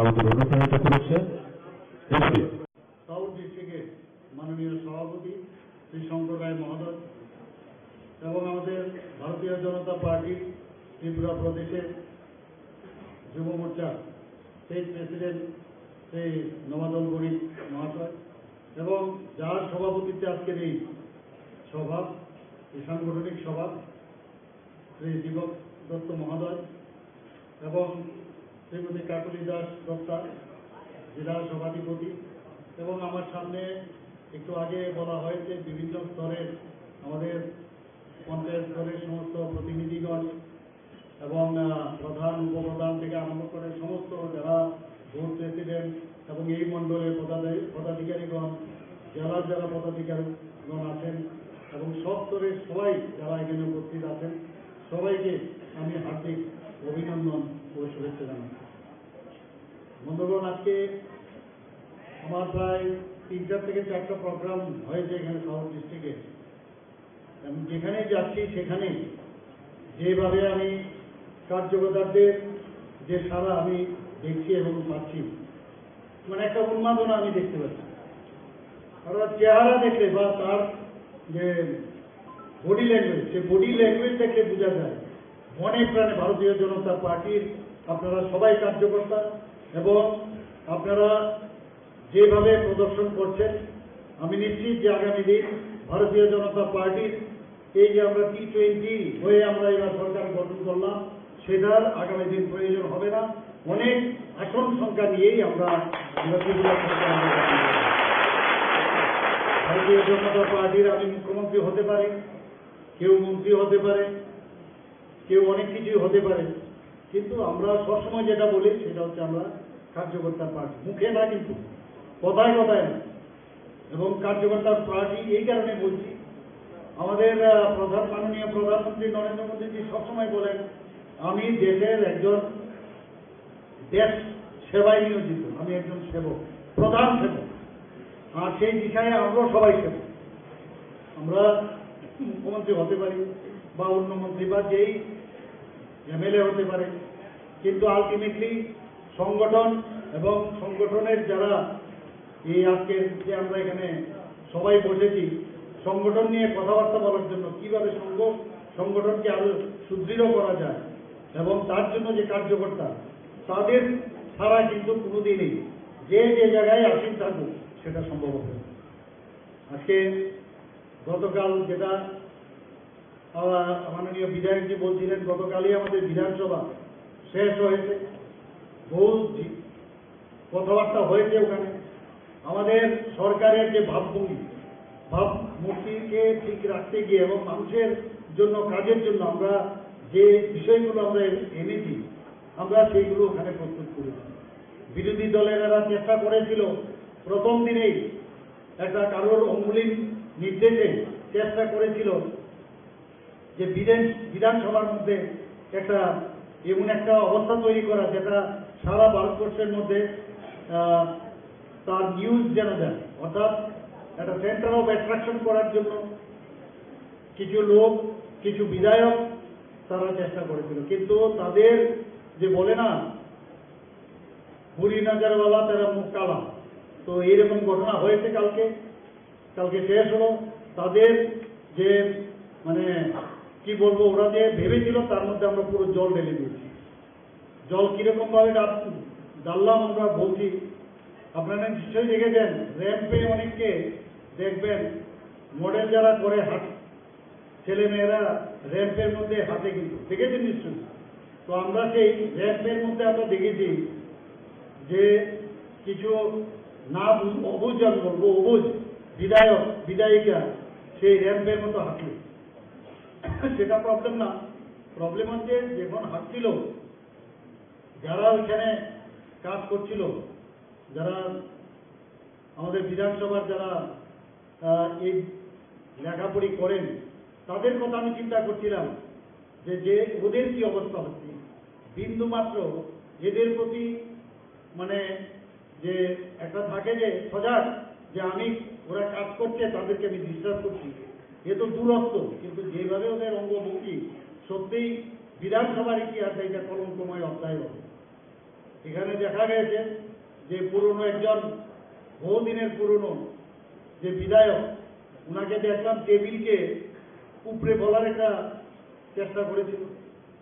তো ওনাকে আমি বলেছিলাম পরবর্তী সময়ে, আমি এগুলোর উত্তর কিন্তু আমি বিধানসভায় দিয়েছি, আমি বলেছি বড়া মিয়া তো বড়া মিয়া, ছোটা মিয়া বি সুমান।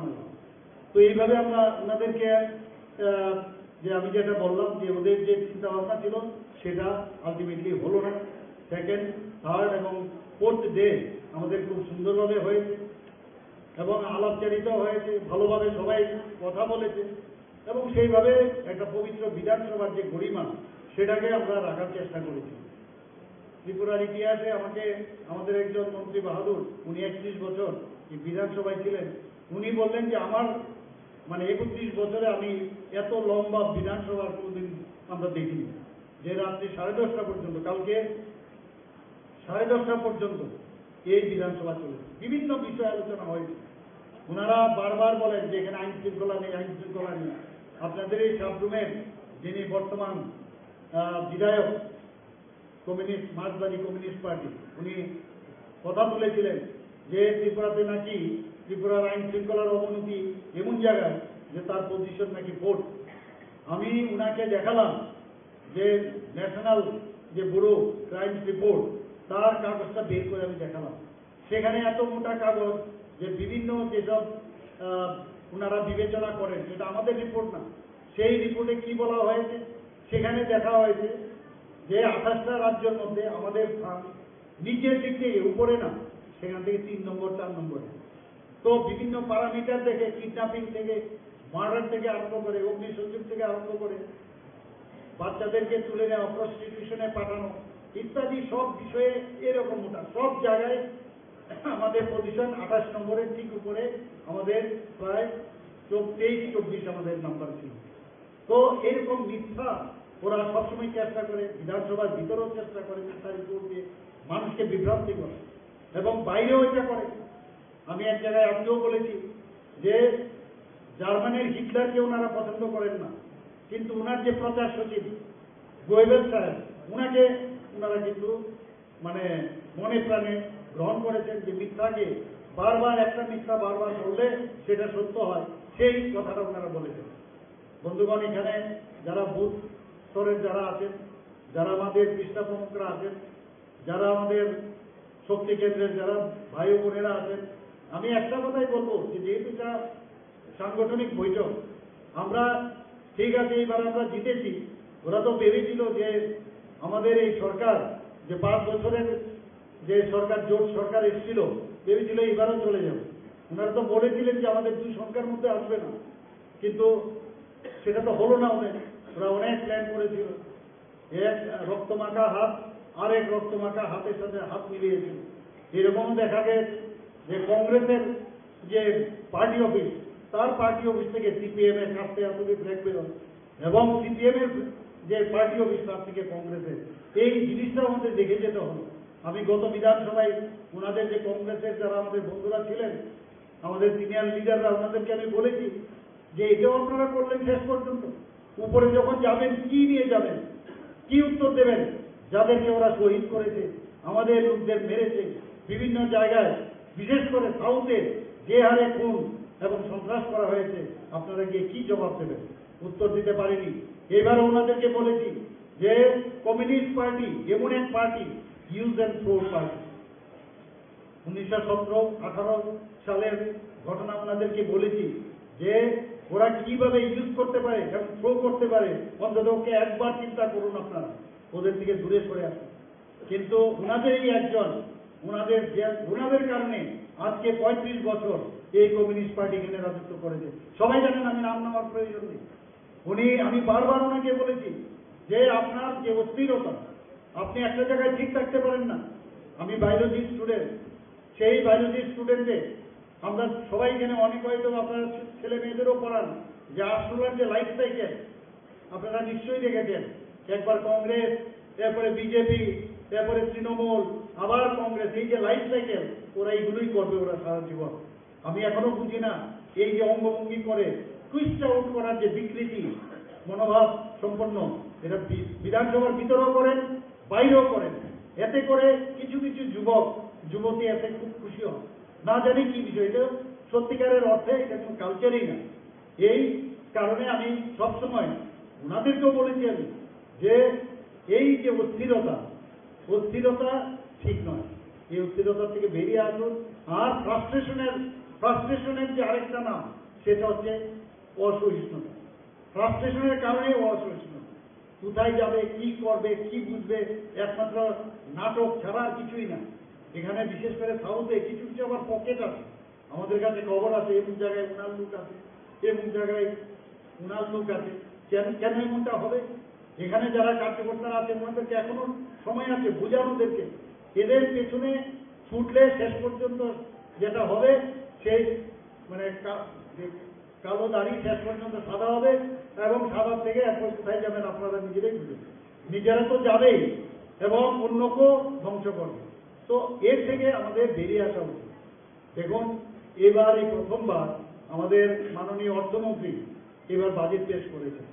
উনি যাওয়ার আগে ওনার বাড়িও সেই উদয়পুরে, আরকেপুরে, এবং মাতাবাড়িতে প্রণাম করে উনি এবার বাজেট পেশ করবেন ভেবেছিলেন। আমারও এই প্রথম, যদিও এর আগে আমি মুখ্যমন্ত্রী ছিলাম 9 মাস 10 মাসের জন্য, কিন্তু বাজেট আমার পক্ষে সম্ভব হয়নি। কিন্তু এবার বাজেট যেটা পেশ হলো, একটা সুন্দর পরিবেশে, সুন্দর একটা ভাবনা চিন্তার মধ্যে। আমরা সবসময় জানি যে এই যে বিধানসভা একটা পবিত্র জায়গা, একটা মন্দিরের মতো। কিন্তু কি হলো, যিনি প্রথমবার যে একটা আশা আকাঙ্ক্ষা নিয়ে বাজেট পেশ করলো, চিৎকার করছিল আর এখানে হইচই, গণতান্ত্রিক যে ব্যবস্থাপনা সব করার অধিকার আছে, কিন্তু বাজেটে সেটা, বাজেট খুব ইম্পর্টেন্ট। এখানে 27,000 কোটি টাকার আমরা বাজেট আমরা এখানে পেশ করেছি। তো সেটার বিষয়ে অনেক শুনতে হবে, বুঝতে হবে কি কি বিষয় আমরা জনসাধারণের কল্যাণে, এই রাজ্যের কল্যাণে কি কি আমরা করলাম, শুনলো না, খালি হইচই। শেষ পর্যন্ত বোঝা গেল যে এদের যে এই বিকৃতির যে ইউনিটি, সেটা কিন্তু আমরা ভেঙে দিয়েছি। কিভাবে ভাঙলাম আপনারা জিজ্ঞেস করতে পারেন। কারণ যে বিধায়ক বহুত পুরানো, সে একবার বেরিয়ে গেল, বেরিয়ে গিয়ে আবার আমরা ওনাকে আনলাম। পরবর্তী সময়ে উনি কি করলেন, আনার পর সেই চতুষ্পদ প্রাণীর নাম খালি বলে, গল্পের মাধ্যমে চতুষ্পদ প্রাণীর নাম করে। উত্তর দিয়েছি আমরা যে আপনি যে চতুষ্পদ প্রাণীর নাম করছেন, যে খুব লয়াল, কিন্তু তার একটা লেজও আছে, সেই লেজ কিন্তু সোজা হয় না, এটা বোঝা উচিত আপনার। তো এই গুণটার কথাই আপনারা বলুন। তো এই কথাগুলো বলার পর উনাকে আবার বাধ্য হয়ে আমাদের স্পিকার মহোদয় বললেন যে আপনাকে যে আমাদের 330 যে আমাদের ধারা আছে আমাদের, সেই মতে আপনি আবার বহিষ্কার উনাকে করা হয়েছে। করার পর উনি ভেবেছিলেন যে প্রথমবার যেভাবে উনি বেরিয়ে গেছেন, সাথে সাথে সবাই বয়কট করেছে, উনার সাথে যাবেন। কিন্তু আমি একটু আগে ওই গল্পটা আমি বলেছি, শোলে সিনেমা আপনারা নিশ্চয়ই দেখেছেন, সেখানে ওই আপনারা গল্পটা শুনেছেন, আত্রানি সমস্ত তার সৈন্য সামন্ত নিয়ে জেলের ভিতর খুঁজছিল যে কোথায় কি আছে না আছে। তখন বললো যে আধা পায়ে আর আধা টাইমে, আর বাকি আমার সাথে আসো। দেখা গেল পিছনে কেউ নেই। তো উনার সেই অবস্থাটাই হয়েছে পরশুদিন, মানে প্রথম দিন যখন বেরিয়ে গেলেন, দেখলেন ইভেন উনার পার্টির লোকে উনার সাথে যায়। তো এই যে একটা বিকৃতির একটা পরিবেশ এতদিন ধরে চলে আসছে, তার মধ্যে আমরা কুঠারাঘাত করেছি। এতদিন ধরে এই অঙ্গভঙ্গি, এই ধরনের কালচার, কোনো সময় মানদণ্ড নিয়ে দৌড়াদৌড়ি, এসব তো আমরা দেখেছি। তার থেকে আমাদের বেরিয়ে আসতে হবে এবং মানুষের কাছে এগুলো পৌঁছানো যাবে। আপনারা এদের পেছনে ছুটবেন না, এদের পিছনে ছুটবেন না। ওনাদেরকে এই কথাও বলেছি যে 17-18-তে যেভাবে ইউজ এন্ড থ্রো করেছে, আপনারা ভুলে গেছেন এগুলো। এখন আপনারা ওদের সাথে মিতালি করেছেন এবং এই মিতালির কারণে এই যে অঙ্কের একটু সমস্যা আমাদের হয়েছে, নগদে হয়েছে, আমরা অস্বীকার করার উপায় নেই। কিন্তু এখানে যারা যারা কার্যকর্তারা আছেন, আমি একটা কথাই বলবো যে আমাদের আত্মতৃপ্তিতে ভুগলেই চলবে না। আমাদের যারা বুথে যারা আছে, মাননীয় প্রধানমন্ত্রী কিছুদিন আগে বলেছেন যে রাজনীতি করলেই শুধু রাজনীতি হয় না, রাজনীতি না করলেও কিন্তু রাজনীতি হয়। কিরকম উদাহরণ দিয়ে উনি বলেছেন যে কারোর জল বাড়িতে পৌঁছছে না, সেই জলের মধ্যে কি রাজনীতি? কারোর গ্যাস কানেকশন দেওয়া হবে, সেটা কিসের রাজনীতি? কাউকে ফিগারি সুবিধা দেওয়া হবে, ভোটারের সুবিধা দেওয়া হবে, কিসের রাজনীতি? বিজলি দেওয়া হবে, কিসের রাজনীতি? প্রাইম মিনিস্টার আবাস যোজনায় ঘর দেবো, এটার মধ্যে কি রাজনীতি?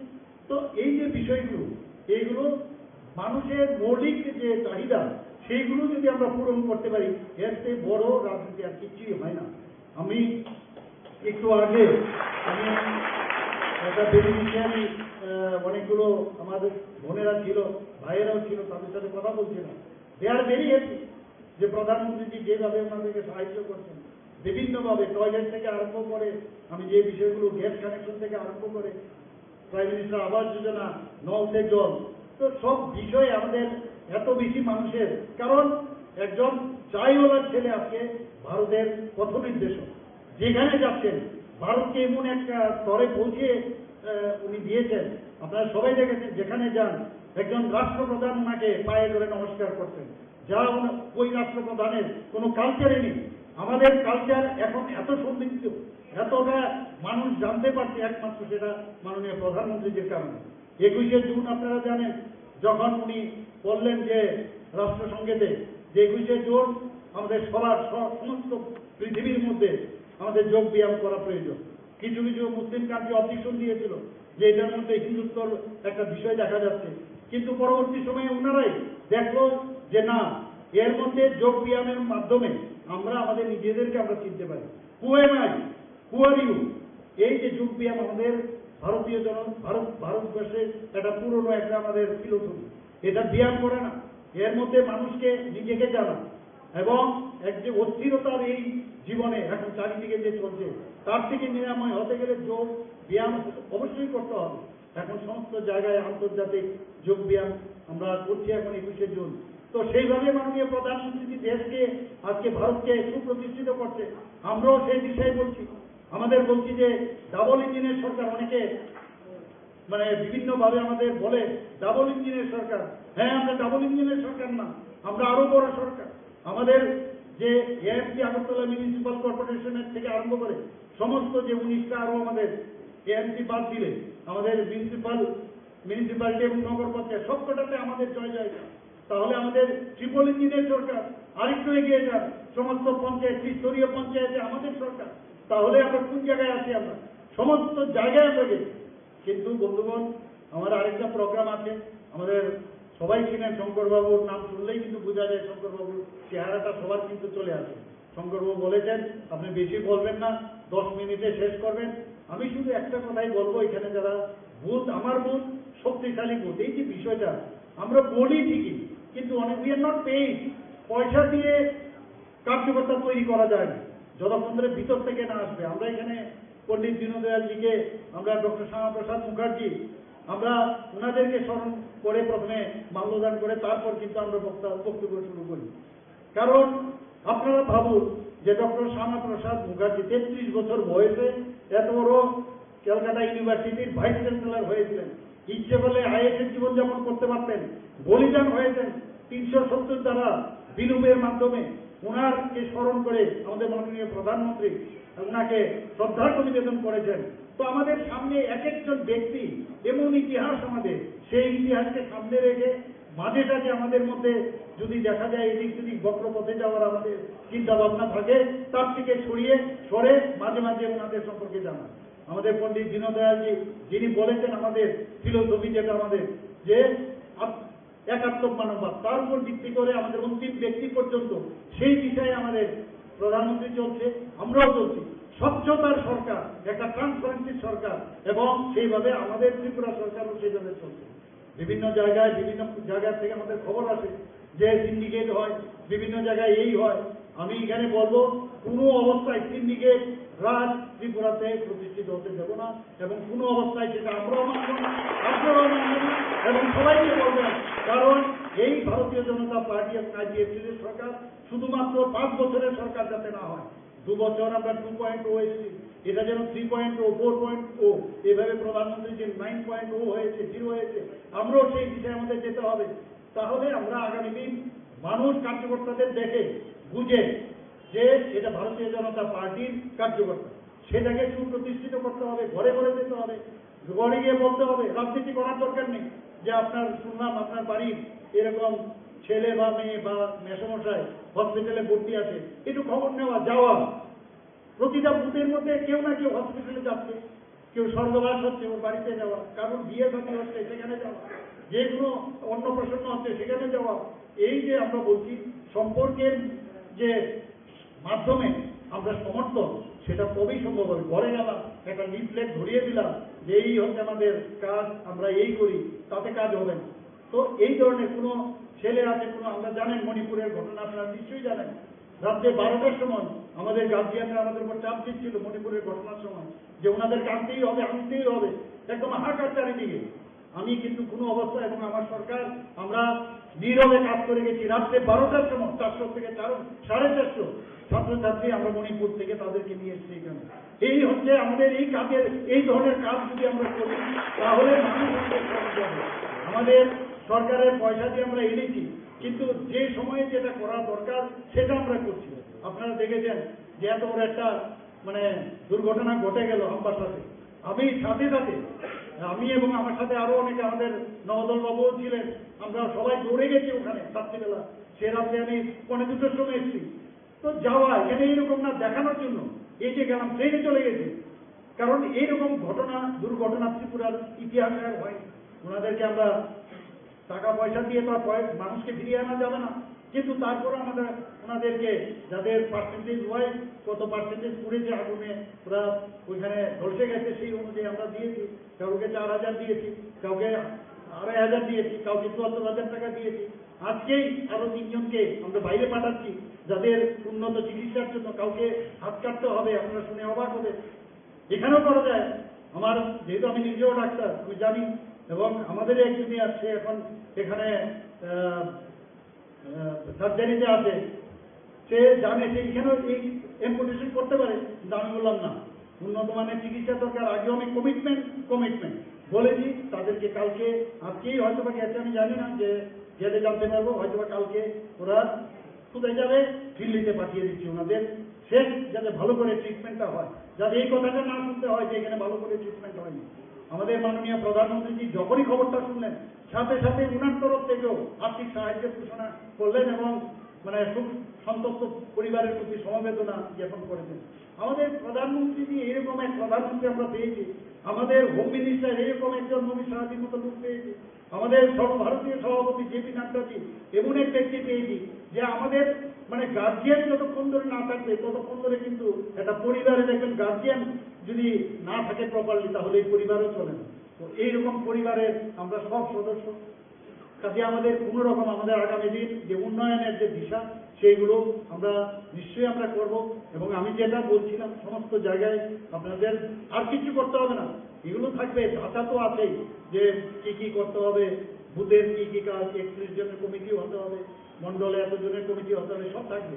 কিন্তু আসল কথা হচ্ছে ওখানে গিয়ে মানুষের পাশে দাঁড়ানো।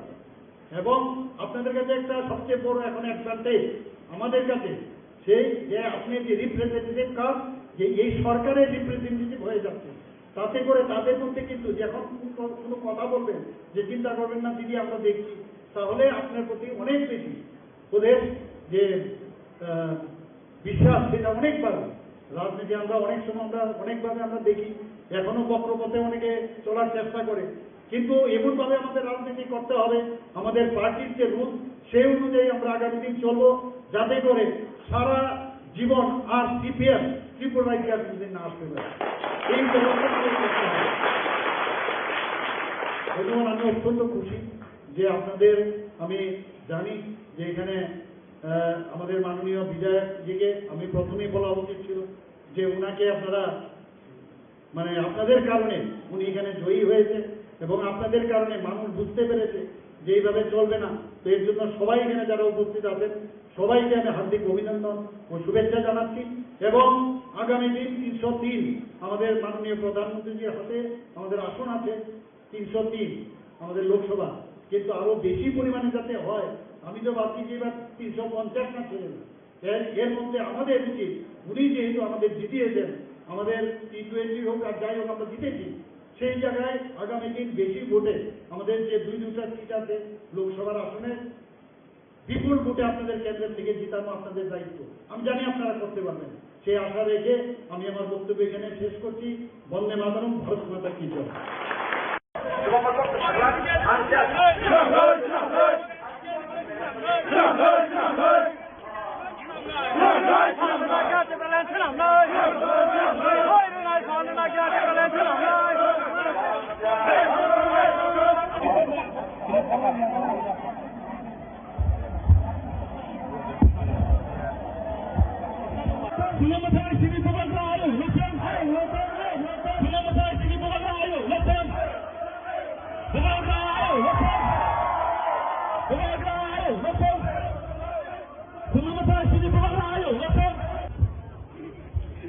जो गलती आईपीएफटी ने 2018 में किया, गवर्नमेंट ऑफ इंडिया से बिना अग्रीमेंट साइन करके सरकार में बैठ गया, बुबाकरा आपको बोल रहा है, एमएलए भी यहां में है, मंत्री नहीं बनना है, मंत्री बन के कमजोर हो जाओगे, पहले कम्युनिटी को कुछ देना है, उसके बाद अपने बारे में सोचो।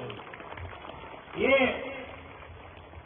उस टाइम में कांग्रेस में था, यहां में वो सिंडिकेट ग्राउंड में मेवाड़ भी था, वहां में अनंत बाबू आप था वो टाइम वाइस प्रेसिडेंट था आईपीएफटी का। उस टाइम मैंने पहले बार बोला था, कोयला जाति उलो पार्टी, यहां से मैं बोल रहा हूं, मैं तीपरा मोथा को इतना प्यार नहीं करता हूं जितना अपना तीपरा सा को प्यार करता हूं। ये लोग प्लानिंग करता है, कॉन्स्पिरेसी करता है थानसा को तोड़ने के लिए, हम लोगों को कमजोर करने के लिए बहुत कॉन्स्पिरेसी करता है। लेकिन आज आप देखो, आप लोगों को किसी को जनरल सेक्रेटरी बनना है, किसी को वाइस प्रेसिडेंट बनना है मोथा में, किसी को ईएम बनना है, किसी को मंत्री बनना है। आपका बच्चा क्या बनेगा? आपका जो सेकला है, आपका जो फूलापान है, वो कहां जाएगा? आज आप अपना बारे सोच रहा है, इसके लिए आपका नेक्स्ट जनरेशन खत्म हो रहा है। महाराजा को यहां में इतना बुरी लोग हम आपको बोल रहे हैं, यही तो हम लोगों का कमजोरी है, यही में तो तीव्रता हर टाइम हार जाता है। इस एक सब्जेक्ट में हमको सिर्फ स्वार्थी होके अपना बारे सोचो, कम्युनिटी के बारे सोचो। कम्युनिटी है तो बाद में आपको सुरक्षा भी मिलेगा, प्रोटेक्शन भी मिलेगा। परिवार के बारे सोचेगा, कुछ नहीं मिलेगा। आज आप मंत्री बना है विकास देबबर्मा, आज परिवार के पास गाड़ी है, सब चीज है। पुनः आप सीएम है, आपके पास अच्छा घर है। कल जमतिया को कुछ नहीं मिला, देबबर्मा को कुछ नहीं मिला, कोलाई को कुछ नहीं मिला, रियान को कुछ नहीं मिला, 19 का 19 दफा को कुछ नहीं मिला, कोई नहीं पूछने वाला। बुद्धो आप फोन करता है, महाराज पोस्ट नहीं मिलेगा तो मोथा छोड़ देगा। छोड़ो, ब्लैकमेल मत करो। ये ब्लैकमेल नहीं चलेगा। प्यार करता है अपने लोगों को, जिसको धमकी देना है जाके उनको धमकी दो।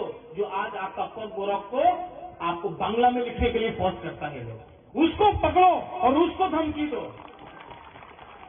ये हिम्मत दिखाओ, हिम्मत दिखाओ।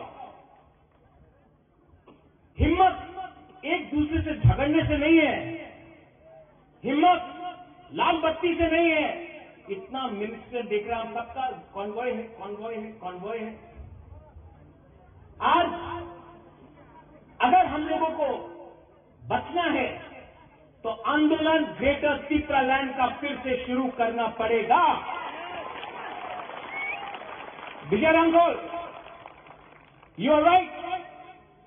जब तक we do not put pressure on the government of India, they will not take us seriously. Pressure तो रखना पड़ेगा। वीसी इलेक्शन, आज खबर मिला है कि वीसी इलेक्शन होगा। कोर्ट से ऑर्डर लेके आया है।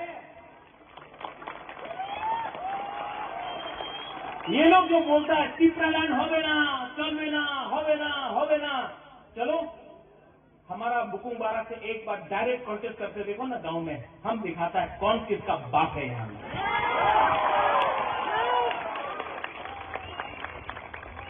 असेंबली में आप लोग फाइट कर रहे हैं, गुड जॉब। हमने ऐसा आज तक नहीं देखा कि अपना एक पहला बार बोलता है कि बिशुजीत आप जंप किया टेबल में, तो बोलता कि इतना खराब हुआ। और वो जो एमएलए मोबाइल फोन में देखा था वो खराब नहीं था। यहां में इतना मां है, बहन है, बच्चा लोग, वो शर्म का बात नहीं था। आप कुर्सी में कूदा तो शर्म का बात नहीं चलेगा। ये 13 तीपरा मोथा का एमएलए, उनका 32 एमएलए से को ऊपर भारी पड़ेगा, आप देखना। एबीसी में फिर से कल बजट निकला है, नो मनी, फिर से पैसा नहीं है। पूर्णो, जगदीश बाबू, भवरंजन, डॉली, अनंत बाबू, सोहेल, रुनेल, आप लोग सब ईएम है, लेकिन आपका डिपार्टमेंट में पैसा नहीं है। आप ईएम बन के क्या करेगा? अगर हिम्मत है ना तो रेडी हो जाओ, जाकर गवर्नर के सामने रिजिग्नेशन देकर बोलने के लिए इलेक्शन फिर से करो।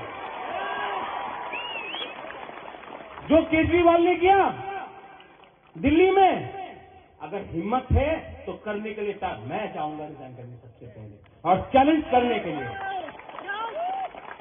प्रेशर रखना पड़ेगा, प्रेशर रखना पड़ेगा, क्योंकि ये फाइट आपका लिए नहीं है, ये फाइट आपके लिए नहीं है, ये फाइट बुबागरा का भी नहीं है, ये हमारा जाति का है, ये हमारा खून का है, हमारा जमीन का है, हमारा गरीब पिपरा का है। कुछ नहीं बदला, कुछ नहीं बदला। और ये लोग थम्स अप तोड़ने का चक्कर में, यहां में माधवबाड़ी में रैली किया ना, हम लोग का ऑफिस तोड़ा, तोड़ो, तोड़ने दो। कौन एक बीजेपी का एमएलए बोल रहा है पिपरालैंड नहीं मिलेगा। मैं माधवबाड़ी से मीडिया को बोलना चाहता हूं, ये मीडिया तो यूपी के राउत ऑल्सो दिल्ली में भी जाएगा, ये मीडिया एएनआई है, हमेशा लिखता है कि हम रिजाइन कर रहे हैं।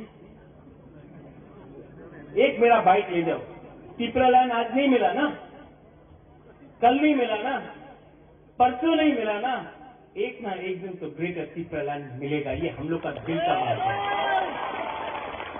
आज पैसा देके, रेगा देके, नौकरी देके, झूठ बोल के हम लोगों को झूठ बात बोल के रेगा नहीं आनाओ, चाकरी नहीं आनाओ, डिमांड करो ना, अंचलिक पार्टी करो ना, ये बोल के हम लोगों का थानसा को तोड़ता है। लेकिन हर पिपरा सा बीजेपी का हो, सीपीएम का हो, कांग्रेस का हो या अपना मोथा का हो, वो उसके दिल के अंदर ग्रेटर पिपरालैंड जिंदा है और एक ना एक दिन तो मिलेगा। विजय बाबू, आप नहीं हो, you may not be around now, this is disqualification to be old. Jagdish बाबू आप नहीं रहे, मैं नहीं रहूं, यहां में वो बच्चा लोग है ना, वो एक दिन देखेगा, वो देखेगा। और ये पिपरालैंड कोई कम्युनिटी के खिलाफ नहीं होगा, we will not be against any community, कोई धर्म के खिलाफ नहीं होगा, कोई मजहब के खिलाफ नहीं होगा, कोई बंगाली पिपरासा नहीं करेगा, कोई हिंदू क्रिश्चियन नहीं करेगा, कोई मुसलमान हिंदू नहीं करेगा। ये अपना अधिकार में, अपना जमीन के लिए बात करेगा, किसी का अधिकार नहीं छीनेगा। आज हमारा अधिकार छीना जाता है। एडीसी में सिर्फ 2% पैसा भेजा गया, सिर्फ 2। क्यों? सबका साथ, सबका विकास। विकास कहां गया? कहां गया विकास? मिनिस्टर बन गया। सबका साथ, सबका विकास, लेकिन विकास सिर्फ एक आदमी को मिला। हमारा प्यारा शुक्लाचरण ग्राउंड से उठा पिपरालैंड बोल के, ग्राउंड से उठा पिपरालैंड होके, यही माधवबाड़ी में बीजेपी का प्रेसिडेंट बोल रहा है पिपरालैंड पावा जावे ना, यहीं से बोला, यहीं से बोला ना, हाँ? यहां से बोला कि नहीं? शुक्ला वहां में बैठा। कैसा लगता अगर हम यहां में बैठता और बीजेपी का लीडर को बोलता अपना मंदिर होवे ना। ये इनका आईपीएफटी का कॉल डिमांड है, ग्रेटर पिपरालैंड। बीजेपी का कॉल डिमांड है यूसीसी, आर्टिकल 370, राम मंदिर। अगर हम उनका कॉल डिमांड का मजाक उड़ाता तो उनको कैसे लगता? लेकिन उन्होंने हम लोगों का मजाक उड़ाया। मैं यहां से बोलना चाहता हूं, शुक्ला आप बुरा मत मानो, आपको मैं अभी भी बहुत प्यार करता हूं, आप पिपरासा है इसके लिए प्यार करता हूं। लेकिन अगर मेवाड़ और एमसी देवबर्मा स्टेज में बैठा होता तो बीजेपी का राजीव भट्टाचार्य कभी नहीं भूल सकता कि पिपरालैंड होवे ना। ये सच बात है। अपना आप को हल्का कर दिया है आपने, पावर के लिए आपने अपने आप को हल्का किया है। हल्का मत करो, प्रेशर रखो, क्योंकि प्रेशर नहीं होगा तो कुछ नहीं मिलेगा पिपरासा। मैं आज भी आपको बोलना चाहता हूं, 15 और 16 को अपना अधिवेशन है। 15 तारीख 16 तारीख को खुमलुंग में पूरा त्रिपुरा से पिपरा मोथा का अधिवेशन है। और बुबागरा आपको एक बात बोलना चाहता है, बुबागरा चेयरमैन प्रेसिडेंट रहे या ना रहे, बुबागरा पिपरासा के साथ मरते दम तक फाइट करेगा। इस मंच से मैं आज आपको बोलना चाहता हूं, जब तक जब तक दिल में जान है, पीपल्सा के लिए लास्ट मोमेंट तक फाइट करूंगा, कॉम्प्रोमाइज नहीं करूंगा। कॉम्प्रोमाइज करना चाहिए? आज असेंबली में, कल असेंबली में आपने बात किया, ठीक किया। खातून, ठीक किया। सपना, नंदिता, रंजीत, ठीक किया। অপরাধে তো প্রথমে আমাদের মাননীয় বিধায়ককে চিনেন তো, মহিলা প্রভুকে চিনেন? আরেকজন বিধায়ক আছে এখানে, চিনেন? স্বপ্ন দিকে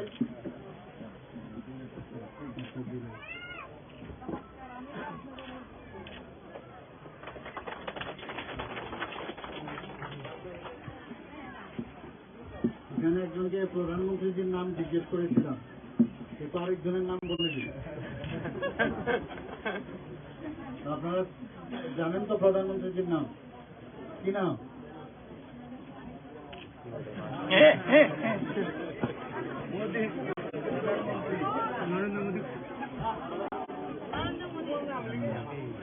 প্রধানমন্ত্রীজি আমাদের আদরণীয় এবং যশস্বী প্রধানমন্ত্রী নরেন্দ্র মোদীজির কারণে আজকে দেশ যেভাবে সামনের দিকে যাচ্ছে, এবং উনি যেহেতু অত্যন্ত গরিব ঘরের লোক ছিলেন, একটা চাইওয়ালার বাড়ির ছেলে, তো উনি মানুষের যে গরিবতা, উনি দেখেছেন গরিব কি হয়, গরিব কিভাবে তার দৈনন্দিন জীবন কাটায়, সেই সম্পর্কে ওনার খুব ভালো করে জানা ছিল। তো ওনার একটা ইচ্ছা সবসময় ছিল যে মানুষের জন্য কিছু করা, দেশের জন্য কিছু করা। তো দেশকে উনি যখন 2014-তে উনি দায়িত্ববান নেন, তার আগে উনি কি ছিলেন? মুখ্যমন্ত্রী ছিলেন কোথাকার? গুজরাট। তো গুজরাট মডেল বলে, তো গুজরাট মডেলে উনি কি করলেন? গুজরাটে মুখ্যমন্ত্রী হিসেবে অনেক ওনার এক্সপেরিমেন্টের জায়গা ছিল। যে গুজরাটে জলের বিরাট মানে মরুভূমি, সেই জায়গার মধ্যে উনি যেভাবে ইনোভেটিভ আইডিয়াতে প্রাণ সঞ্চার করেছেন,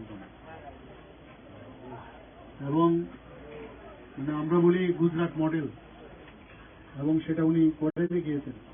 চাষাবাদই হোক, ইন্ডাস্ট্রি হোক, রাস্তাঘাটই হোক, সবকিছু, তখনই ঘর বাড়ি হোক, সব দিকে ওখানে উনি একজন মানে বলে পরীক্ষাগারে যেমন বসে মানুষের রিসার্চ করে, তো প্রায় 13 বছর উনি এই গুজরাটে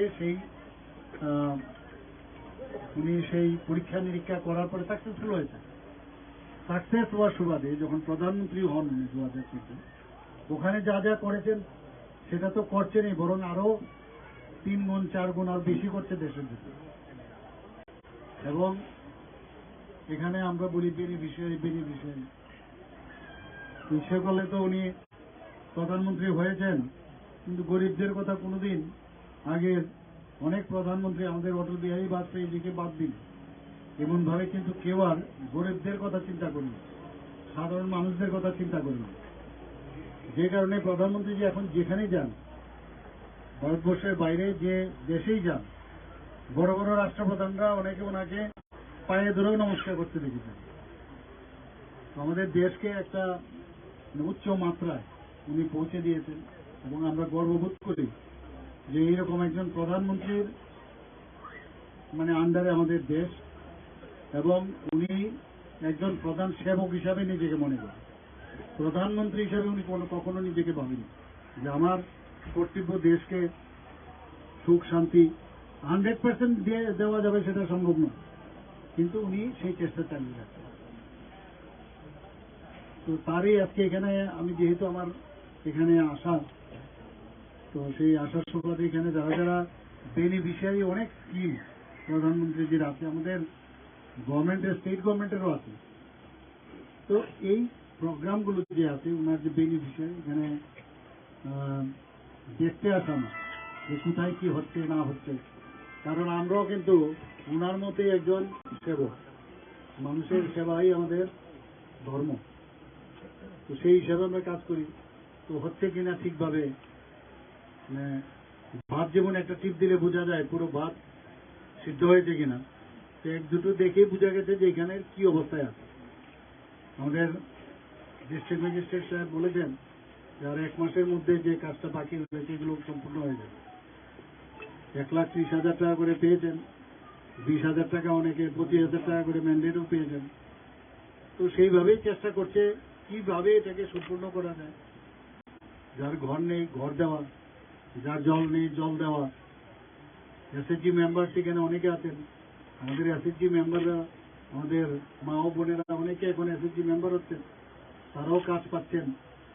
একটা অর্থনৈতিক যে বিষয় সেটাও এখন মহিলাদের মধ্যে একটা আত্মনির্ভর সেলফ রিলায়েন্স যেটা, সেটাও এখন এসে গেছে। প্রধানমন্ত্রীজি শৌচাগারের বিষয়ে কেউ চিন্তা করেনি আগে। আমি নিজে যখন পড়াশোনার সুবাদে হিন্দিবলয় এলাকাতে ছিলাম দেখতাম এগুলো। আমাদের হোস্টেল থেকে মাঝে মাঝে আরেকটা হোস্টেলে আমরা যেতাম একটু আউটস্কার্ট অফ সিটি, সেখানে যখন যেতাম আমাদের ত্রিপুরার ছেলে যারা ছিল ওদের সাথে দেখা করতে যেতাম, দেখতাম অন্ধকারের জন্য আমাদের মা বোনরা বসে থাকতাম। উন্মুক্ত যে টয়লেট তার থেকে উনি মুক্তি দিয়েছেন। এখন তো আমাদের ত্রিপুরাতে গ্রামীণ এলাকায় এখন আমরা ডিক্লেয়ার করেছি যে কোনো জায়গার মধ্যে আমাদের এই ধরনের যে বাইরে টয়লেট করার আর বিষয় নেই। তো টয়লেটেরও ব্যবস্থা করেছেন। আমাদের যে ইলেকট্রিক কানেকশন দেওয়ার, আপনারা সবাই জানেন যে প্রতিটা ঘরে ইলেকট্রিক কানেকশন। আর একটা হচ্ছে জল, জল লাগবেই।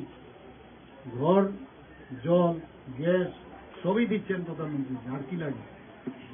কিন্তু আমাদেরও চেষ্টা করতে হবে, শুধু দিলে হবে না, এর থেকে আমাদেরও যাতে নিজের পায়ে নিজে দাঁড়াতে পারি সেই ব্যবস্থাটা উনি করেছেন। ব্যাংকদের, আমাদের নিয়মিত ব্যাংকদের সাথে আমরা কথা বলি। আমরা বলি যে সব প্রকল্পগুলো মাননীয় প্রধানমন্ত্রীজি বা সেন্ট্রাল থেকে যে স্কিমগুলো দিয়েছে সেখানে স্কিম দিলে হবে না, তার জন্য যে লোনেরও মাঝে মাঝে প্রয়োজন।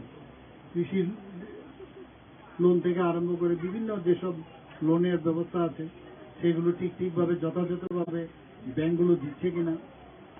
আমরা আমাদের প্রধানমন্ত্রীজির মার্গদর্শনে আমরাও কাজ চালাচ্ছি, যাতে করে আমরা সারা ত্রিপুরাতেই গ্রামীণ এলাকাই হোক, আর গ্রামীণ এলাকাই সবচেয়ে বড়, এবং বিশেষ করে জনজাতির যে অংশ গিরিশি এলাকা সবচেয়ে বড়।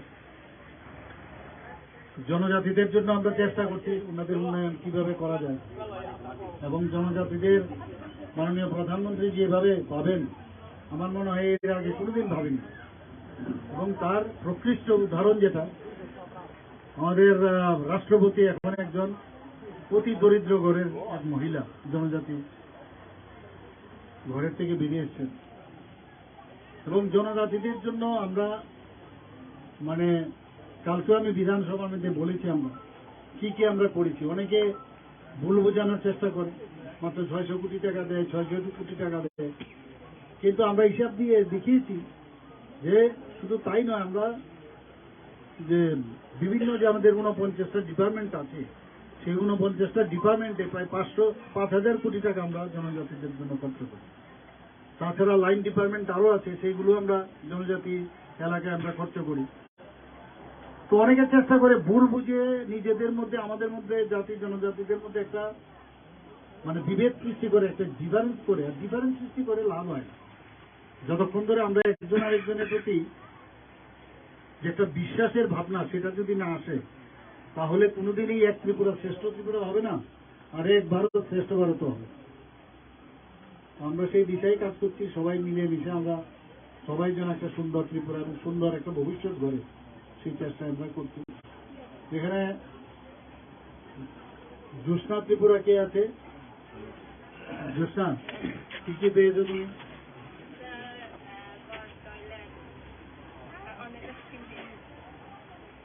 নলসে জল পেয়েছ? জল আছে তো? অনেকে বলে জল নল লাগিয়েছে, জল আসে না। বিধানসভাতে খুব করে আমাদের ধরেছে। তো আমরা বললাম যে এটা তো সার্জিক্যাল স্ট্রাইকের মতো, অনেক জায়গায়। যাই হোক, এক দুটো তো হয় না।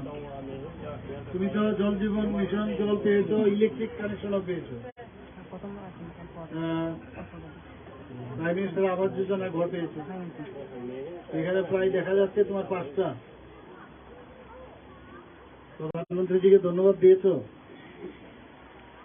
তার ধন্যবাদ যাওয়ার মতো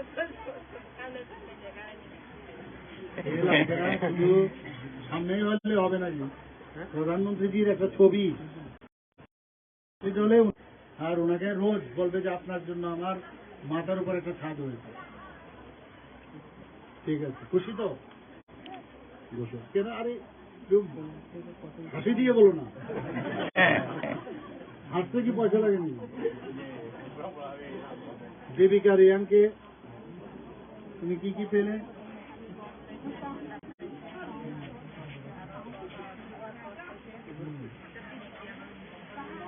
শুয়োর পাইছো না? টিকিট করো শুয়োরের চাষ। আচ্ছা, আর গ্যাস কানেকশন পাইছো, অনেক কিছু পাইছো। আরে তো প্রধানমন্ত্রীজির ধন্যবাদ দিবা তো?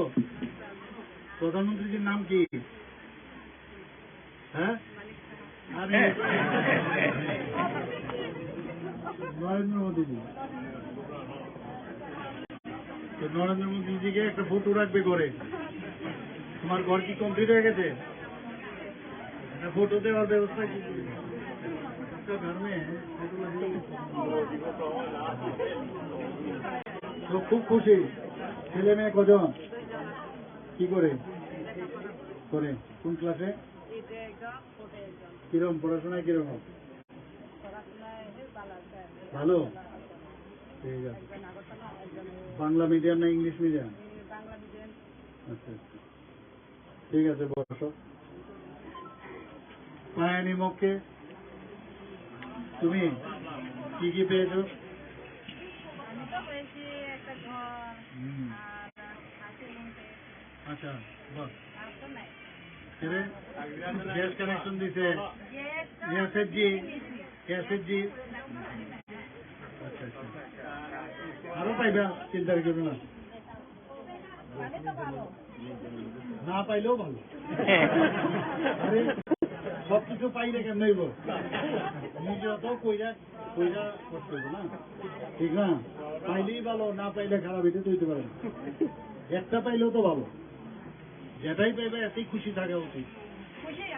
হ্যাঁ, খুশি থাকাটা সবচেয়ে বড়। হাসি খুশি থাকা, হাসি দিয়ে কথা বলা, একজন তো হাসি দেয় না। তো হাসি খুশি থাকলেই ভালো লাগে, মনে হয় যে না এই প্রদেশ ভালো চলছে। এখানে আসার মূল উদ্দেশ্য হচ্ছে, আমরা বলি ইংরেজিতে face is the index of mind.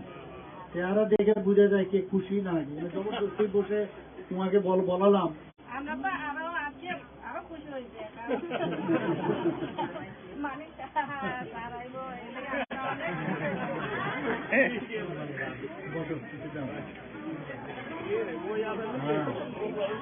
পাইমক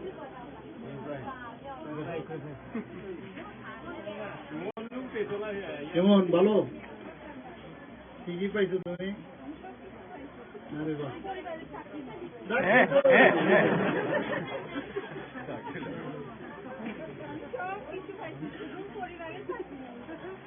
এখন তো প্রধানমন্ত্রীজিরও চাকরি নাই, আমারও চাকরি নাই। তোমার কি চাকরি আছে নি? চাকরি নাই তো। যা আমি চাকরি করতাম, আমি চাকরিও হয়ে যাই। ঠিক আছে, চাকরি দিয়ে সবকিছু হয় না, এই কারণেই তো এই ব্যবস্থা। কেউ টিকারি করবো, কেউ গোটারি করবো, কেউ এসএসজি করবো, এইভাবে দিয়ে করবো। যে চাকরির উপযুক্ত। আমাদের এখানে তো করাপশনের কোনো স্থান নাই। এই গভর্নমেন্টে একে ধরলে ওই লিডারকে ধরলে এইগুলো হয় না। যার যোগ্যতা আছে, আর কপালও একটা বিরাট বিষয়। চাকরিও হবে, একদিন বলবে যেন চাকরি হয়েছে। ঠিক আছে, খুশি? প্রধানমন্ত্রীজিকে ধন্যবাদ দেবেন। আর কে আছে এখানে? সিয়ং মগ।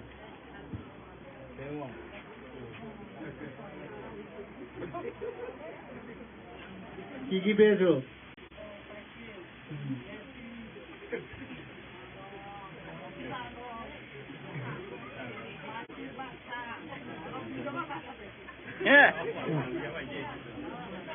এত অনেক কিছু হয়েছে, ভালো, ভেরি গুড।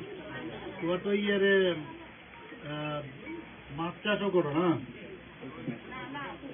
কই তো মাছ চাষ করো, মাছ চাষ করো তো? মাছ চাষ করে নিজেই খাও না, বাইরে বিক্রিও করো? রংরেলো মিরে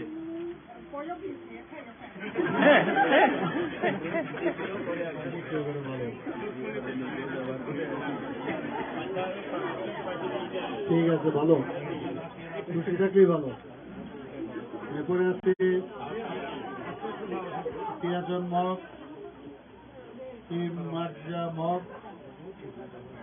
চানাই মগ, সুদাম মগ,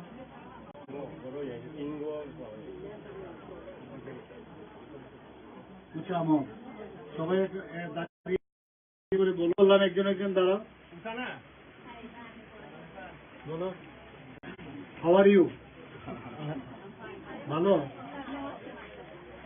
নমস্কার। আর কি? আরে কি নাম তোমার? কি পাইছো না? তুমি তো ইলেকট্রিসিটির, এসএসজির পাইছো, তারপরে বাড়াইছি তো, আমি তো বাড়াইছি তো, আমি তো বাড়াই দিলাম, তাই কথা না? সেটা পাইছো না? ঠিক আছে, খুশি থাকলে ভালো। আর বাকি আরেকজন যে নামটি বললাম, দাঁড়াও, তুমি হাউ ডু ইউ ডু? ভালো। তোমার কি কি ভালো, কি কি ভালো, কি কি সব পাইতো? প্রধানমন্ত্রীজিরে ধন্যবাদ দিবে তো? ছেলে মেয়ে কত, কি করে পড়ে, কোন ক্লাসে? নিজে পড়াও না অন্যরা পড়ে? অন্য মাস্টারের বাড়ি পাঠাও? এই এক যন্ত্রণা মাস্টারের বাড়ি। আরে নিজেও পড়া যায়, এমন অসুবিধা। আমরা যে কালচারটা, মাস্টারের বাড়িতে কিছু দরকার লাগে না, নিজেরাও পড়ানো যায়। তুমি না জানলে আরেকজনের করবে, কিন্তু মাস্টারের বাড়িতে এই একটা হেবিট হয়ে যেতে হবে। ঠিক আছে, আর কে আছে?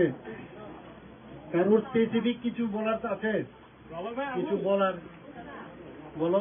স্যার আমরা এসএসজি যত হয়েছে, এসএসজি মহিলারা যদি চাকরিতেও মানে কিছু একটা করে তাহলে এরকম শুরু করে একদম ভালো হতো। এসএসজির লেগে তো এখন সব চলছে। মহিলারা মনে করেন ধরেন সিলেন একটা ঘর দিলে বাড়িতে তা পাই না, এখন সিলাই বাইরে আমাদের এরকম একটা ব্যবস্থা করা যায়। এসএসজি এখন আমাদের সবথেকে যতগুলো স্কিম আছে এর মধ্যে মানে 12 গুণ বাইরে গেছে। 4000-এর জায়গায় আছে কত লাখ হয়ে গেল। তো এইখানের মধ্যে আরো প্রয়োজন হইলে আমরা বছরে আনলে নিশ্চয়ই কমে গেল। হ্যাঁ, করে দেবে বলছে, বলেছিল করে দেবে।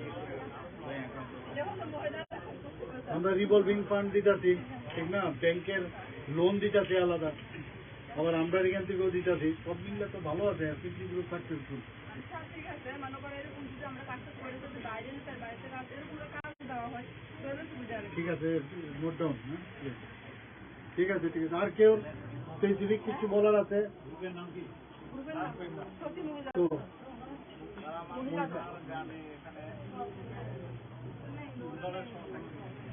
জলের তো এখানে যায় না, লাইন যায় না উপরে।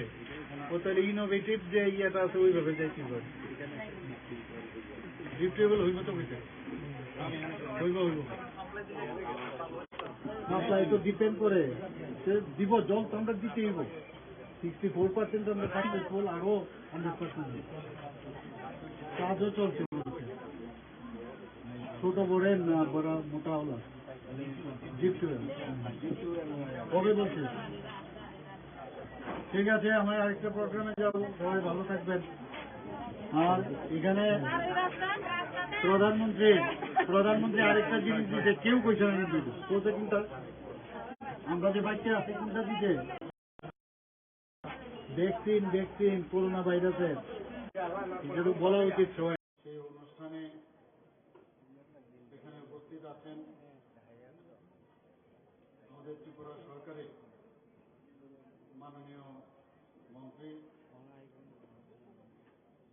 শ্রী শুক্লাচরণ নোয়াতিয়া মহোদয়, উপস্থিত মাননীয় সভাধিপতি সাউথ ত্রিপুরা জেলা পরিষদের শ্রীমতী কাকুলে দাস দত্তা মহোদয়া,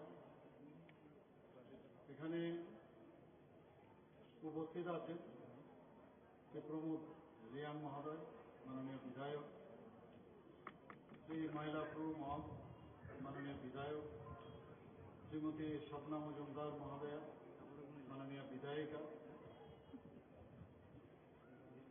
এবং আমাদের আইসিএ ডিপার্টমেন্টের মাননীয় সেক্রেটারি শ্রী ডক্টর প্রদীপ কুমার চক্রবর্তী, এবং সাজু ওয়ার জিএম কালেক্টর সাউথ ত্রিপুরা, এবং এসপি শ্রী কুরবান সিং মহোদয়। তাছাড়া এখানে উপস্থিত আছেন আমাদের Shri Subrata Chakraborty, vice chairman state level cultural advisory committee, এবং আমার সামনে যারা এমিনেন্ট পার্সোনালিটিজ যারা আছেন, এখানে বিভিন্ন স্কুল থেকে আগত বিভিন্ন ছাত্রছাত্রীরা এখানে উপস্থিত আছেন, এবং বিভিন্ন স্তরে যারা ইলেক্টেড রিপ্রেজেন্টেটিভরা এখানে উপস্থিত আছেন, এবং আমার সামনে আমাদের যে মিডিয়া বন্ধুরা এই অনুষ্ঠানে আপনারা উপস্থিত আছেন, এর জন্য সবাইকে আমি হার্দিক অভিনন্দন ও শুভেচ্ছা জানাচ্ছি। ৭৫ সীমান্ত গ্রাম ক্রান্তি বিরোকা নাম এই অনুষ্ঠান আজকে যদিও এটা হচ্ছে, কিন্তু তার যে মূল বিষয় যে আজাদী কা অমৃত মহোৎসব, তারই একটা পার্ট হচ্ছে এই ৭৫ সীমান্ত গ্রাম ক্রান্তি বিরোকা নাম। অনেক প্রোগ্রাম এর মধ্যে আমাদের ত্রিপুরাতে হয়ে গেছে, তার কিছুটা এখানে আলোকপাত করেছেন আমাদের সম্মানীয় সেক্রেটারি। আমাদের যশস্বী প্রধানমন্ত্রী নরেন্দ্র মোদীজি যেভাবে যারা আনসাং হিরোজ, যারা ইতিহাসের পাতার থেকে অনেকে স্মরণ করে না বা মনে রাখার চেষ্টাও হয় না, এতদিন ধরে হয়নি, তাদেরকে যে মনে রাখার যে প্রচেষ্টা উনার মার্গদর্শনে আজকে আমরা সারা ভারতবর্ষে আমরা করছি, সত্যিই তার তুলনা হয় না। কিছুদিন আগে আপনারা দেখেছেন যে প্রতি ঘরে যে সুশাসন আমরা যখন শুরু করি, এবং পরবর্তী সময়ে যে আমাদের ত্রিপুরাতে প্রায় 8.5 আমাদের ফ্যামিলি আছে, এবং সেই অনুযায়ী যখন বলা হলো যে সবাইকে জাতীয় পতাকা উত্তোলন করতে হবে, তো 15 অগাস্টে প্রতি ঘরেই ফ্ল্যাগ উত্তোলন করতে হবে, হর ঘর মে তিরঙ্গা, এই যে বিষয়টা যখন আসলো, তখন এই যে হাউস হোল্ড এতগুলো আছে তার হিসাব করে যখন এই প্রোগ্রাম আমাদের দেওয়া হলো, এবং প্রধানমন্ত্রীজি যেভাবে চেয়েছেন যে প্রতিটি ব্যক্তি তার এই ন্যাশনাল ফ্ল্যাগ 15 আগস্টে উত্তোলন করতে হবে, সবার হাতে থাকতে হবে, যারা স্টুডেন্ট আছে তাদের হাতে থাকতে হবে, সেই নির্দেশিকায় আমাদের তরফ থেকে, সরকারের তরফ থেকে আমরা বিভিন্ন সাইজের আমরা ন্যাশনাল ফ্ল্যাগ তৈরি করেছি। এবং সত্যি এক এক সময় অবাক লাগে যে এই যে একটা ভাবনা চিন্তা, এতদিন আমরা 26শে জানুয়ারি বা 15 আগস্টে আমরা যখন পতাকা উত্তোলন অনেকদিন ধরেই করছি, কিন্তু গত 15 আগস্টে আমরা যখন এই বিষয়টা যখন আসলো, একটা উন্মাদনা আমরা দেখেছি, আমরা নিজেরাও দেখেছি সমস্ত জায়গায় জায়গায় এই বিষয়ে মানুষের মধ্যে যে একটা আলোড়ন সৃষ্টি হয়েছে, তার মেইন উদ্দেশ্য হচ্ছে দেশ ভক্তির ভাবনা, দেশাত্মক বোধের যে ভাবনা, সেটা কিন্তু আমাদের মধ্যে ছিল, কিন্তু সেটার মধ্যে মনে হচ্ছিল সে প্রাণটা ছিল না। আমাদের মাননীয় প্রধানমন্ত্রীজির আহ্বানে আমরা যখন এই কার্যক্রমটা আমরা করলাম, আমি ডুম্বুরে তখন সেদিন ছিলাম, ডুম্বুরে লেকের মধ্যে সেই ফ্ল্যাগ নিয়ে আমরা উড়িয়েছি। অদ্ভুত একটা ফিলিং। এবং তার মাধ্যমে প্রধানমন্ত্রীজি যে বিষয়টা বুঝাতে চেয়েছেন, দেশাত্মক বোধের সাথে সাথে যাদের আনসাং হিরোজ, যেসব আমাদের দেশকে স্বাধীন করার জন্য যারা প্রাণ বিসর্জন দিয়েছেন, যারা প্রাণ বলিদান হয়েছেন, তাদেরকে স্মরণ করা। ইতিহাসের পাতায় বোধহয় ওনাদেরকে দেখা যায় না, অনেক যারা স্বাধীনতা সংগ্রামী আছে, তো তাদেরকে স্মরণ করা। এখানে বেশিরভাগ আমাদের ত্রিপুরার বেশিরভাগ জায়গায় বাংলাদেশের সীমান্তবর্তী এলাকা, তো এখানে ৭৫টা সীমান্ত গ্রাম আমরা বেছে নিয়েছি আমাদের সরকারের তরফ থেকে, এবং সেখানে বিভিন্ন প্রোগ্রাম রাখা হয়েছে। এবং তাতে করে এই স্বাধীনতা অর্জনের যে গৌরবময় ইতিহাস, সেটাকে যে স্মরণ যাতে আমরা করতে পারি। এবং এটা শুরু হয়েছিল 2021 সালে 12ই মার্চ গুজরাটের সবরমতী থেকে আজাদী কা অমৃত মহোৎসবের সূচনা করেছিলেন আমাদের মাননীয় প্রধানমন্ত্রী নরেন্দ্র মোদী। তো সেইভাবে আজকে এখানে বৃষ্টির মধ্যেও আপনারা সবাই বসেছেন, সবাই বলছিল যে প্রোগ্রামকে একটু কাটছাট করার জন্য, তো সেই বিষয়ে অনেক বক্তা ছিল, সবাই নিজেরাই বলছেন যে আপনি বলে এটাকে আর যাতে বেশি কোনার সময় এখানে না ব্যয় করতে হয়, সেভাবে আপনি এই কাজটা করুন। তো আজকে আমরা জানি যে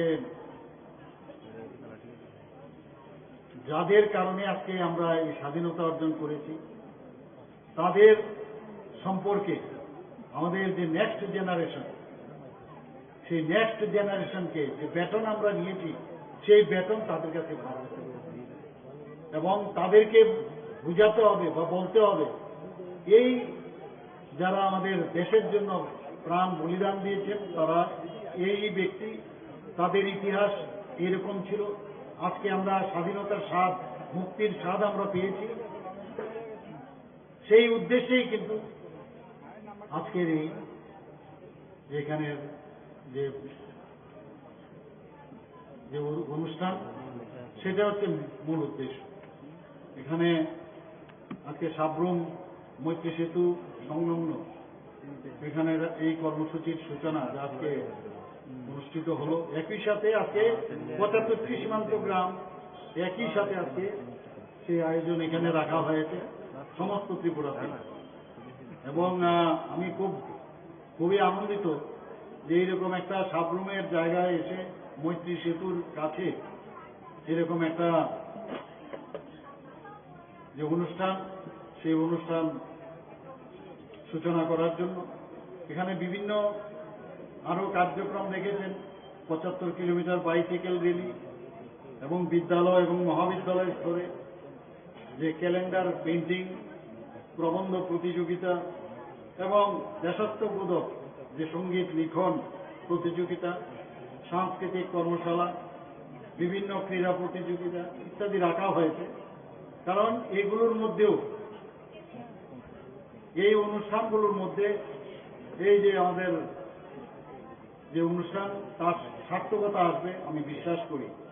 এবং প্রত্যেক জেলায় ম্যারাথন, জেলাভিত্তিক মেলাও আয়োজন করা হবে। এবং সবশেষে আগরতলায় যে ক্রান্তিবীর মিউজিক্যাল কনসার্টের মাধ্যমে এর সমাপ্তি হবে। এই উৎসবের মাধ্যমে সীমান্ত এলাকার জনগণ যেমন উদ্দীপিত ও উপকৃত হবেন, তেমনি সরকারের সবকা সাথ সবকা বিকাশের যে আন্তরিক প্রয়াস, তাও কিন্তু আক্ষরিক অর্থে সার্থক হবে। একই সাথে ত্রিপুরা থেকে ভারতের যারা স্বাধীনতা আন্দোলনে যোগদান যারা করেছিলেন, অনেকে কয়েকজন আছেন, কয়েকজন এখন নেই, তাদের প্রতি আমাদের সম্মান প্রদর্শন করা হবে। এবং বিশেষ করে সীমান্ত এলাকার মানুষের উন্নয়ন এবং স্বাধীনতা সংগ্রামীদের প্রতি আমাদের সম্মান চির অম্লান থাকুক সেই আশা রাখছি। সবাইকে অসংখ্য ধন্যবাদ। নমস্কার। জয় হিন্দ। ধন্যবাদ মাননীয় মুখ্যমন্ত্রী মহোদয়কে এবং সভার বক্তব্য আমাদের অনুপ্রাণিত করেছে। এবারে সাউথ ডিস্ট্রিক্টের মাননীয় সভাপতি শ্রী শঙ্কর রায় মহোদয় এবং আমাদের ভারতীয় জনতা পার্টির ত্রিপুরা প্রদেশের যুব মোর্চা স্টেট প্রেসিডেন্ট শ্রী নবাদল গরিব মহাশয় এবং যার সভাপতিত্বে আজকের এই সভা, এই সাংগঠনিক সভা, শ্রী দীপক দত্ত মহোদয় এবং শ্রীমতী কাকলি দাস দত্তা জেলা সভাধিপতি এবং আমার সামনে একটু আগে বলা হয়েছে বিভিন্ন স্তরের আমাদের পঞ্চায়েত স্তরের সমস্ত প্রতিনিধিগণ এবং প্রধান উপপ্রধান থেকে আরম্ভ করে সমস্ত যারা বুথ প্রেসিডেন্ট এবং এই মণ্ডলের পদাধিকারীগণ, জেলার যারা পদাধিকারীগণ আছেন এবং সব স্তরের সবাই যারা এখানে উপস্থিত আছেন, সবাইকে আমি হার্দিক অভিনন্দন ও শুভেচ্ছা জানাই। বন্ধুগণ, আজকে আমার প্রায় 3টা থেকে 4টা প্রোগ্রাম হয়েছে এখানে সাউথ ডিস্ট্রিক্টে। আমি যেখানে যাচ্ছি সেখানে যেভাবে আমি কার্যকর্তাদের যে সারা আমি দেখছি এবং পাচ্ছি, মানে একটা উন্মাদনা আমি দেখতে পাচ্ছি। আর চেহারা দেখলে বা তার যে বডি ল্যাঙ্গুয়েজ, সে বডি ল্যাঙ্গুয়েজ দেখলে বোঝা যায় মনে প্রাণে ভারতীয় জনতা পার্টির আপনারা সবাই কার্যকর্তা এবং আপনারা যেভাবে প্রদর্শন করছেন, আমি নিশ্চিত যে আগামী দিন ভারতীয় জনতা পার্টির এই যে আমরা T20 হয়ে আমরা এবার সরকার গঠন করলাম, সেটার আগামী দিন প্রয়োজন হবে না। অনেক আসন সংখ্যা নিয়েই আমরা ত্রিপুরা সরকার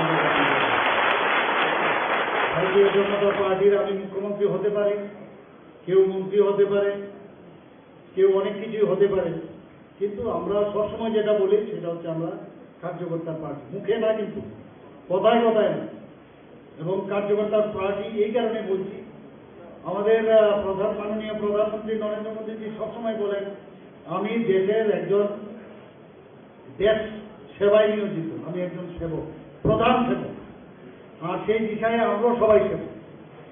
আমরা মুখ্যমন্ত্রী হতে পারি বা অন্য মন্ত্রী বা যেই MLA হতে পারে, কিন্তু আলটিমেটলি সংগঠন এবং সংগঠনের যারা এই আজকে যে আমরা এখানে সবাই বসেছি সংগঠন নিয়ে কথাবার্তা বলার জন্য, কিভাবে সংগঠনকে আরো সুদৃঢ় করা যায় এবং তার জন্য যে কার্যকর্তা, তাদের ছাড়া কিন্তু কোনোদিনই যে যে জায়গায় আসীন থাকুক সেটা সম্ভব হবে। আজকে গতকাল যেটা মাননীয় বিধায়কজি বলছিলেন, গতকালই আমাদের বিধানসভা শেষ হয়েছে, বহু কথাবার্তা হয়েছে ওখানে। আমাদের সরকারের যে ভাবভঙ্গি, ভাবমূর্তিকে ঠিক রাখতে গিয়ে এবং মানুষের জন্য কাজের জন্য আমরা যে বিষয়গুলো আমরা এনেছি, আমরা সেইগুলো ওখানে প্রস্তুত করেছি। বিরোধী দলেরা চেষ্টা করেছিল প্রথম দিনেই একটা কারোর অঙ্গুলির নির্দেশে চেষ্টা করেছিল যে বিধানসভার মধ্যে একটা এমন একটা অবস্থা তৈরি করা যেটা সারা ভারতবর্ষের মধ্যে তার নিউজ যেন দেয়, অর্থাৎ একটা সেন্টার অফ অ্যাট্রাকশন করার জন্য কিছু লোক, কিছু বিধায়ক তারা চেষ্টা করেছিল। কিন্তু তাদের যে বলে না বুড়ি নজর বাবা তারা মুখ কালা, তো এইরকম ঘটনা হয়েছে। কালকে শেষ হলো। তাদের যে মানে কি বলবো, ওরা যে ভেবেছিল তার মধ্যে আমরা পুরো জল ঢেলে দিয়েছি। জল কিরকম ভাবে ডাললাম আমরা বলছি, আপনারা নিশ্চয়ই দেখেছেন র্যাম্পে অনেককে দেখবেন মডেল যারা করে হাঁট, ছেলে মেয়েরা র্যাম্পের মধ্যে হাঁটে, কিন্তু দেখেছেন নিশ্চয়ই। তো আমরা সেই র্যাম্পের মধ্যে আমরা দেখেছি যে কিছু না অবুঝ, আমি বলবো অবুঝ বিধায়ক বিধায়িকা সেই র্যাম্পের মতো হাঁটল। সেটা প্রবলেম না, প্রবলেম হচ্ছে যখন হাঁটছিল যারা ওইখানে কাজ করছিল, যারা আমাদের বিধানসভার যারা এই লেখাপড়ি করেন, তাদের কথা আমি চিন্তা করছিলাম যে ওদের কি অবস্থা হচ্ছে। বিন্দু মাত্র এদের প্রতি মানে যে একটা থাকে যে সজাগ, যে আমি ওরা কাজ করছে তাদেরকে আমি ডিস্টার্ব করছি, এ তো দূরত্ব। কিন্তু যেভাবে ওদের অঙ্গভঙ্গি, সত্যিই বিধানসভার ইতিহাসে এটা কলঙ্কময় অধ্যায় হবে। এখানে দেখা গেছে যে পুরনো একজন, বহুদিনের পুরনো যে বিধায়ক, ওনাকে দেখলাম টেবিলকে উপরে বলার একটা চেষ্টা করেছিল। তো ওনাকে আমি বলেছিলাম, পরবর্তী সময়ে আমি এগুলোর উত্তর কিন্তু আমি বিধানসভায় দিয়েছি। আমি বলেছি বড়া মিয়া তো বড়া মিয়া, ছোটা মিয়া বি সুবান। তো এইভাবে আমরা ওনাদেরকে যে আমি যেটা বললাম যে ওদের যে চিন্তা ভাবনা ছিল সেটা আলটিমেটলি হলো না। সেকেন্ড, থার্ড এবং ফোর্থ ডে আমাদের খুব সুন্দরভাবে হয়েছে এবং আলাপচারিতাও হয়েছে, ভালোভাবে সবাই কথা বলেছে এবং সেইভাবে একটা পবিত্র বিধানসভার যে গরিমা সেটাকে আমরা রাখার চেষ্টা করেছি। ত্রিপুরার ইতিহাসে আমাদের একজন মন্ত্রী বাহাদুর, উনি 31 বছর এই বিধানসভায় ছিলেন, উনি বললেন যে আমার মানে 31 বছরে আমি এত লম্বা বিধানসভা কোনোদিন আমরা দেখিনি, যে রাত্রি 10:30 পর্যন্ত, কালকে 10:30 পর্যন্ত এই বিধানসভা চলেছে। বিভিন্ন বিষয় আলোচনা হয়েছে। ওনারা বারবার বলেন যে এখানে আইন শৃঙ্খলা নেই, আইন শৃঙ্খলা নেই। আপনাদের এই সাবরুমের যিনি বর্তমান বিধায়ক কমিউনিস্ট, মার্ক্সবাদী কমিউনিস্ট পার্টি, উনি কথা তুলেছিলেন যে ত্রিপুরাতে নাকি ত্রিপুরার আইন শৃঙ্খলার অবনতি এমন জায়গায় যে তার পজিশন নাকি ভোট। আমি উনাকে দেখালাম যে ন্যাশনাল যে ব্যুরো ক্রাইম রিপোর্ট, তার কাগজটা বের করে আমি দেখালাম। সেখানে এত মোটা কাগজ যে বিভিন্ন যেসব ওনারা বিবেচনা করেন, সেটা আমাদের রিপোর্ট না, সেই রিপোর্টে কি বলা হয়েছে সেখানে দেখা হয়েছে যে 28টা রাজ্যের মধ্যে আমাদের স্থান নিচের দিক থেকে, উপরে না, সেখান থেকে 3 নম্বর 4 নম্বরে। তো বিভিন্ন প্যারামিটার থেকে, কিডন্যাপিং থেকে, মার্ডার থেকে আরম্ভ করে, অগ্নিসংযোগ থেকে আরম্ভ করে, বাচ্চাদেরকে তুলে নেওয়া, প্রস্টিটিউশনে পাঠানো ইত্যাদি সব বিষয়ে এরকম মোটা, সব জায়গায় আমাদের পজিশন 28 নম্বরের ঠিক উপরে। আমাদের প্রায় 23-24 আমাদের নাম্বার ছিল। তো এরকম মিথ্যা ওরা সবসময় চেষ্টা করে, বিধানসভার ভিতরেও চেষ্টা করে মিথ্যা রিপোর্ট দিয়ে মানুষকে বিভ্রান্তি করে এবং বাইরেও এটা করে। আমি এক জায়গায় আজকেও বলেছি যে জার্মানির হিটলারকে ওনারা পছন্দ করেন না, কিন্তু ওনার যে প্রচার সচিব গোয়েবেল সাহেব, ওনাকে ওনারা কিন্তু মানে মনে প্রাণে গ্রহণ করেছেন, যে মিথ্যাকে বারবার, একটা মিথ্যা বারবার বললে সেটা সত্য হয়, সেই কথাটা ওনারা বলেছেন। বন্ধুগণ, এখানে যারা বুথ স্তরের যারা আছেন, যারা আমাদের পৃষ্ঠা প্রমুখরা আছেন, যারা আমাদের শক্তি কেন্দ্রের যারা ভাই ও বোনেরা আছেন, আমি একটা কথাই বলবো যে যেহেতু এটা সাংগঠনিক বৈঠক, আমরা ঠিক আছে এইবার আমরা জিতেছি। ওরা তো ভেবেছিল যে আমাদের এই সরকার যে 5 বছরের যে সরকার, জোট সরকার এসেছিল, ভেবেছিল এবারও চলে যাবে। ওনারা তো বলেছিলেন যে আমাদের 2 সংখ্যার মধ্যে আসবে না, কিন্তু সেটা তো হলো না। ওরা অনেক প্ল্যান করেছিল, এক রক্তমাখা হাত আরেক রক্তমাখা হাতের সাথে হাত মিলিয়েছিল। এরকম দেখা গেছে যে কংগ্রেসের যে পার্টি অফিস, তার পার্টি অফিস থেকে সিপিএম এর কাছ থেকে আসলে ফ্ল্যাগ বেরোয় এবং সিপিএম এর যে পার্টি অফিস তার থেকে কংগ্রেসের, এই জিনিসটা আমাদের দেখে যেতে হলো। আমি গত বিধানসভায় ওনাদের যে কংগ্রেসের যারা আমাদের বন্ধুরা ছিলেন, আমাদের সিনিয়র লিডাররা, ওনাদেরকে আমি বলেছি যে এটাও আপনারা করলেন শেষ পর্যন্ত, উপরে যখন যাবেন কি নিয়ে যাবেন, কি উত্তর দেবেন? যাদেরকে ওরা শহীদ করেছে, আমাদের লোকদের মেরেছে বিভিন্ন জায়গায়, বিশেষ করে সাউথে যে হারে খুন এবং সন্ত্রাস করা হয়েছে, আপনারা গিয়ে কি জবাব দেবেন? উত্তর দিতে পারেনি।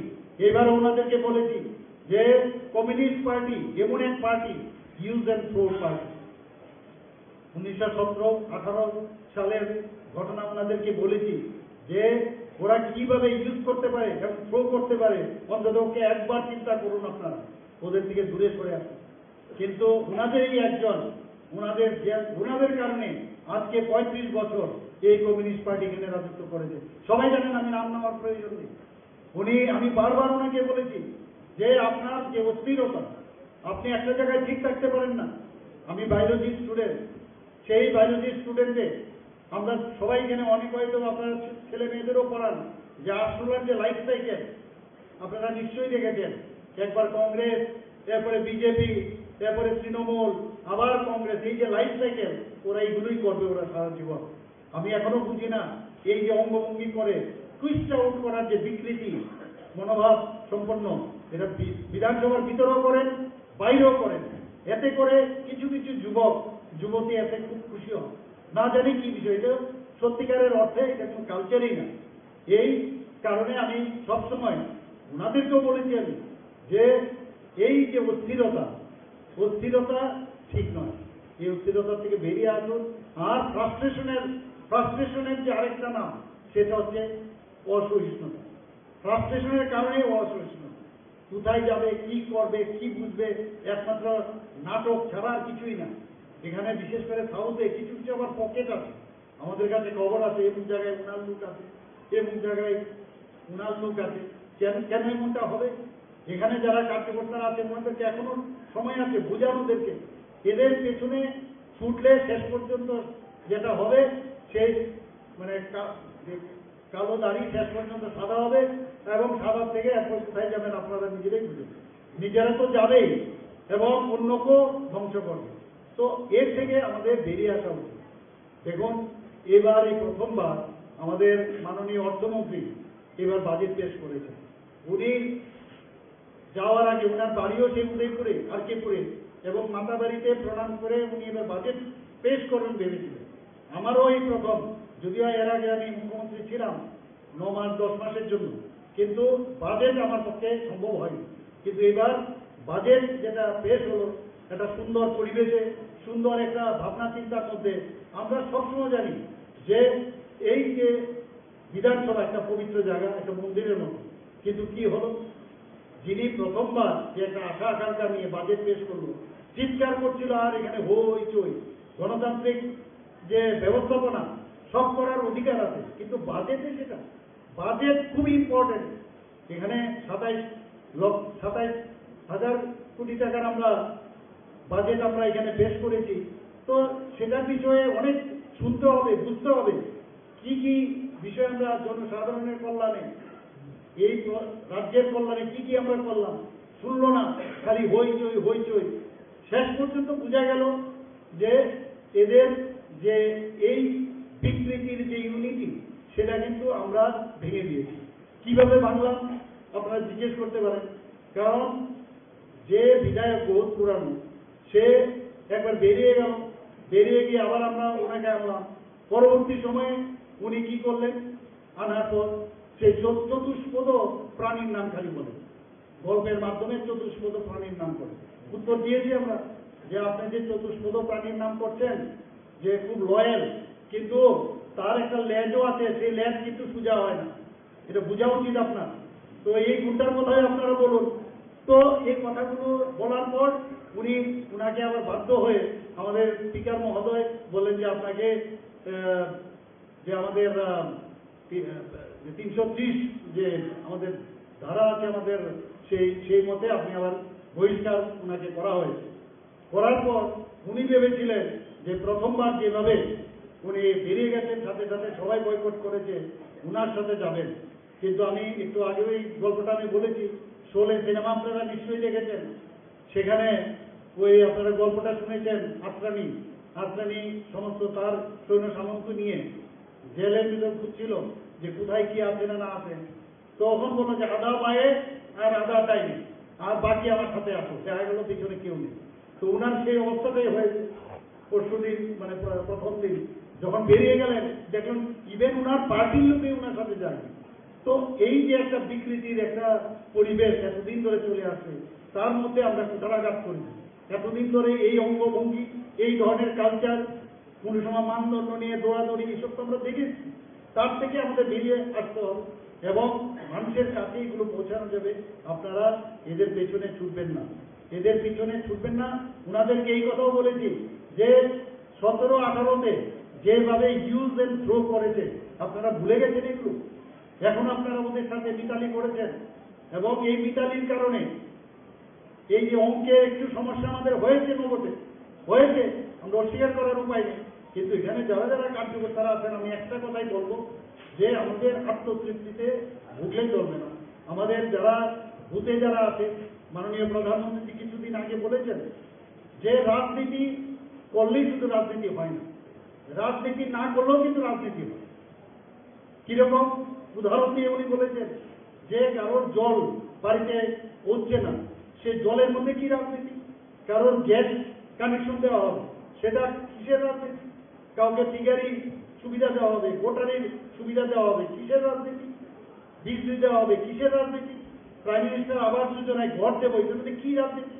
তো এই যে বিষয়গুলো, এইগুলো মানুষের মৌলিক যে চাহিদা, সেইগুলো যদি আমরা পূরণ করতে পারি, এর চেয়ে বড় রাজনীতি আর কিছুই হয় না। আমি একটু আগে একটা বেনিফিশিয়ারি অনেকগুলো আমাদের বোনেরা ছিল, ভাইয়েরাও ছিল, তাদের সাথে কথা বলছিলাম। দে আর ভেরি হ্যাপি যে প্রধানমন্ত্রীজি যেভাবে ওনাদেরকে সাহায্য করছেন বিভিন্নভাবে, টয়লেট থেকে আরম্ভ করে, আমি যে বিষয়গুলো গ্যাস কানেকশন থেকে আরম্ভ করে, প্রাইম মিনিস্টার আবাস যোজনা, নলতে জল, তো সব বিষয়ে আমাদের এত বেশি মানুষের, কারণ একজন চাইওয়ালার ছেলে আজকে ভারতের পথ নির্দেশক, যেখানে যাচ্ছেন ভারতকে এমন একটা স্তরে পৌঁছে উনি দিয়েছেন। আপনারা সবাই দেখেছেন, যেখানে যান একজন রাষ্ট্রপ্রধান ওনাকে পায়ে ধরে নমস্কার করতেন, যা ওই রাষ্ট্রপ্রধানের কোনো কালচারই নেই। আমাদের কালচার এখন এত সমৃদ্ধ, এতটা মানুষ জানতে পারছে, একমাত্র সেটা মাননীয় প্রধানমন্ত্রীদের কারণে। 21শে জুন আপনারা জানেন, যখন উনি বললেন যে রাষ্ট্রসংঘেতে যে 21শে জুন আমাদের সবার সমস্ত পৃথিবীর মধ্যে আমাদের যোগ ব্যায়াম করা প্রয়োজন। কিছু কিছু মুসলিম কান্ট্রি অবজেকশন দিয়েছিল যে এটার মধ্যে হিন্দুত্বর একটা বিষয় দেখা যাচ্ছে, কিন্তু পরবর্তী সময়ে ওনারাই দেখলো যে না, এর মধ্যে যোগ ব্যায়ামের মাধ্যমে আমরা আমাদের নিজেদেরকে আমরা চিনতে পারি। Who am I, who are you? এই যে যোগ ব্যায়াম আমাদের ভারতবর্ষে একটা পুরনো একটা আমাদের ফিলোসফি, এটা ব্যায়াম করে না, এর মধ্যে মানুষকে নিজেকে জানা এবং এক যে অস্থিরতার এই জীবনে এখন চারিদিকে যে চলছে, তার থেকে নিরাময় হতে গেলে যোগ ব্যায়াম অবশ্যই করতে হবে। এখন সমস্ত জায়গায় আন্তর্জাতিক যোগ ব্যায়াম আমরা করছি এখন 21শে জুন। তো সেইভাবে মাননীয় প্রধানমন্ত্রী দেশকে আজকে ভারতকে সুপ্রতিষ্ঠিত করছে, আমরাও সেই বিষয়ে বলছি। আমাদের বলছি যে ডাবল ইঞ্জিনের সরকার, অনেকে মানে বিভিন্নভাবে আমাদের বলে ডাবল ইঞ্জিনের সরকার। হ্যাঁ, আমরা ডাবল ইঞ্জিনের সরকার না, আমরা আরো বড় সরকার।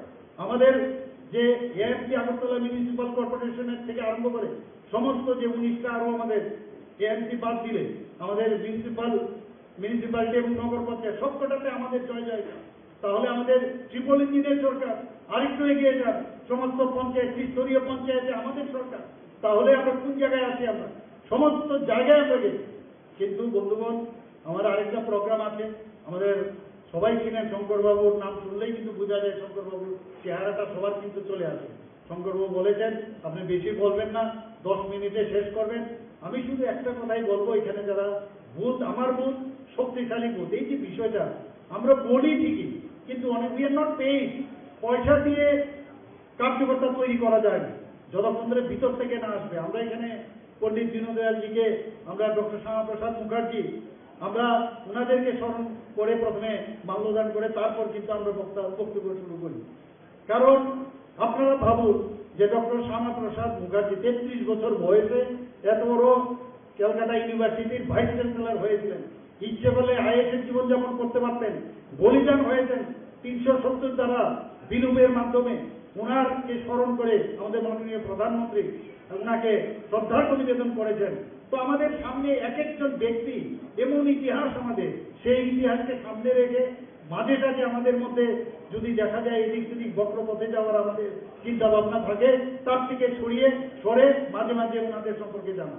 আমাদের পণ্ডিত দীনদয়ালজি যিনি বলেছেন আমাদের ফিলোসফি যেটা আমাদের যে একাত্মক মানববাদ, তার উপর ভিত্তি করে আমাদের অন্তিম ব্যক্তি পর্যন্ত সেই বিষয়ে আমাদের প্রধানমন্ত্রী চলছে, আমরাও চলছি।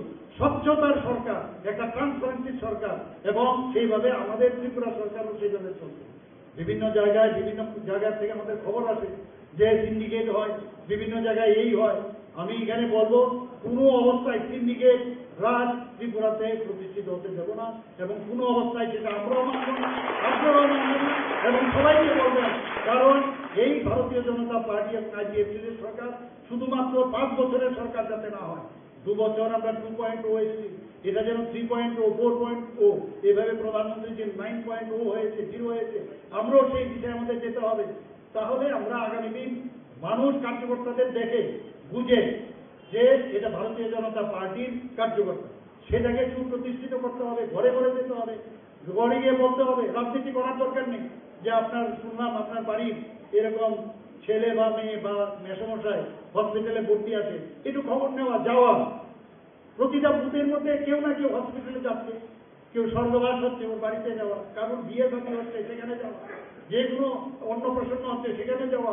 এই যে আমরা বলছি সম্পর্কের যে মাধ্যমে আমরা সমর্থন, সেটা তবেই সম্ভব হবে। ঘরে গেলাম, একটা লিফলেট ধরিয়ে দিলাম যে এই হচ্ছে আমাদের কাজ, আমরা এই করি, তাতে কাজ হবে না। তো এই ধরনের কোনো ছেলে আছে, কোনো আমরা জানেন মণিপুরের ঘটনা আপনারা নিশ্চয়ই জানেন, রাত্রে 12টার সময় আমাদের গার্জিয়ানরা আমাদের উপর চাপ দিচ্ছিল মণিপুরের ঘটনার সময় যে ওনাদেরকে আনতেই হবে, আনতেই হবে, একদম হাহাকার চারিদিকে। আমি কিন্তু কোনো অবস্থা এবং আমার সরকার আমরা নীরবে কাজ করে গেছি। রাত্রে 12টার সময় 400 থেকে 450 ছাত্রছাত্রী আমরা মণিপুর থেকে তাদেরকে নিয়ে এসেছি এখানে। এই হচ্ছে আমাদের এই কাজের, এই ধরনের কাজ যদি আমরা করি তাহলে মানুষ আমাদের সহজ হবে। আমাদের সরকারের পয়সা দিয়ে আমরা এনেছি, কিন্তু যে সময়ে যেটা করা দরকার সেটা আমরা করছি। আপনারা দেখেছেন যে এত বড় একটা মানে দুর্ঘটনা ঘটে গেল আমবাসাতে। আমি সাথে সাথে আমি এবং আমার সাথে আরো অনেকে, আমাদের নবদল বাবুও ছিলেন, আমরা সবাই দৌড়ে গেছি ওখানে রাত্রিবেলা। সে রাত্রে আমি 2:45 সময় এসেছি। তো যাওয়া এখানে এইরকম না দেখানোর জন্য, এই যে গেলাম ট্রেনে চলে গেছি, কারণ এইরকম ঘটনা দুর্ঘটনা ত্রিপুরার ইতিহাসে আর হয়। ওনাদেরকে আমরা টাকা পয়সা দিয়ে তো আর মানুষকে ফিরিয়ে আনা যাবে না, কিন্তু তারপরে আমাদের ওনাদেরকে যাদের পার্সেন্টেজ হয়, কত পার্সেন্টেজ পড়েছে আগুনে, ওরা ওইখানে ধসে গেছে, সেই অনুযায়ী আমরা দিয়েছি। কাউকে 4,000 দিয়েছি, কাউকে 2,500 দিয়েছি, কাউকে 74,000 টাকা দিয়েছি। আজকেই আরো 3 জনকে আমরা বাইরে পাঠাচ্ছি যাদের উন্নত চিকিৎসার জন্য। কাউকে হাত কাটতে হবে, আপনারা শুনে অবাক হবে, এখানেও করা যায়। আমার যেহেতু আমি নিজেও ডাক্তার, আমি জানি, এবং আমাদের এক জুনিয়র সে এখন এখানে সার্জারিতে আছে, সে জানে যে এখানেও এই এম্পুটেশন করতে পারে। কিন্তু আমি বললাম না, উন্নত মানের চিকিৎসা দরকার। আগেও আমি কমিটমেন্ট বলেছি তাদেরকে। কালকে আজকেই হয়তো বা গেছে, আমি জানি না, যে গেলে জানতে পারবো, হয়তো বা কালকে ওরা কোথায় যাবে, দিল্লিতে পাঠিয়ে দিচ্ছি ওনাদের, শেষ যাতে ভালো করে ট্রিটমেন্টটা হয়, যাতে এই কথাটা না শুনতে হয় যে এখানে ভালো করে ট্রিটমেন্ট হয়নি। আমাদের মাননীয় প্রধানমন্ত্রী যখনই খবরটা শুনলেন, সাথে সাথে উনার তরফ থেকেও আর্থিক সাহায্যের ঘোষণা করলেন এবং মানে খুব সন্তপ্ত পরিবারের প্রতি সমবেদনা জ্ঞাপন করেছেন। আমাদের প্রধানমন্ত্রী এরকম এক প্রধানমন্ত্রী আমরা পেয়েছি, আমাদের হোম মিনিস্টার এরকম একজন নবী সাহায্যের মতো লোক পেয়েছি, আমাদের সর্বভারতীয় সভাপতি জেপি নাড্ডাজি এমন এক ব্যক্তি পেয়েছি যে আমাদের মানে গার্জিয়ান যতক্ষণ ধরে না থাকবে ততক্ষণ ধরে কিন্তু একটা পরিবারে দেখবেন গার্জিয়ান যদি না থাকে প্রপারলি, তাহলে এই পরিবারও চলে না। তো এইরকম পরিবারের আমরা সব সদস্য, কাজে আমাদের কোনো রকম আমাদের আগামী দিন যে উন্নয়নের যে দিশা, সেইগুলো আমরা নিশ্চয়ই আমরা করব। এবং আমি যেটা বলছিলাম, সমস্ত জায়গায় আপনাদের আর কিছু করতে হবে না, এগুলো থাকবে, ধাঁচা তো আছেই, যে কি কি করতে হবে, বুথের কি কি কাজ, 31 জনের কমিটি হতে হবে, মন্ডলে এতজনের কমিটি হতে হবে, সব থাকবে। কিন্তু আসল কথা হচ্ছে ওখানে গিয়ে মানুষের পাশে দাঁড়ানো।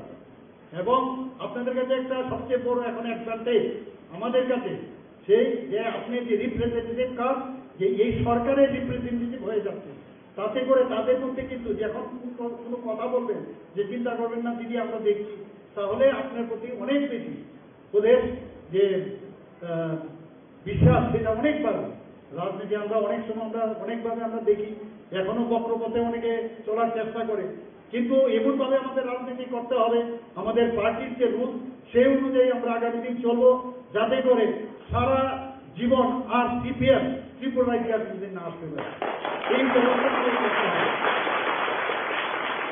এবং আমি অত্যন্ত খুশি যে আপনাদের, আমি জানি যে এখানে আমাদের মাননীয় বিধায়ক জিকে আমি প্রথমেই বলা উচিত ছিল যে উনাকে আপনারা মানে আপনাদের কারণে উনি এখানে জয়ী হয়েছে এবং আপনাদের কারণে মানুষ বুঝতে পেরেছে যে এইভাবে চলবে না।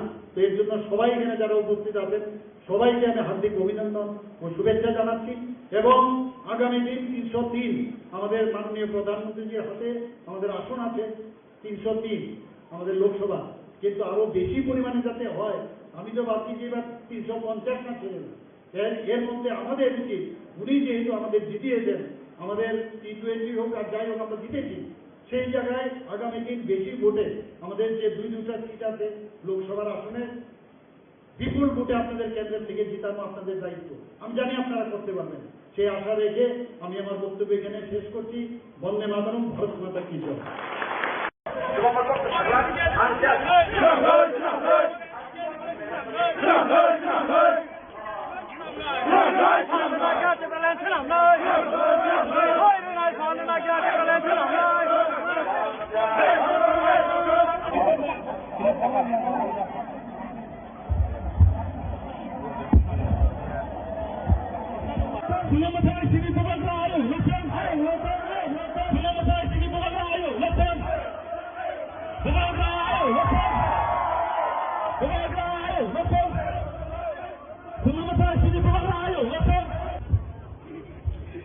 जो गलती आईपीएफटी ने 2018 में किया, गवर्नमेंट ऑफ इंडिया से बिना अग्रीमेंट साइन करके सरकार में बैठ गया, बुबागरा आपको बोल रहा है, एमएलए भी यहां में है, मंत्री नहीं बनना है, मंत्री बन के कमजोर हो जाओगे, पहले कम्युनिटी को कुछ देना है, उसके बाद अपने बारे में सोचो। ये उस टाइम में कांग्रेस में था, यहां में वो सिंडिकेट ग्राउंड में मेवाड़ भी था, वहां में अनंत बाबू आप था वो टाइम वाइस प्रेसिडेंट था आईपीएफटी का। उस टाइम मैंने पहले बार बोला था, पुइला जाति उलो पार्टी। यहां से मैं बोल रहा हूं, मैं तीसरा मोथा को इतना प्यार नहीं करता हूं जितना अपना तीसरा था को प्यार करता हूं। ये लोग प्लानिंग करता है, कॉन्स्पिरेसी करता है थांसर को तोड़ने के लिए, हम लोगों को कमजोर करने के लिए बहुत कॉन्स्पिरेसी करता है। लेकिन आज आप देखो, आप लोगों को किसी को जनरल सेक्रेटरी बनना है, किसी को वाइस प्रेसिडेंट बनना है मोथा में, किसी को ईएम बनना है, किसी को मंत्री बनना है, आपका बच्चा क्या बनेगा, आपका जो सेकला है, आपका जो फूलापान है, वो कहां जाएगा। आज आप अपना बारे सोच रहा है, इसके लिए आपका नेक्स्ट जनरेशन खत्म हो रहा है। महाराजा को यहां में इतना बुरी लोग हम आपको बोल रहे हैं, यही तो हम लोगों का कमजोरी है, यही में तो तीव्रता हर टाइम हार जाता है। इस एक सब्जेक्ट में हमको सिर्फ स्वार्थी होके अपना बारे सोचो, कम्युनिटी के बारे सोचो। कम्युनिटी है तो बाद में आपको सुरक्षा भी मिलेगा, प्रोटेक्शन भी मिलेगा। परिवार के बारे सोचेगा, कुछ नहीं मिलेगा। आज आप मंत्री बना है विकास देबबर्मा, आज परिवार के पास गाड़ी है, सब चीज है। पुन्नो आप सीएम है, आपके पास अच्छा घर है, कल जमतिया को कुछ नहीं मिला, देबबर्मा को कुछ नहीं मिला, कोलाई को कुछ नहीं मिला, रियान को कुछ नहीं मिला, 19 का 19 दफा को कुछ नहीं मिला, कोई नहीं पूछने वाला। बुद्धो आप फोन करता है, महाराज पोस्ट नहीं मिलेगा तो मौका छोड़ देगा। छोड़ो छोड़ो, ब्लैकमेल मत करो, ये ब्लैकमेल नहीं चलेगा। प्यार करता है अपने लोगों को, जिसको धमकी देना है जाके उनको धमकी दो, जो आज आपका पग गोरख को आपको बांग्ला में लिखने के लिए फोर्स करता है लोग, उसको पकड़ो और उसको धमकी दो। ये हिम्मत दिखाओ, हिम्मत दिखाओ। हिम्मत एक दूसरे से झगड़ने से नहीं है, हिम्मत लाल बत्ती से नहीं है। इतना मिनिस्टर देख रहा, हम सबका कॉन्वॉय है, कॉन्वॉय है, कॉन्वॉय है। आज अगर हम लोगों को बचना है तो आंदोलन ग्रेटर चित्रालैंड का फिर से शुरू करना पड़ेगा। Vijay Ramgol, you are right. जब तक we do not put pressure on the government of India, they will not take us seriously. Pressure तो रखना पड़ेगा। वीसी इलेक्शन आज खबर मिला है कि वीसी इलेक्शन होगा, कोर्ट से ऑर्डर लेके आया है। ये लोग जो बोलता है टिप्रालैंड होवे ना, चलवे ना, होवे ना, होवे ना, चलो हमारा बुकुंग बारा से एक बार डायरेक्ट कॉन्टेस्ट करते देखो ना गांव में, हम दिखाता है कौन किसका बाप है यहां में।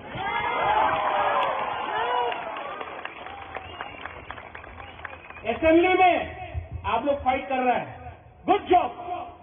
हमने ऐसा आज तक नहीं देखा कि अपना एक पहला बार बोलता है कि विश्वजीत आप जंप किया टेबल में, तो बोलता कि इतना खराब हुआ। और वो जो एमएलए मोबाइल फोन में देख रहा था वो खराब नहीं था, यहां में इतना माँ है, बहन है, बच्चा लोग, वो शर्म का बात नहीं था। आप कुर्सी में कूदा तो शर्म का बात नहीं चलेगा। ये 13 टिपरा माथा का एमएलए, उनका 32 एमएलए से को ऊपर भारी पड़ेगा, आप देखना। एबीसी में फिर से कल बजट निकला है, नो मनी, फिर से पैसा नहीं है पूर्ण।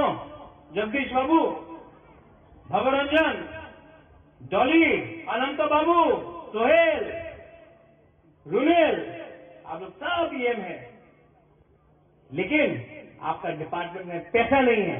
आप ईएम बन के क्या करेगा? अगर हिम्मत है ना तो रेडी हो जाओ, जाकर गवर्नर के सामने रिजिग्नेशन देकर बोलने के लिए इलेक्शन फिर से करो। जो केजरीवाल ने किया दिल्ली में, अगर हिम्मत है तो करने के लिए मैं चाहूंगा रिजाइन करने सबसे पहले, और चैलेंज करने के लिए